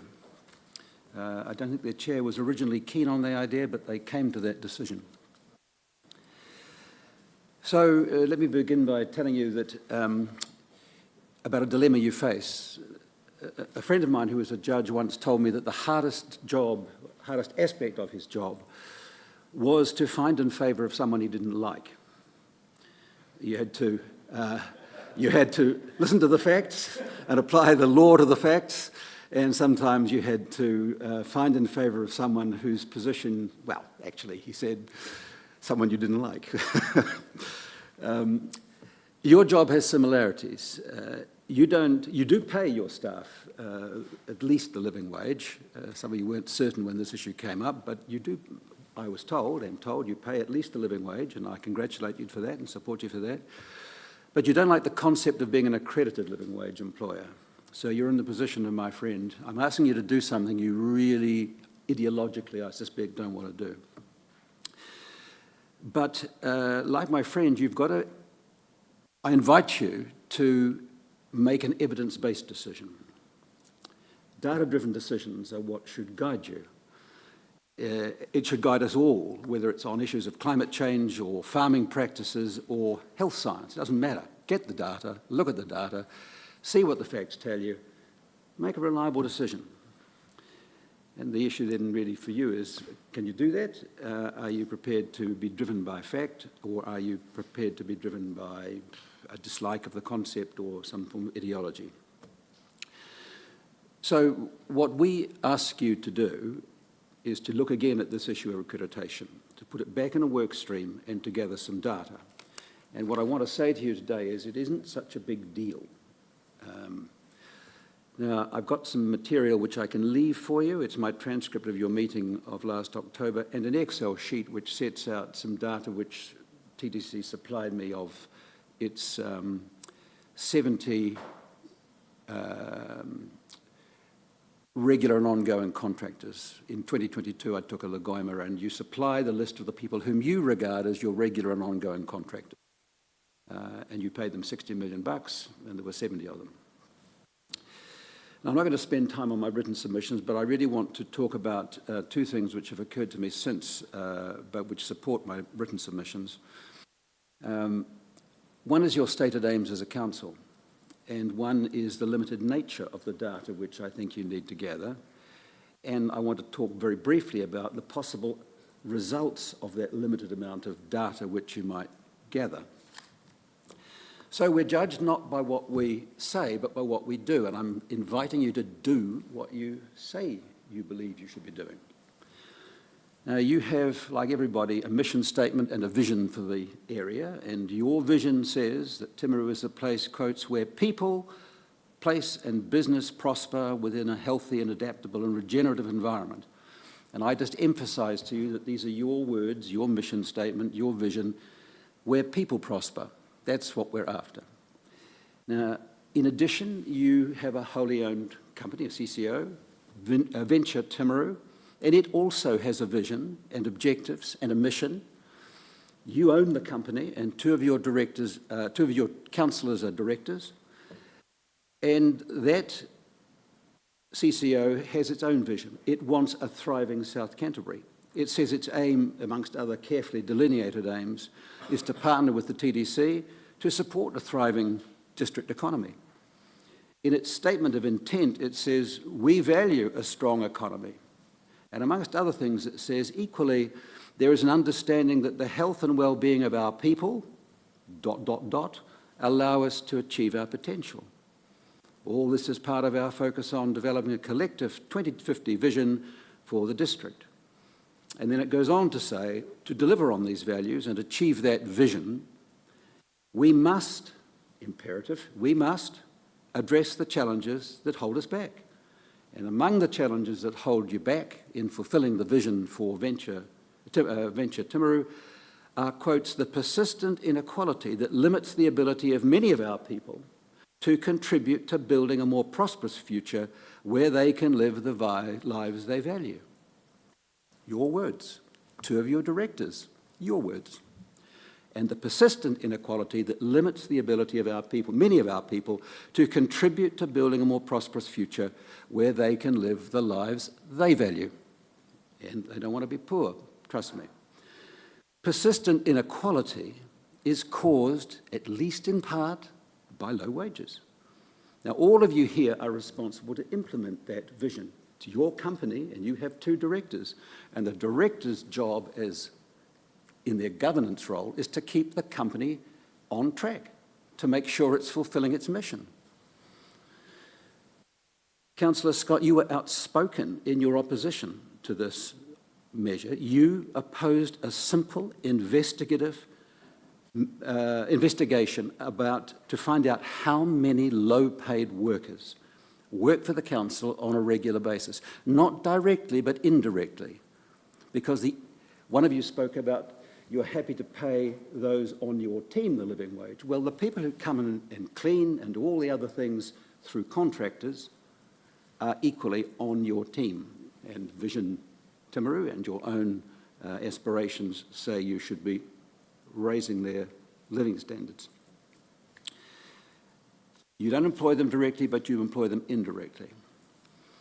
But you all voted that proposal down poverty level wages, it is one of the causes of that persistent inequality. Now, today, I'm inviting you to walk that decision back, to do the right thing, and get make an evidence-based decision ultimately. Yes, we want you to become an accredited living wage employer, but we have never advocated that you do so irrationally. You need the data, and then you can make a decision. Now, in my written submissions, I went through the part of the law on this issue. I'm not going to go over it all in detail again, but you exist as a council because of a statute. You are creatures of statute. You can't do as you please. You've got to do what the statute directs you to do and what you're obligated to do. And Section 10, subsection 3 says that you must promote the social, economic, environmental and cultural well-being of the communities in the present and for the future. Now, those communities are everybody, not just the contractors whom you particularly were concerned about, business owners or those who pay rates because they own the property, but everyone, the whole community. If you don't consider those substantive tests in Section 10, subsection 3, you're not applying the right legal decision to making your decision. You can't do as you please. You've got to bring your decision-making process within the framework of the purpose for which you exist. But in October, you didn't consider those objectives either directly or indirectly.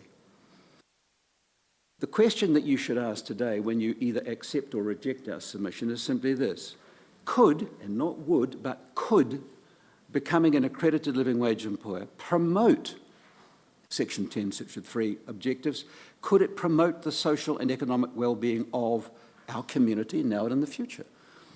And the only answer is yes, it could. It may not, but it could. And whether it would depends on whether you're getting the data, because otherwise you're making it up. You're going on what you think, what you reckon, and not fact. Here's a potential reason why it might meet those objectives. First of all, if there are any staff of the contractors who work here regularly are paid below the living wage, if they got any more money, it would surely raise the social and economic well-being of those people. It's obvious. But because they are the lowest paid in our community, they're going to spend that money in the shops and with the contractors whom you are concerned about.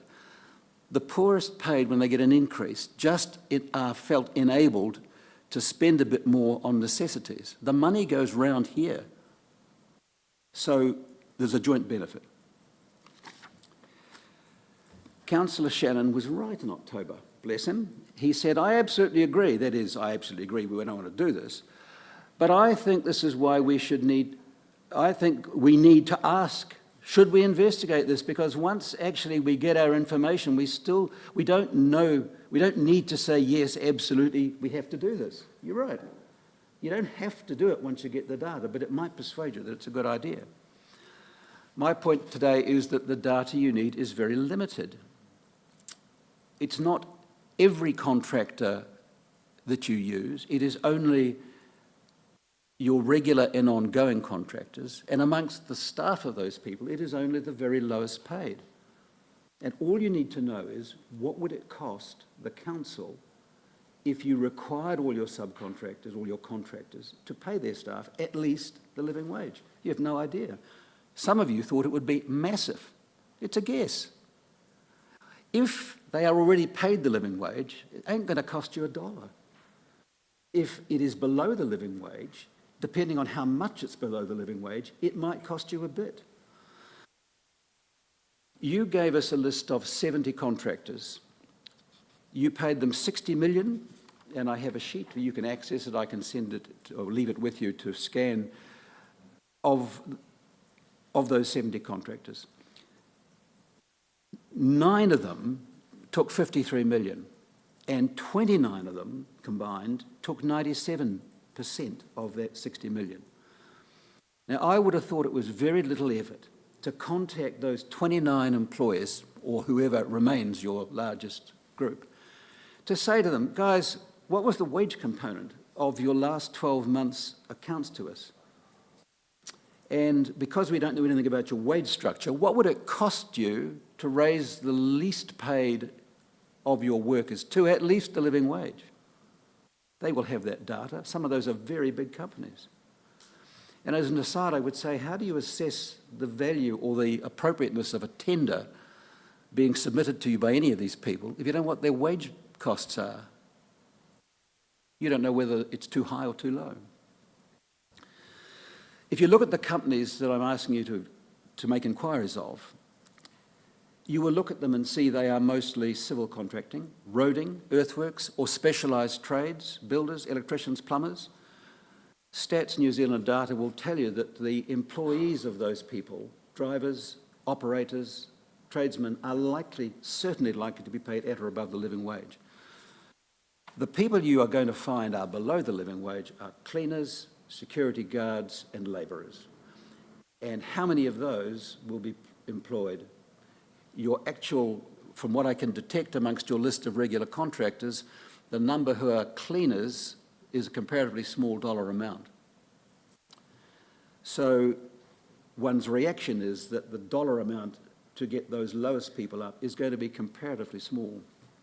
If you go on the internet to check that, you will see that internet data suggests that between 18 and 24 bucks is what a cleaner or a labourer or a security guard will get. Some of those figures are below the living wage, but they are still on the internet indicating that those are the current range of rates. So we need to head towards questions, Julian. Sorry, I'm no, just you're about right. finished. No I worries. promise I've got about 10 lines to go. My guess is, but we don't have the data, is that the numbers of people will be low and the dollar value will not be significant. And if you then looked at it and decided to become an accredited living wage employer, you would be advancing the objectives which you talk about.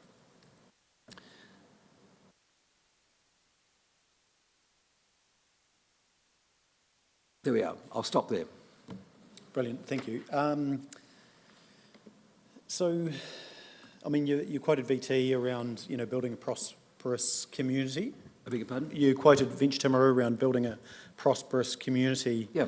I don't think you build a prosperous community by dictating to businesses what they should do. Actually, businesses every day and through this period have been asking us to dictate less to them around what they do. And my question specifically, and it's around that almost equality. It's, one person, one vote. Why should one business tell another business what to do? My question is, you've got the list of 70 contractors. Why don't you ask them the question, do they want to become a living wage payer, accredited or not, and let them make the decision? So that's my question. Why do we have to make a decision on behalf of another business? Because that's what businesses are telling us they don't want us to do. Okay, well, I'm not sure whether you meant that you are also a business. Yeah. I mean, you're not a business. You're not a business. That's the point. And some of the people around this table who are business people, I think in your heads. But you're getting away from my okay. point. All right. So question. All right. So every day of the week, every minute of every hour of every day of the week, businesses in this country, like the rest of us, are told what we may and may not do. And you do it every day yourselves as council, or the council does. You fix rates for things, you fix fees for dumping or consents, you do 101 things which regulate the way in which people interact with each other and you in this city. And other councils, ECAN and others, start again. In your tender documents, or when you go to the... Sorry. So we are limited on time. My question is, you've got the list of 70 contractors. Yeah. Why don't you communicate with them directly and ask them to pay the living wage? Well, I have communicated in the past with supermarkets whose responses, for example, go from wry amusement to outright rudeness. We have no leverage. There is no obligation on any of those 70 to speak to me. But you have statutory obligations. You are accountable and can be held to those obligations. And with a stroke of a pen, all you need to do is to alter tender documents to say when you tender for our work, please ensure that no one who works in our job will be paid less than the living wage, and they will calculate the effect of that on their tender. They may or may not increase it accordingly. Even though the costs can be higher, data throughout the rest of the country indicates that costs to you go up no more than 1%. So the answer is you're not getting the response that you require.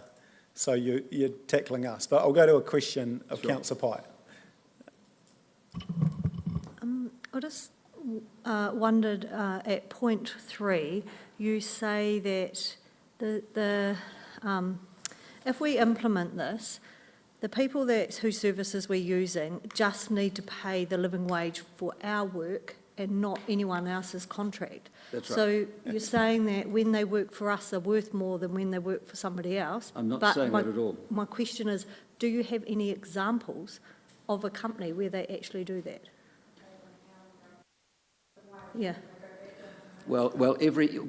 I can't give you a specific example, but it is the accreditation process requires you to meet 4 criteria. You meet 3. The 4th is that on your work, the regular and ongoing contractors on your work must, on your job, pay their staff the living wage.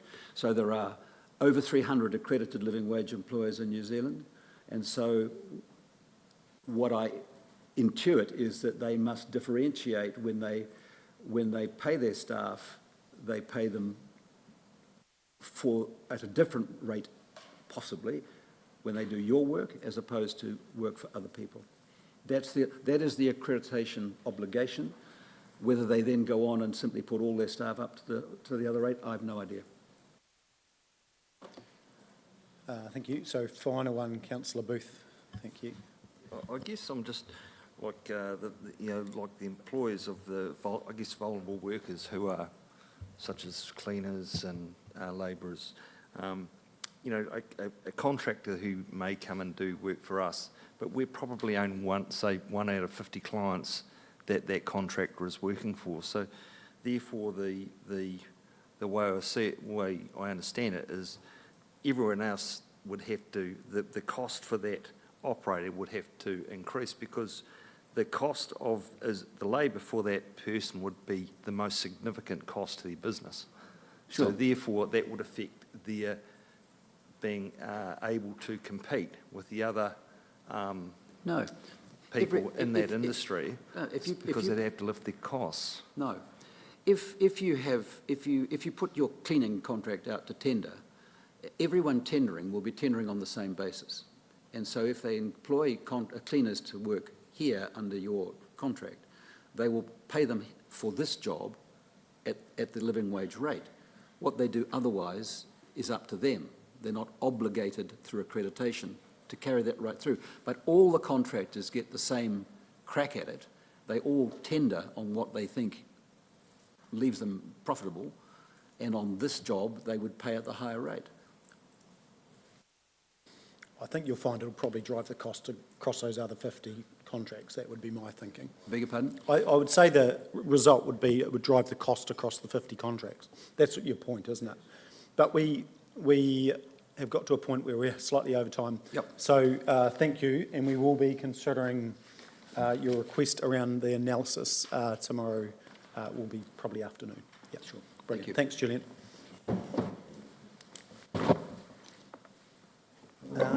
Welcome. Is Sharon here? You're not? Sharon, Jeremy? Is Jeremy here? Welcome. Hey, Jeremy, how are you? Good, good. First thing, I think you all need to stand up, turn around, sit down. You need a break. Come on, get up. Come on, get up. I'm watching you there. You're half going. You should be asleep, but you're not. I want you to listen. Good technique. Okay. First thing I'd like to make is a couple of comments on the last speech. That as someone who's recently used council accredited services to put my water scheme connected to the Seadown water supply, using the accredited contractor cost $5,000. If I'd used a plumber to do the same job, it was $2,200. So clearly your contractors must be well and truly paying more than the above award wage if they're doing that. As I say, I think there's a serious problem with some of that. Anyway, we'll move on. So my history, I'm an A-grade automotive engineer involved in aviation, farm machinery, former farmer, travel industry, agricultural research and a few other things as well. So I have a pretty diverse portfolio and I travel extensively. So, the Timaru District 10-year plan. To me, a proper plan in my mind not only has the physical but also the financial and human impact of their plan. I don't think clearly this hasn't happened in the case of the 10-year plan presented to date. Why? What I see is a group of people who have developed a groupthink approach with their counterparts from different parts of the country. I think it's all come from the local government association. As an example, restrictions on private aviation on private property are just the tip of the iceberg. Clearly the writers of these rules in the TDC are not involved in aviation or agriculture.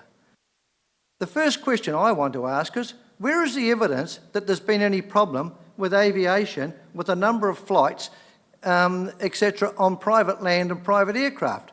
There isn't one.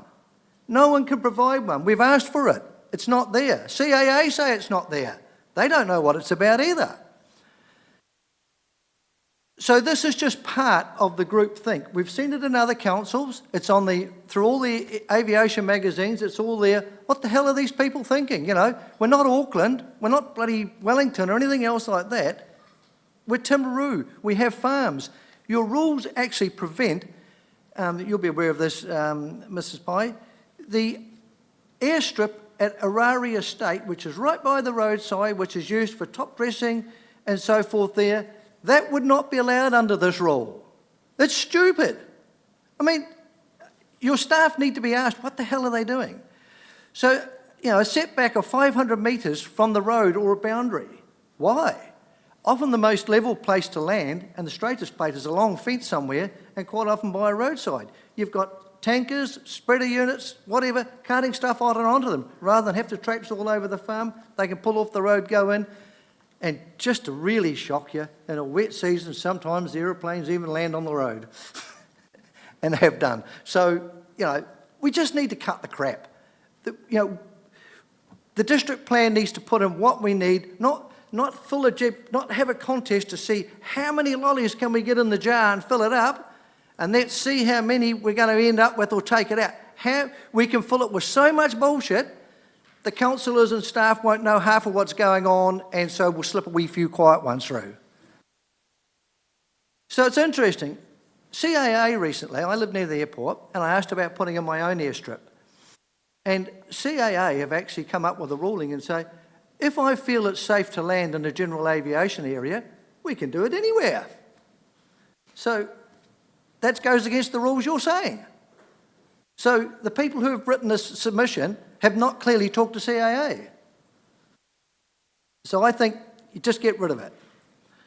But also what's recognised by this aviation rule is that, as I say, it goes back to they have no idea about aviation. We have a thing called wind. It's quite important when you're flying an aeroplane, because if you try and land with the wind behind you, it's a bloody hard job because your airspeed suddenly drops and you're hitting the ground at 90 mile an hour instead of 60 mile an hour. And your runway's a lot further. That's why even the Timaru airport has 4 runways, believe it or not, to take the indication of the wind for your landing and taking off. So, once again, it's a silly rule. Get rid of it. So, it seems to me that the TDC staff who've written this account have taken lessons from Clarkson's Farms, West Oxfordshire District Council. They have become a law unto themselves with little or no regard to private property. Well, I hope they're going to watch the news series, because where this council has just been rebuffed by the High Court in England, and Parliament has just introduced a brand new rule called the Clarkson's easement. And that goes where, the Clarkson Amendment should say, where private property rights now actually count for something. You've got your own property. You can do things on there without actually having to ask anybody. So let's just, as I say, our planning staff need to be brought into the real world. Let's just cut the crap. Private property means what it says. If it's not interfering with someone else's, whatever, bugger off. So with this long-term plan, we've had a lot of problems with it. And I want to go over one that I'm very, very intimately involved with and show how it goes astray. So in August 2021, under the last long-term plan, as new chairman of the Aviation Heritage Centre based at the airport, I've received a letter from a council employee giving us 30 days to vacate the old control tower, or as we call it, the information centre at Richard Pearce. We've had a long-term lease on this building and use it to house our Pearce exhibition, and it also gives us our toilet, which we're required under the law to have for a museum to be open in bits and pieces and water supply, etc. there. So we couldn't function without it. So needless to say, we thought this was a bit of a shock, and after finally getting a meeting with Nigel and Mr. Curran in October to discuss this of this year. So I took over in July, and it was on the 5th of August we got the letter to say we had to vacate it. So we got a meeting with the two CEOs and the mayor, and when we turned up at this meeting, they were both shocked to find there was anything going on at the airport.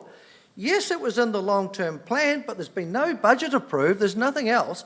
So this notice clearly stated we had 30 days to vacate it, pending the imminent demolition of the old control tower to make way for construction of the new airport terminal starting at the end of October in 2021. Hang on, we're not there yet, are we?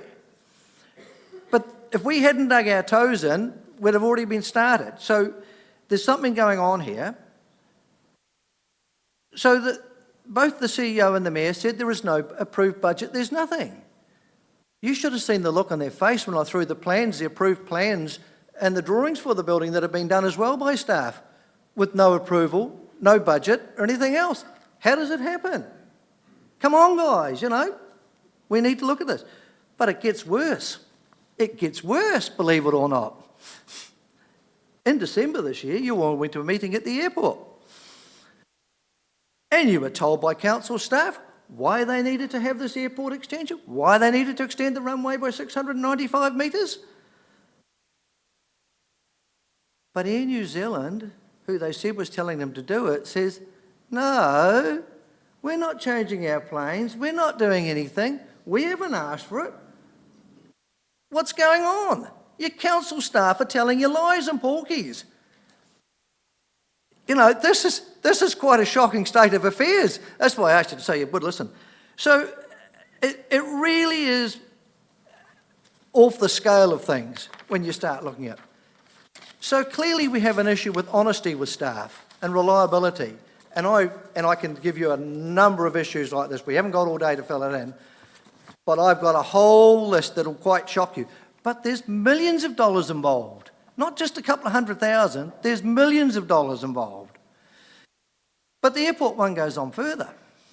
So after the staff being told in December, quite rightly by your council, sit down, forget it, it's not going to happen. Nothing needs happening, okay? Well, I walk into the office in January, and here I see on the computer tenders for earthquake strengthening of the airport building. Hang on, we just put a new roof and a new stuff on it 2 years ago, and it was fine then. But it's a steel frame building with glass on two sides. It's not a problem. It's not permanently occupied. Why are they doing it? These guys are out to get you whatever way you want to. You need eyes in the back of your head, and you really need to bring some accountability, Chief Executive, to what's going on. So then we carry on, and in case you didn't know it, sorry, just on time-wise, we probably need to sort of I'm just going to read it. Thanks, Yep. Jeremy.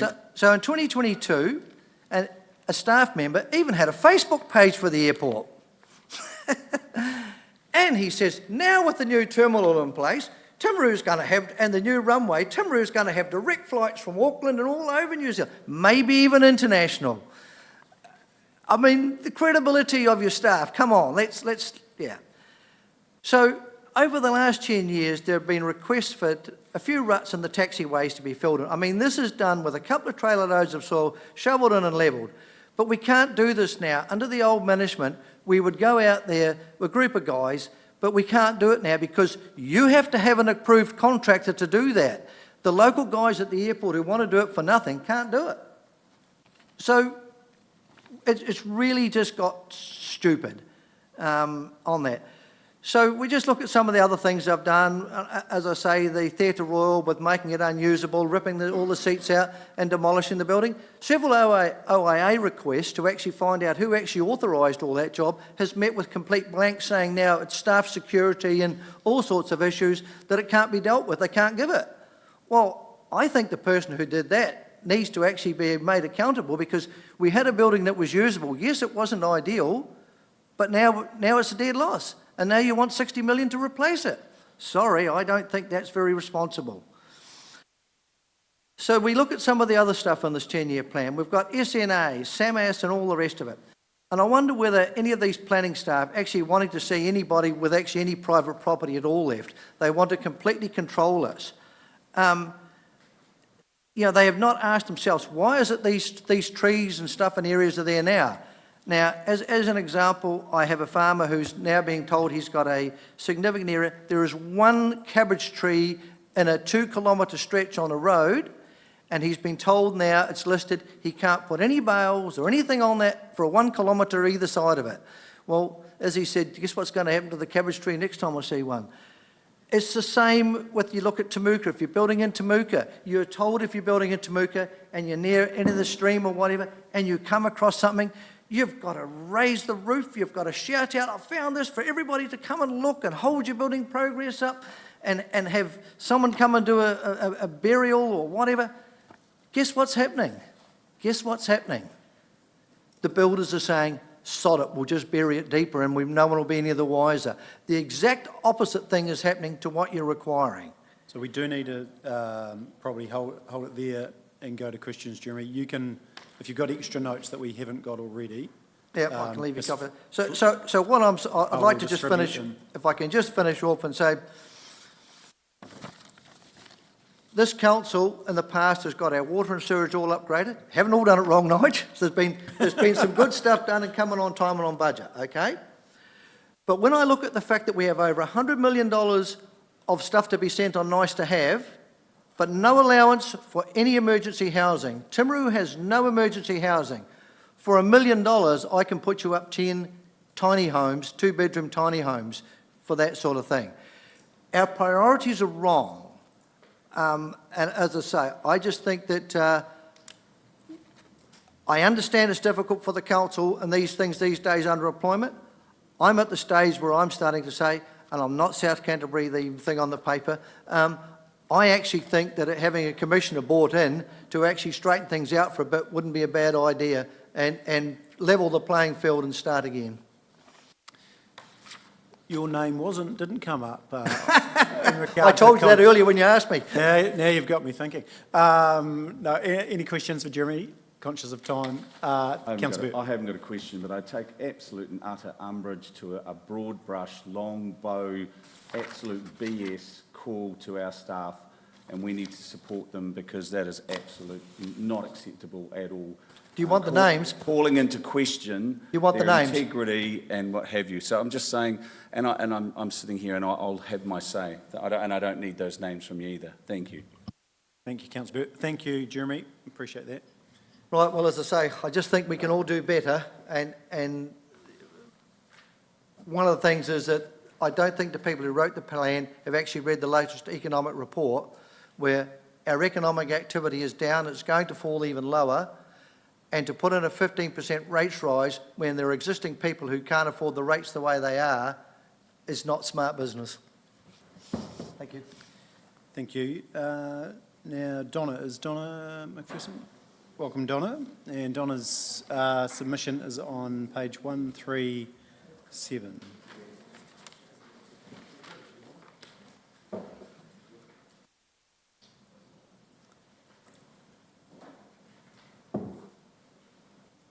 Te rangi te whenua te whare te iwi, tēnā koutou. Ko te auheke te moka ko awa iti te awa, ko takatime te waka ko kaitahi te iwi.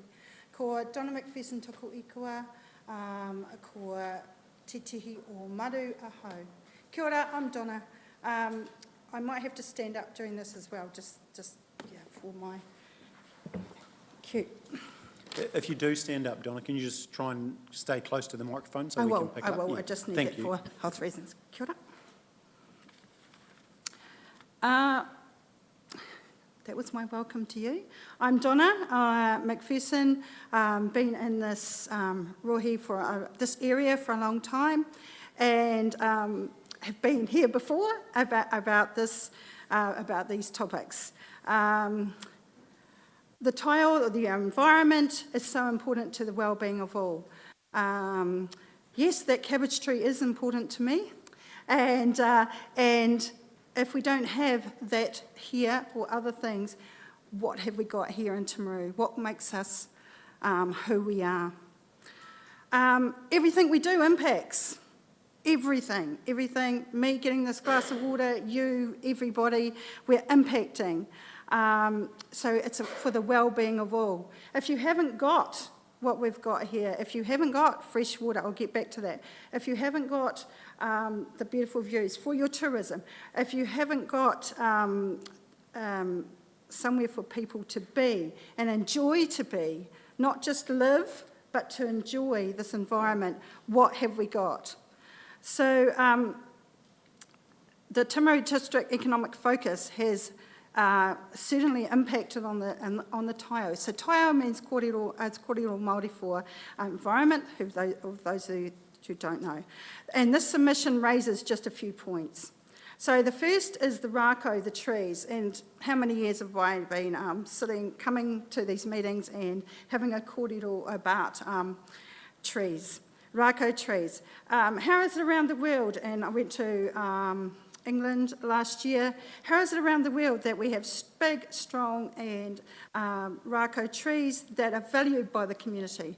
So they're valued, people know about them, people look after them. But in Timaru, for the smallest reasons, yes, you can give me 1,000 reasons. Cut down for the smallest reasons, no alternative but the chainsaw. There's also a green belt now. I don't have the official documentation on this because this week has been busy, but however, there was a green belt. So green belt means a journey for nature. So if you've got kiriru, for example, and they can't fly very far. So if you don't have the trees, including te koka, and for those that do have them at the moment, it's a perfect time to get those in, that's at the seeding stage right now. So we don't have that. So I've lived in Timaru for, 30 years, and seen one kiriru. I've had tui in my garden, yippee, which is fantastic, but it's all of those things that we're impacting on. You take out an individual tree, a huge tree, and I could name a few in botanical gardens of late, to be honest, and you've impacted.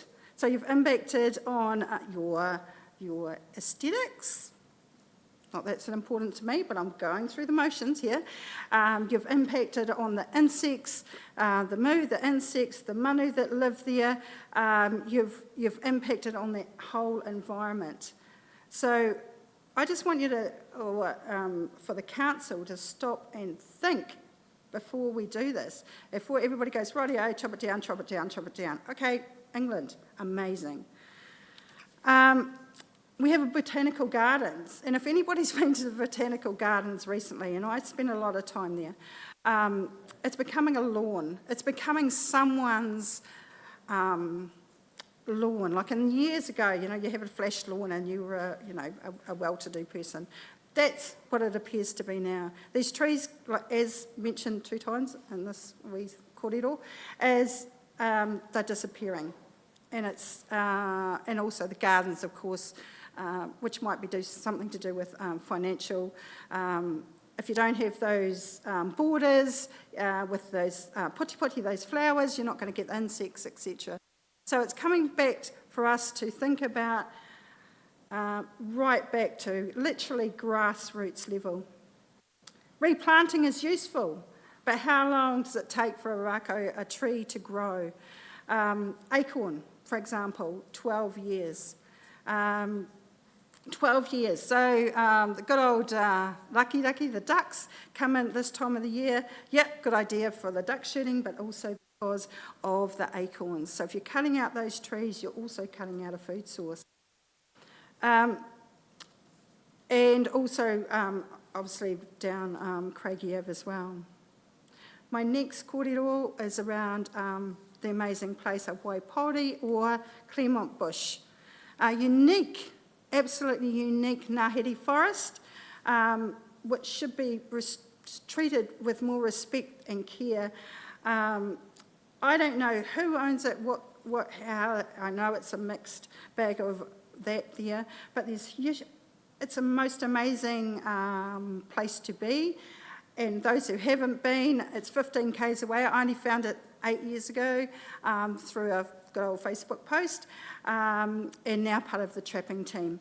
So what I'm saying about this forest is we need to look after it. We've got a huge issue there with rats, possums, stoats, etc. We're dealing with that, but we cannot deal with the wallabies. And recently I did the wallaby thing, and a couple of people did when they spotted wallabies up there, and they said it's the landowner's priority and they must deal to it. So we know it's destroying our beautiful Ngāhere, which has got native birds in it, all sorts of native birds in it, and yeah. So I would like that to be put up on the spotlight of being, culturally significant. But also for you all, you're talking about your tourism and everything else. Let's, push a beautiful place and look after it. And wallabies, if you've got wallabies running around, nobody's going to want them over their fences, and as we know. So, and because the state of that forest is terrible, I encourage you to go up there and check it out. Waterways, drinkable, swimmable water. Now, it has been my forever frustration for my boys in 20, 25 and 30 now, that they did not get that opportunity to swim in the water. Put on an app, can I take the dog to there? Can I do that? Oh no, there's something happening there today or whatever. So I think the council needs to learn from their mistake. Listen to people too, listen to people. When you're getting that submission in, or that somebody wants to put whatever there, think about the wider scope, not just that person and what they're doing. It's the impact of that, and particularly around the waterways. We've got a rubbish dump right next to a wetlands. A significant area. Yep, you're doing some great work out there at Waitarakau, but also, what's happening up the rest of that awa? Nothing. Also, current issues that we think about, is the pumping of waste into the moana, and that's happening, and we know that's happening. And I know that ECAN are doing a pretty good job of trying to stop that. I'm talking, and I'm also talking the ones that fly under the radar, the leaching of the uku from the development at Washdyke, and the leaching that's coming into, going into that waterway there. Aitarakihi is the waterway there. You go over that bridge if you go into that complex. So that is leaching into there. And I see they are doing some work currently on that, but that's, 2 years too late. Also, we're talking about the impact of leaching, and obviously Pātiti Point is not just leaching, but the environmental impact, not just on the people impact. I understand that, as well, but also the fact that it's leaching into that amazing, another mahakakai or traditional food source, but also beautiful reef, and those living creatures in there are dealing with that all of that stuff going in there, including clay. I picked up all sorts of things of late, pieces of tar, all sorts of things. So we need to think about all of that. And then, of course, there's a dredging for the great, for the ships and that are coming in, including larger ships, including a cruise ship. And yes, we get lots of money, etc. But the damage that you're doing to our ecosystem or our seabed out there isn't good. No, I'm not an expert, but I'm also out there a lot. I'm out in the community. I run a free play group for children to get them out in the community called Haere Mai Ki Waho, to see things like that. We've seen heaps of sand dollars. Recently, it was about 3 weeks ago now. Just on time there, Donna, if you just want to sort of summarise. Okay. Okay, can I just say one more thing? Yep. Just the culture and arts. From perspective, looking back and learning from mistakes is a big part in art and culture. There's a strong connection there. Look at the pictures from Botanical Gardens, for example, pictures from then and now. Quite different. I appreciate your time. Manaaki whenua, manaaki awa, manaaki tangata. Kia ora. Kia ora, thank you. Donna, any questions for Donna? Some good points, and there's been a few reinforcing comments around Claremont Bush and that's come through submissions, so I'm sure we'll tackle that tomorrow. No questions? No, appreciate that. Thanks, Donna. Thanks for showing up in person. Really appreciate that. Welcome now, Martin.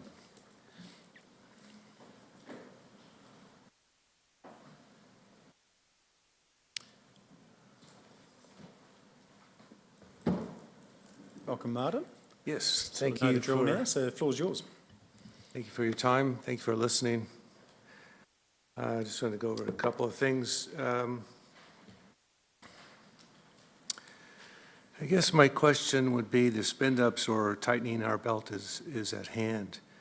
I'll start by saying that it was Deputy Mayor Scott Shannon that came to the Lions Club, and he was eager to know if we had any questions or concerns directed at council. So I took that on board, and that's why I'm here today.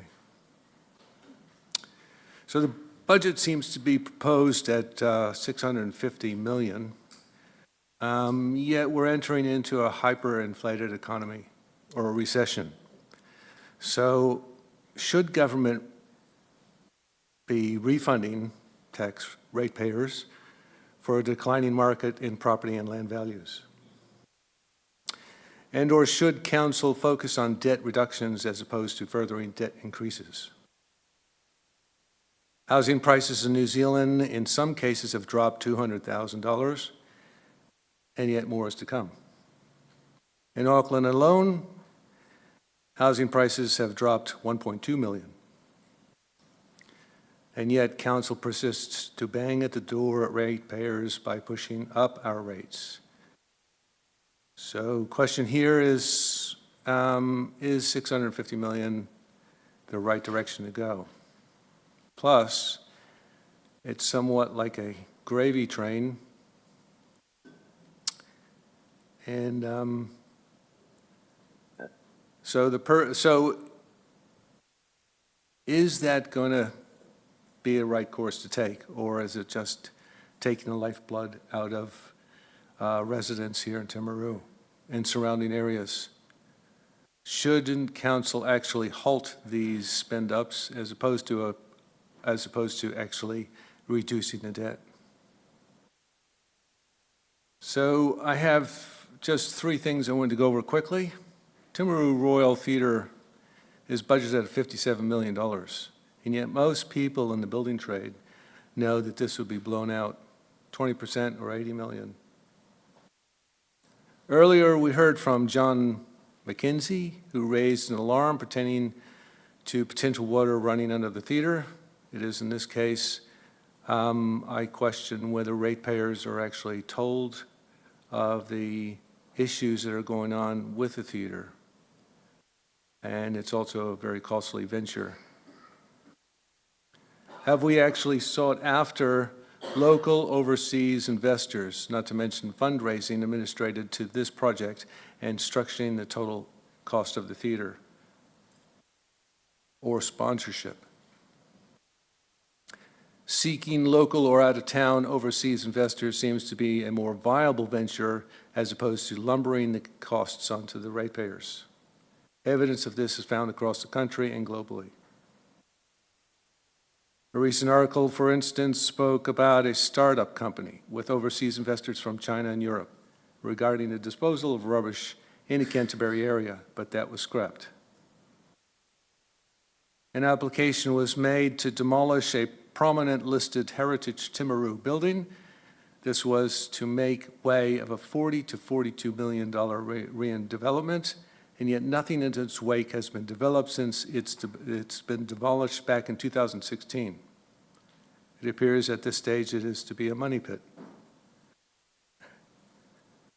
The second thing is revolving around a dog pound being proposed. And yet at quick glance, we have a total of 8 dog veterinarians, one of which is RSPCA. There is also this gigantic dog toilet called Caroline Bay Beach.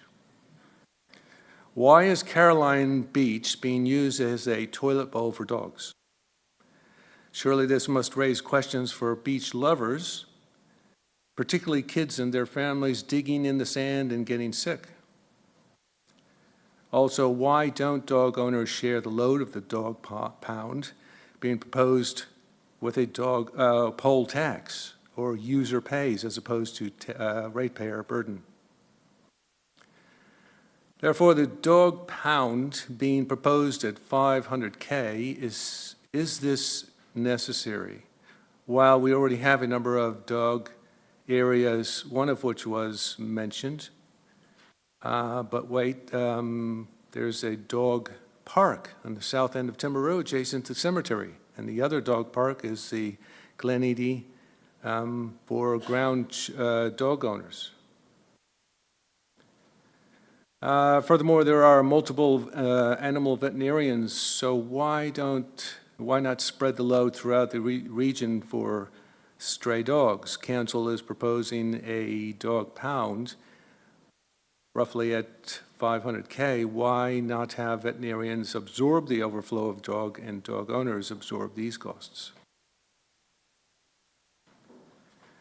The other one was the road surfacing. When it's proposed at $220 million, and yet most of it is, a lot of it I've seen is vanity projects. A lot of the roads are actually in very good nick, particularly if you compare this town to Auckland or any other town that I've been in.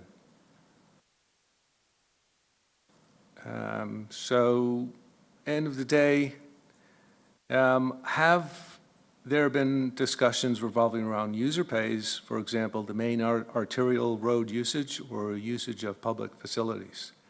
A poll tax aimed at specific users, fundraising, which has been successful on countless projects throughout New Zealand and abroad, and sponsorship by local business, as for example for the Theatre Royale. Any questions? Awesome. Thanks, Martin. Questions for Martin? So the dog, just for clarity, the dog pound does in effect pay for itself, so it's through the through that business unit. So it does pay for itself. There'll be some loan borrowed, but it will be paid off through that income stream of dogs. In all reality, the vets sort of share the burden now of some of that stuff. But appreciate your comments on the poo at the Caroline Bay. It's not ideal. People should be more responsible. Questions over here? Did you, Councillor Booth? Oh, sorry. Whether did you write a written submission or just this is your submission? I have this, but I can send it forward if you want me to. Okay. All right. Okay. Thank you. Yes. Is it? All good, and we've had some good chats, obviously. So around. So I know sort of Martin's thinking on a lot of the stuff, and he's challenged me on the way we can deliver things, and I think we have to be innovative moving forward on how we get funds to to fund some of our activities. So I think your thinking's certainly encouraged. Well, thank you for your time. No worries. No, I appreciate you being involved. Thanks, Martin. Now, does anyone need a... we will carry on because Tony's here, so we can carry on. But conscious that we've been sitting for a little bit, so if maybe just take 5 for a toilet break or whatever you need to do. And so we'll just adjourn for 5 minutes, please. Thank you.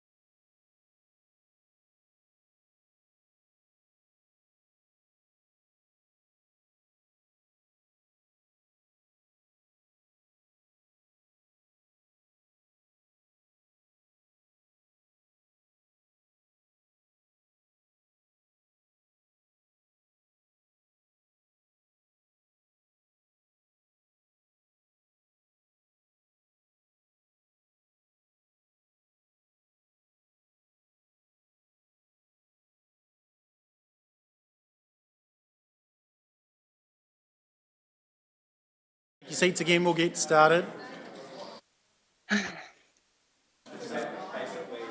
Welcome back, everyone, and we've just got a handful of submissions for the afternoon session.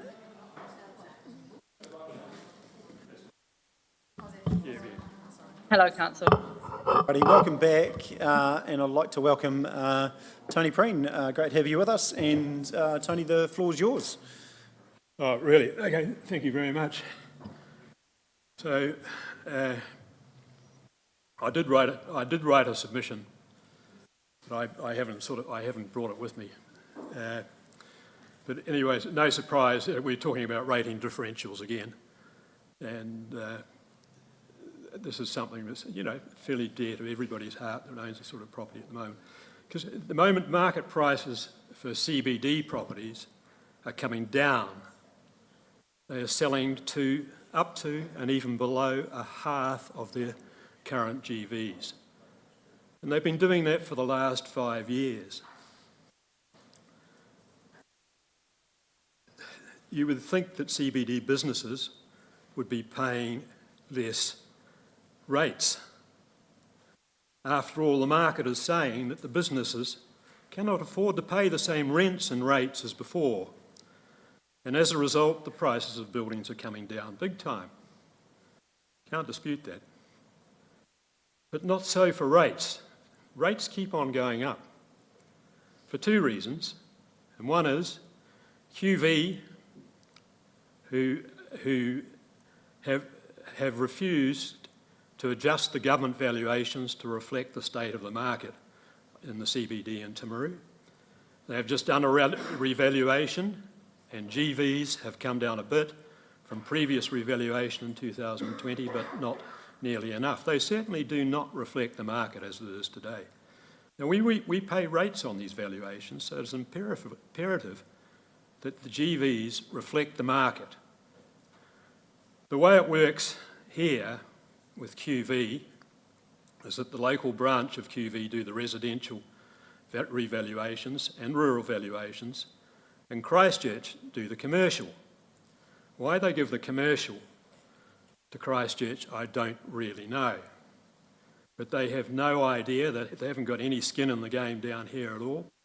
They have no idea about the market here in Timaru, and they're also impossible to deal with. And I can say that from experience. QV is employed by the council to do the revaluations and get the government valuations. I think, Stu, you probably agree with everything I'm saying here. And I mean, it is a fact. And I think the council basically, Stu, you should go and ring them up on behalf of the council and say, get this right. The residential valuations are pretty right as far as I can see. I mean, you might have a different idea on that. But, and I'm not sure about the rural valuations at all. But who's that? And the other reason why rates keep going up here in Timaru is, of course, differential rating.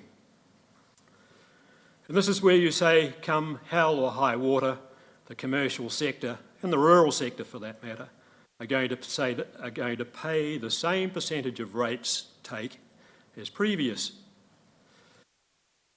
This long-term plan, I see you propose the differential for commercial properties to go up from 4 to 4.35. That's an increase of 8.75%. Now, when it comes to an increase in the farmers' differential, which is from 0.5 to 0.65, that's a massive 34% increase. I'd be pretty pissed off if I was a farmer. The council is not listening to what the market is saying, which is that the price of rural land is coming down, and so obviously is their ability to pay. Council says, who cares? We can't have them paying less than they paid last year. We just increase the differential. And that's the way the differential works. You have a government revaluation, and different sectors come down, like the rural and the commercial, and the council says no, they should still pay the same percentage of the rate take that they always used to. So they're not listening to what, the reason that these are coming down is the prices of land are coming down, the prices, and the prices around Timaru are coming down as well. It's sort of a very bureaucratic way of dealing with it. The Mayor, or Nigel, in his preamble in the LTP plan, said Timaru residential rates are some of the cheapest in the country. Pretty sure he said that. And what he failed to say is the reason for this is that they are heavily subsidised by differential rating. While residential rates are cheap, commercial rates are amongst the most expensive in the country. And I shared with Stu Jackson over here for his presentation yesterday about what I get charged for retail shops in Oamaru. I have one in Oamaru, and I have one in Ashburton. And I get charged a half of the rates in Oamaru and about a third of the rates in Ashburton. You don't see many empty shops in Ashburton. Sophie's actually been looking for one for some time and can't find one. And Oamaru, there's probably a lot less comparatively than there is in Timaru, empty shops I'm talking about. And I actually blame the differential rating in Timaru for a lot of the empty shops. The other thing that I want to bring up, 3 years ago when I was around this table, I said that bulk retail, such as the warehouse, supermarkets, those sort of people, are not paying their way as far as rates go. Nobody really believed me. So this time I decided to put it into perspective and work out how much rates per square metre the council charged. You'd think they'd be very similar between the CBD and bulk retail. After all, people go to the showgrounds, for example, and the warehouse and supermarkets because of the free car parking. And these people provide extensive car parking, which is a cost of doing business to get customers there. But no, I've looked up from the council website to find out that the warehouse pay $48,804 in rates, yet they have 1.3 hectares of land. They pay only $3.70 per square metre of rates to the council. Similarly, you have the showgrounds, which pay only $160,000 in rates, but they have over 11 hectares of land, which is probably more than the whole of the CBD anyway. And they only pay rates of the equivalent of $1.50 per square metre. If you want some comparison to what I pay for shops in the main street, I'm charged somewhere between $20 and $30 in rates per square metre. It's not really a level playing ground between the CBD and the showgrounds, or even probably other bulk retail places around town. And all the more reason that the council go ahead with the rating review. And really, Nigel's said that basically the rating review is going to happen, and for very good reason too. And I've given a lot of those reasons there too. So,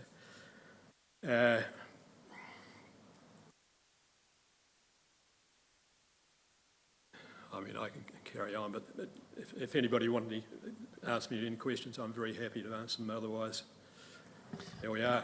Yeah, look, your points are well made, Tony, and we were, and I mean, your submission is similar to last time, and we were hoping to have it done. Obviously, we didn't know, and the issue why we haven't got into the rating revenue review was around Three Waters, not knowing through government legislation whether we would have it or not. So it was easier to wait to know with certainty whether we had to do a rating or revenue review across the Three Waters assets as well. But we've got the certainty now, so that is happening, and it will be done. I've got complete faith it will be done by to feed into the annual plan the year after. No, but 1 year's time. Yeah, yeah. Yeah, but questions for Tony?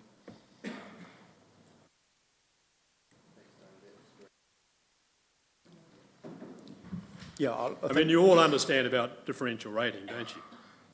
I mean, basically what I'm saying is that if you've got a residential property worth $1 million, they pay $1 million worth of rates on that $1 million.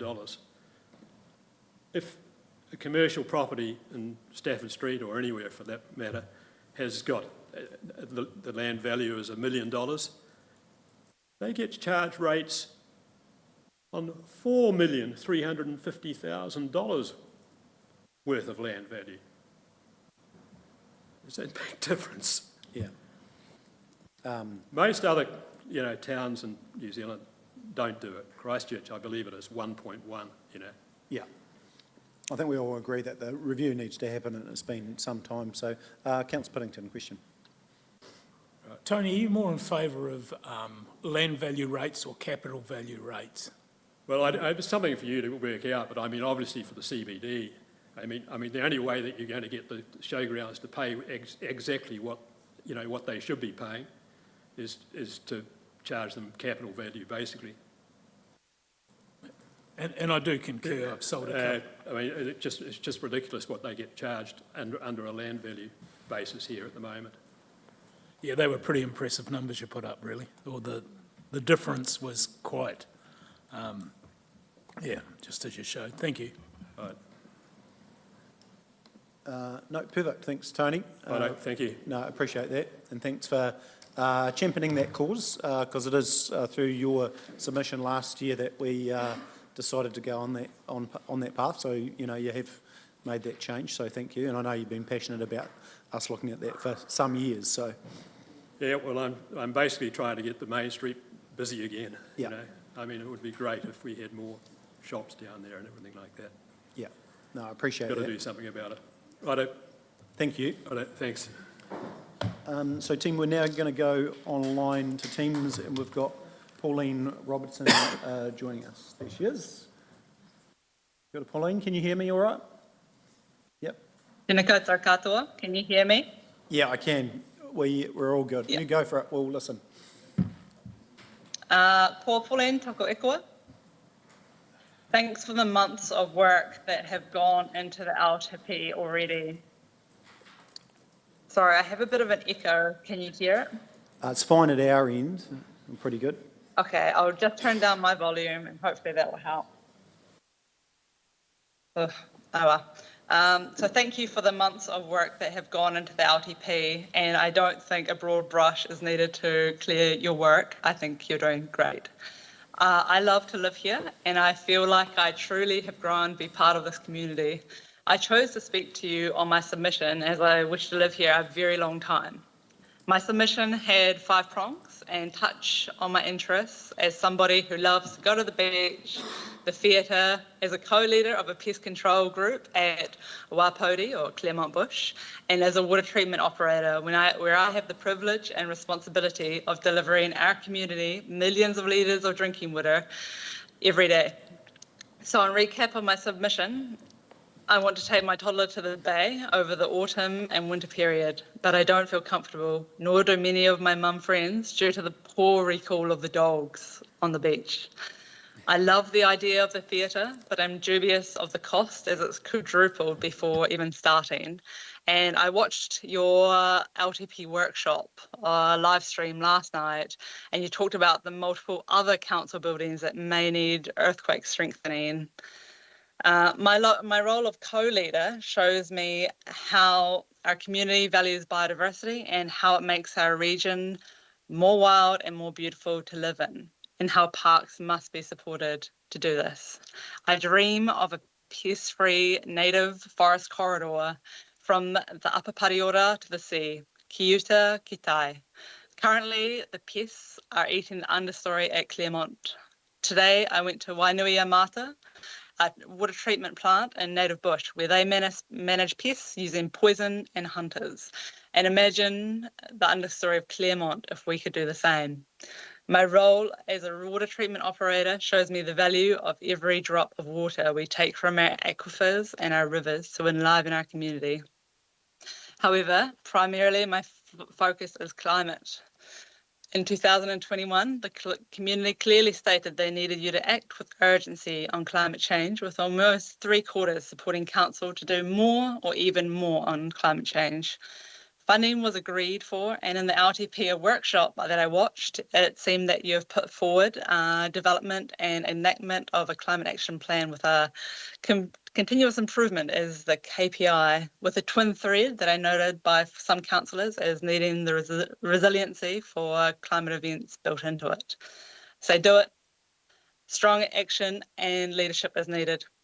My submission focus point was on enabling water tanks, as many people I've talked to with them said it was very difficult dealing with council. A few people found it too difficult, and a few people either gave up or installed them on their own accord. The stormwater tanks are a good start, but 1,000 litres is, in my opinion, too minimal, and the installations I've seen at my neighbour's house didn't seem too user-friendly. AF8, the giant earthquake, is enough reason for encouraging anyone who wants to install them to get them in at their property. So you know the risks and the facts and the predictions with climate change. You've done the workshops, you've listened to Phil, you've heard it all, you've lived it already. Communities are being flooded, intense storms are eroding where rubbish is locked away, 1 in 100-year floods are occurring regularly, and I heard a submitter talk about funding for a 1 in 1,000-year flood now. I've worked keeping water flowing during the floods, through electrical storms, and currently in the drought. My future as an operator looks to have more of these events, so I'm pretty keen on making sure that we are having some strong action around this, because we are going to see more of all of this. The money our community pays to offset gas from the landfill will look cheap if we do not adapt to the challenges unfolding. But climate change doesn't really feel like an emergency, does it? It was freezing when I left Timaru yesterday on another calm, fine day. In many ways, it's easier to respond to the floods of the Rangitata than the grind of policy decisions and direction setting. It's easier when you can see it starkly in front of you, flooding away. Yet it is your leadership that will make our region strong and resilient. Often, it is the provinces that lead the way and lead Central along.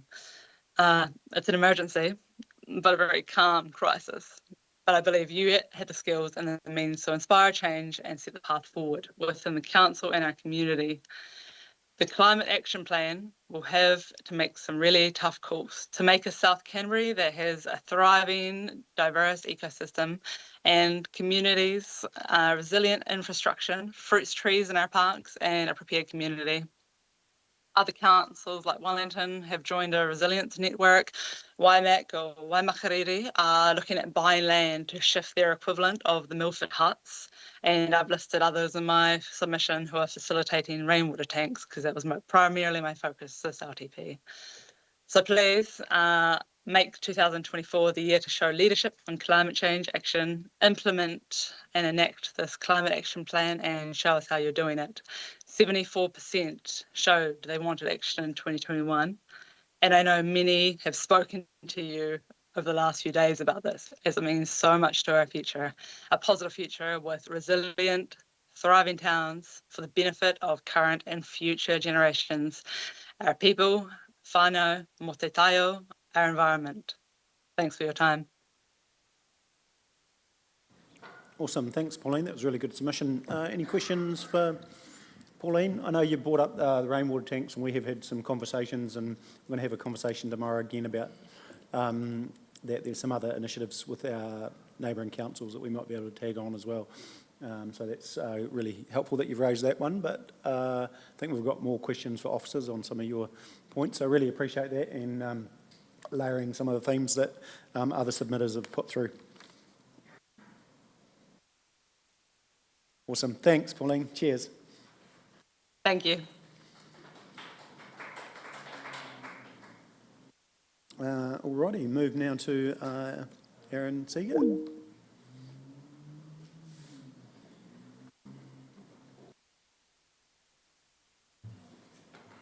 Welcome, Aaron.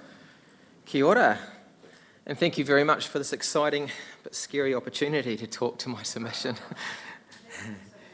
Yeah, not at all, not at all. Yeah, I know. I was actually going to put a costume on because that's the only way I can talk to people like you. So just so you know, my name is Aaron Seeger, and I do speak on behalf of 268 members of our Start, Save Timaru's Arts and Rebuild Our Theatre. And of course, they are ratepayers also. I just want to start on sustainability. After listening to Chris's submission, Chris Thomas did mention, after a question asked by Councillor Jackson, the drama is not sustainable if continued running the way it has had to run after the Theatre Royal closed its doors. The South Canterbury Drama League Junior section and Musical Theatre section, just so you know, there are 5 sections within the league. These were one of the 2 biggest incomes that they do get to help fund the Playhouse equipment and update their, for their updation of Playhouse and equipment and members growing. And this is predominantly made by the shows they put on at the Theatre Royal. Just for an example, remember when we did Les Mis, that's what built the back end of the South Canterbury Drama League to extend the hall for the growth of members. We managed to make $130,000 when we did Les Mis. It's one of the biggest, I think, that Kay Francis pushed. I would like to name a few people and their professions. Some you may recognise. Josh Thompson, full-time professional actor and comedian. Kevin Smith, he was due to be a star at Hollywood. Unfortunately, he fell off a balcony and passed away. Mika Neil Gudsell, performer of Royal Variety Concert in 2009. Sam Wills, we had some great after-show parties at Sam Wills' mum and dad's place, I tell you, they were brilliant. He's known as the boy with the tape on his face. If you've never seen it, Google it, it's brilliant. He performed at the Royal Variety Concert 2011. Mark and Phil Leishman, very successful TV and radio careers. Both performed in the juniors and also MC'd for the reopening of the refurbishment 30 years ago. Sir Michael Houston, world-famous pianist. Brady Petty performed at Court Theatre and Auckland Theatre. They were also the face for Auckland Pride 2023 and seen regularly on New Zealand TV. Daniel O'Donnell. Notre Dame Choir for USA 2005. Michael Singolo, professional actor based in New York. He is speaking here on Friday. Fiona McKenzie, TV and a movie director. Kate Esler, very professional cabaret performer based in Australia. Laura Bunting, she appeared in Voice Australia and toured musicals such as Wicked as one of her lead roles. Zach Perori works as a professional performer in resorts, currently in Singapore.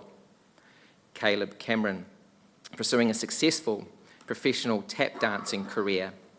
The Exponents from Geraldine, one of the iconic rock bands. Isaac Pawson, first show was lead role in Oliver, now performs professionally around Australasia. Regan Jackson, now a successful director around Canterbury. Aubrey Have, aka Bailey Dunnage, drag queen extraordinaire, who was on RuPaul Drag Race. Very proud of that boy. Awesome.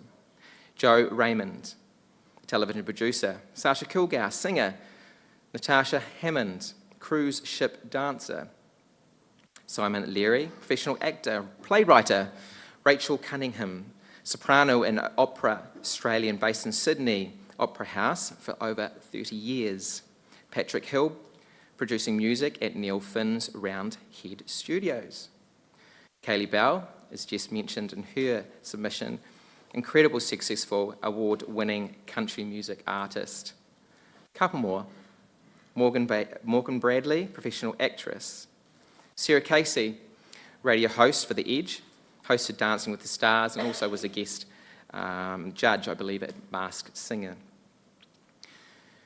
Names of those who now make their contribution via education a vital part of society, infrastructure for any community.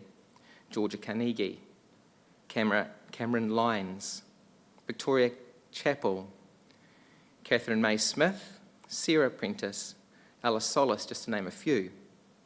You may have worked out by now that these people derive from this district, and most started on the Theatre Royal stage.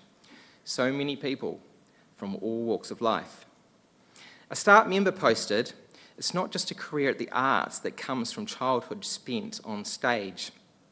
While I never followed my performing arts path, I would list my time within the Drama League as a major contribution of my success for my career. The skills you learn on and behind the stage stay with you for life. Some people don't respect the arts regardless of how bright we shine. I agree," another says. "Theatre made me much more confident about speaking and leading, and improv made me pretty good at thinking on my feet." That's what I mentioned about shows out of town. There's been a lot of word about shows out of town. We had performers that were in Les Mis from Temuka, Geraldine, and Timaru that had to make the move out of town to have an opportunity to perform on a big stage. And as I said, it was Les Mis, costing them holiday pay, time, money, petrol. But what other choice did they have? For someone to comment, "We don't need a theatre here. People can travel to Ashburton, Christchurch." In my opinion, it's very shallow-minded. Seeing shows out of town is not affordable for a lot of people. But the time you travel and food and drink, and of course the ticket to the show, I don't know how about you, but I'd rather spend my money in this district. Without this opportunity, all these people, and so many more, that's right, I haven't mentioned them all, may not have had a career opportunity, self-esteem, drive, courage to take that step in doing something they love and we enjoy watching, and I'm one of them. Thank you. Thanks, Aaron. You did pretty well for not having a costume on. Well rehearsed. Thanks. No idea how many times I read that. Team questions for Aaron? Yep, Councillor Pye. I'm just interested, is it a theatre you want, or is it the Theatre Royal you want? It depends how long it's going to take if I say a theatre. Okay, it's been too long. You know, it's just been crazy. I honestly think we want a theatre, but not one we can turn around and have the back door out by the car park, but I do like that idea, Stu. But yeah, we need a theatre, but as Jess said, this plan's in place. You know, they are incredible plans. It's going to suit 99% of people's needs, and I just think that there's been so many people that have sat on the fence with their head in the sand and just sort of stood back and looked, and you guys now have the opportunity to move Timaru District forward, I believe, in the right direction with putting this theatre in place. And it was also just one other thing, you know, there's a lot of comment about, you know, 27 million being spent on Theatre Royal. We all know it's not that. You know, if you upgraded the Theatre Royal, like people have suggested, excuse me, then the cost may have been affordable. But the fact that we're going to create this amazing museum heritage hub, which is going to combine everything into one building, I think is exceptionally cool. Awesome, thank you. Questions from this side? No, good note to finish on. Thank you. No, thank you for your time. Appreciate Thanks, Aaron. it. Appreciate that.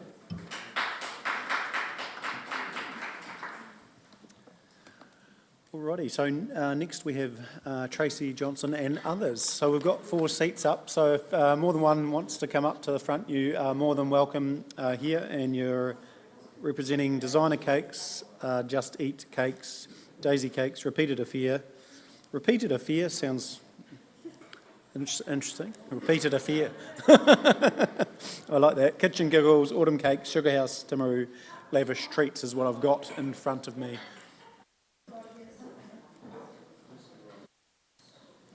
Just cakes.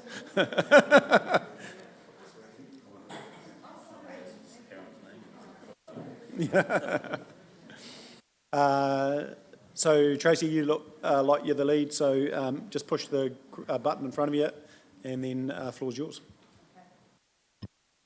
This is daunting, I'll tell you that now. Okay. Welcome everybody, or thank you for having us. Yeah. A fact is, small business has the same yearly council registration as a very large business. We are sole traders with no staff, deemed low-risk businesses. On the flip side, we have many large businesses who are operating with many staff, more people to educate, more people to assess, monitor, and higher risks for problems to occur. These businesses are handling higher risk ingredients. Consider your local restaurant or your local cafe here. These larger businesses pay the same base council registration fee as a small, low-risk business. Now, when we're talking a small business, we're talking under $50,000 under that. A lot of people deem small businesses under $1 million. We're talking cottage industry. Currently, for low-risk businesses, audits are every 18 months, but council registration is still an annual yearly fee. On average, it takes less than 30 minutes to audit a home-based kitchen. Many of our people here today are home-based kitchens. All business details are held at council on a computer system. Any change of circumstances are notified by the business operators and logged on that system. Many in our industry are working from home-based kitchens, as I said. MPI regulations for the food control plan allowed for this change over 8 years ago. But over this time, council have never looked at their billing system to consider the minute cottage industry operator. The system has changed, but the council fee rate allocation has not. Many are part-time workers in their business. It is a point to note that in our line of work, over 50% of the current food control plan does not apply to our businesses, and we are deemed extremely low risk. When taking into consideration a person's audit costs versus their income capability in their business, the proportion of income to registration and audit cost is vastly different when compared to a bigger business. For a sole trader with an income of as little as $10,000 per year, and many of these ladies are under that, a $225 fee, and that's our current base fee from council, is an unattainable expense on their very small income, and this is before their audit costs. And for a larger operator, this is a mere drop in the bucket. This means nothing to them. You've then got MPI who are going to smash us with another cost, which I know council aren't happy about collecting on their behalf. Council fees are often a major barrier to new businesses becoming registered and food safe. Many in the industry are quitting their registration and operating illegally because of the cost versus their income ability. They can no longer see the sense with compliance costs versus their income ability. And surely food safety should be the priority here. Point to note, in the UK, it is free to register your kitchen. Cakers or home-based cottage industry kitchens are deemed low risk. Most are sole traders, have no staff, work from a very small kitchen, and in the last 10 years have never had a reported problem with their operations. They comply with audit costs and feel this is where the food safety should be focused, not on blanket council fees. So a proposal for consideration. Here's one: line up council registration fees with business audit fees. If you have an 18-month audit schedule, then council fees should be 18 monthly. This would reduce the costs for both the business and the council, less paperwork for council. We agree this would mean a look at how the system is implemented at council, but after 8 years of the current system in place, isn't it about time this happens to keep up with current times? The system structure has changed over time, but how the council allocates its fees has not. The second option is to use a tier system for our council fee. Sole traders would have a lower cost to pay versus bigger businesses that employ many staff. This would make the system more workable and encourage more to register, making food safety the priority, not money collection. I ask that you please consider the above and work with the industry to achieve a fairer system for all to comply and operate under. Any questions? Anyone else got anything to say? More than welcome if you like. Sorry? Yeah, if anyone else has got anything to say, you're more than welcome. No, it's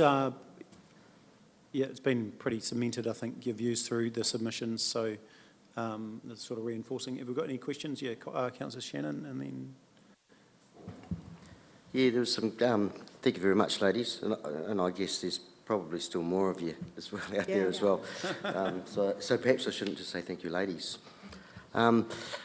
We're probably going to have more questions of this are going to come out for our officers tomorrow, I suppose, as we clarify if this is just simply the same cost to do something, no matter the size of your business.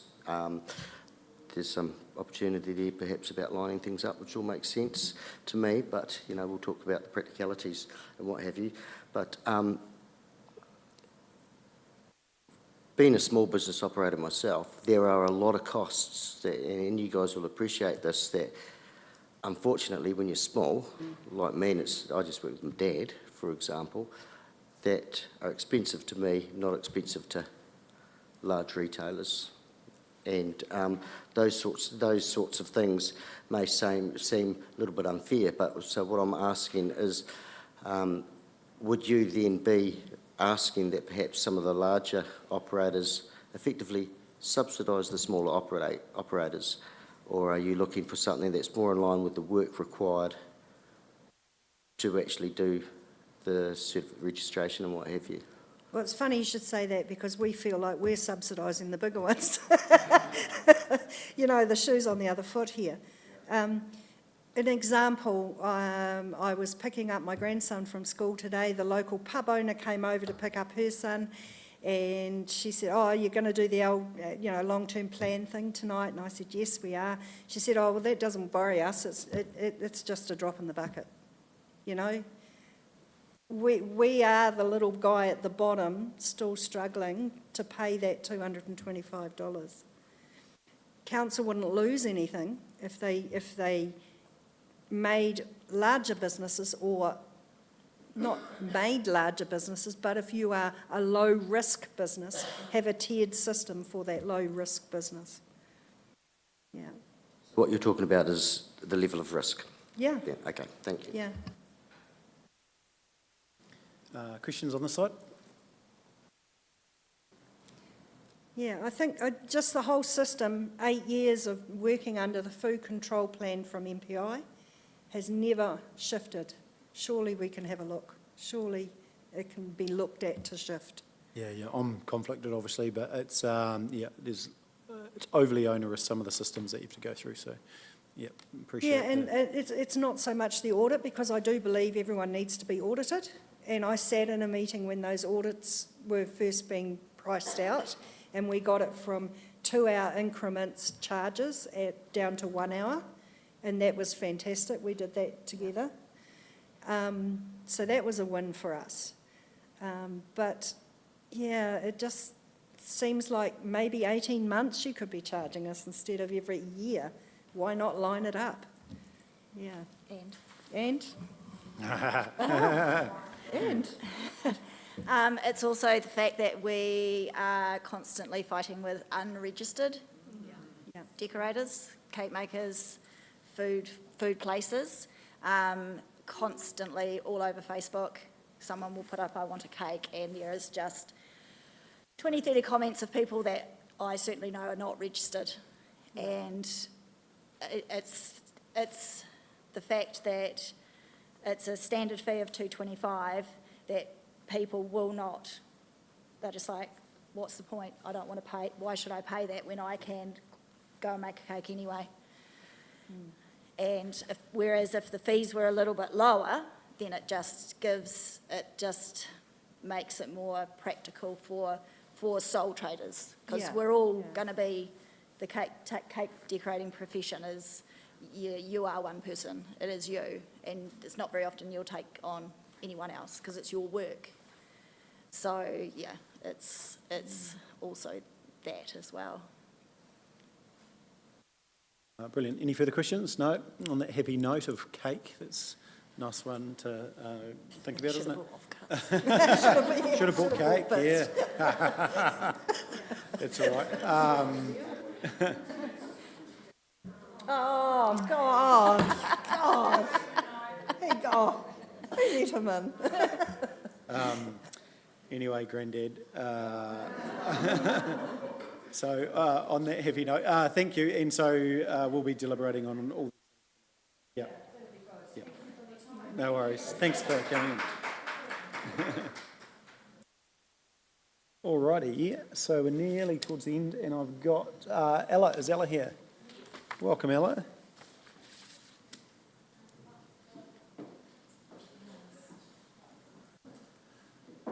So Ella, the floor is yours. You've got 10 minutes, and if you just push that button in front of you, it should go green, and we'll listen. Is it working? Cool.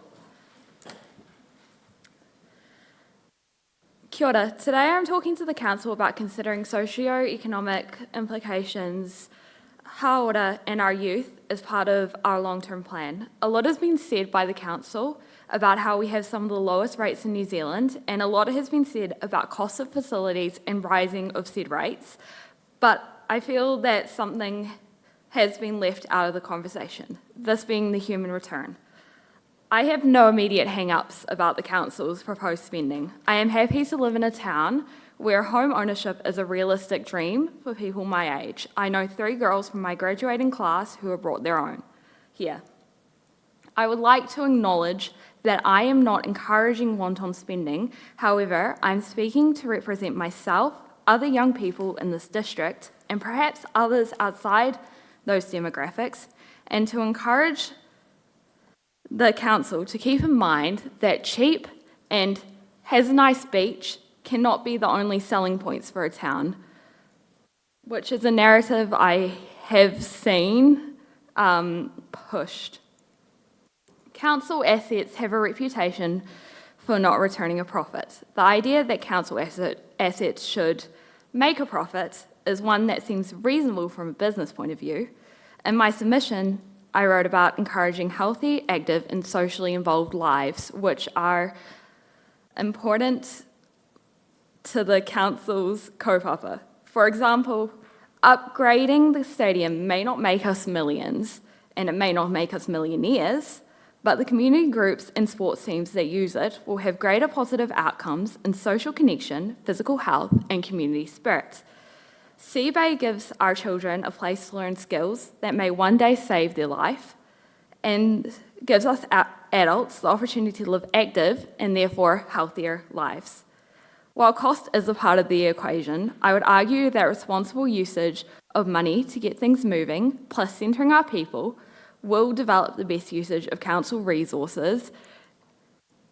And this is why I implore the council to make a strong stance in favour of protecting our community facilities and encouraging potential investment in the things that enable our people to lead healthier, wealthier lives. It disappoints me, not hugely, but it does weigh on my mind that the council's advertising for the long-term plan has been rather cost-centred. And it also, in my rereading of the documents, it also seemed strange that the youth-centred consultation was a competition for people aged 15 to 25 that seemed more geared towards people of the younger demographic rather than encouraging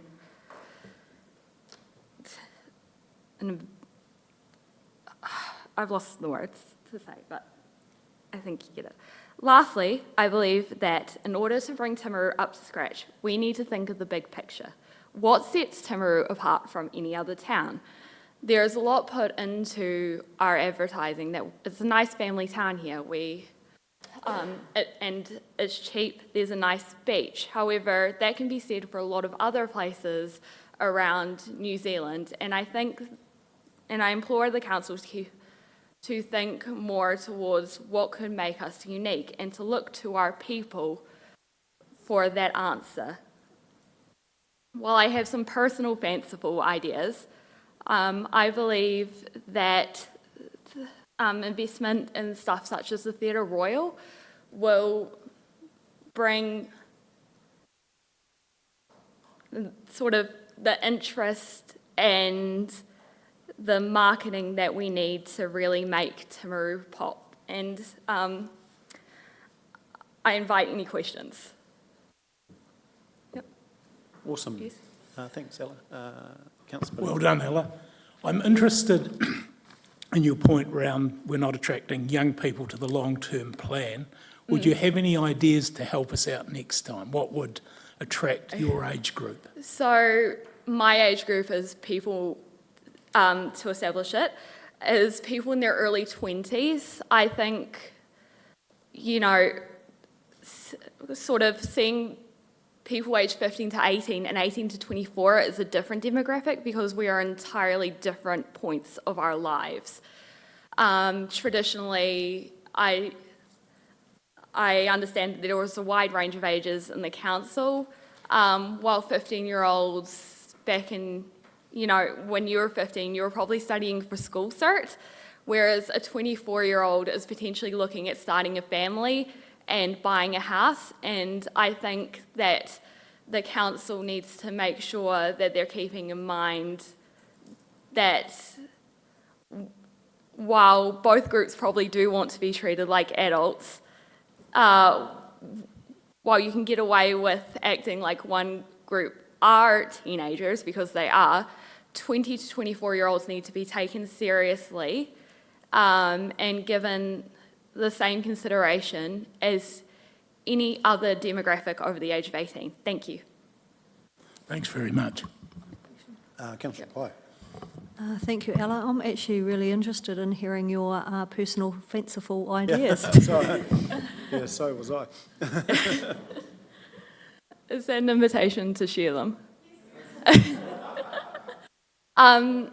I've always thought growing up in Timaru that one of the most powerful things that we have here are stuff such as the South Canterbury Drama League and other community groups that benefit from the fact that we're a mid-sized town with mid-sized facilities, small enough to foster a strong community spirit, but also big enough to sort of dream big.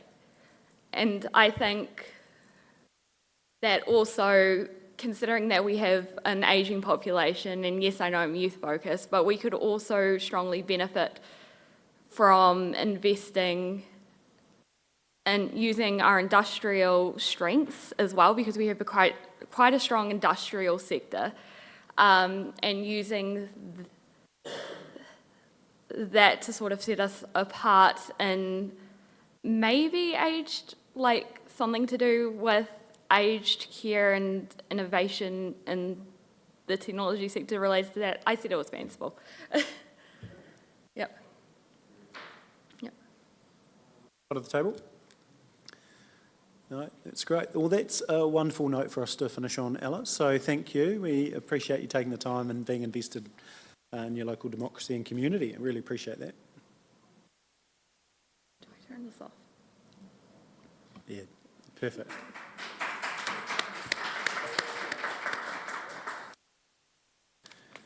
If I'm correct, that is the end of the day. So thank you if you've been listening online. We're back at 9 a.m. Do you need to move that part of the resolution?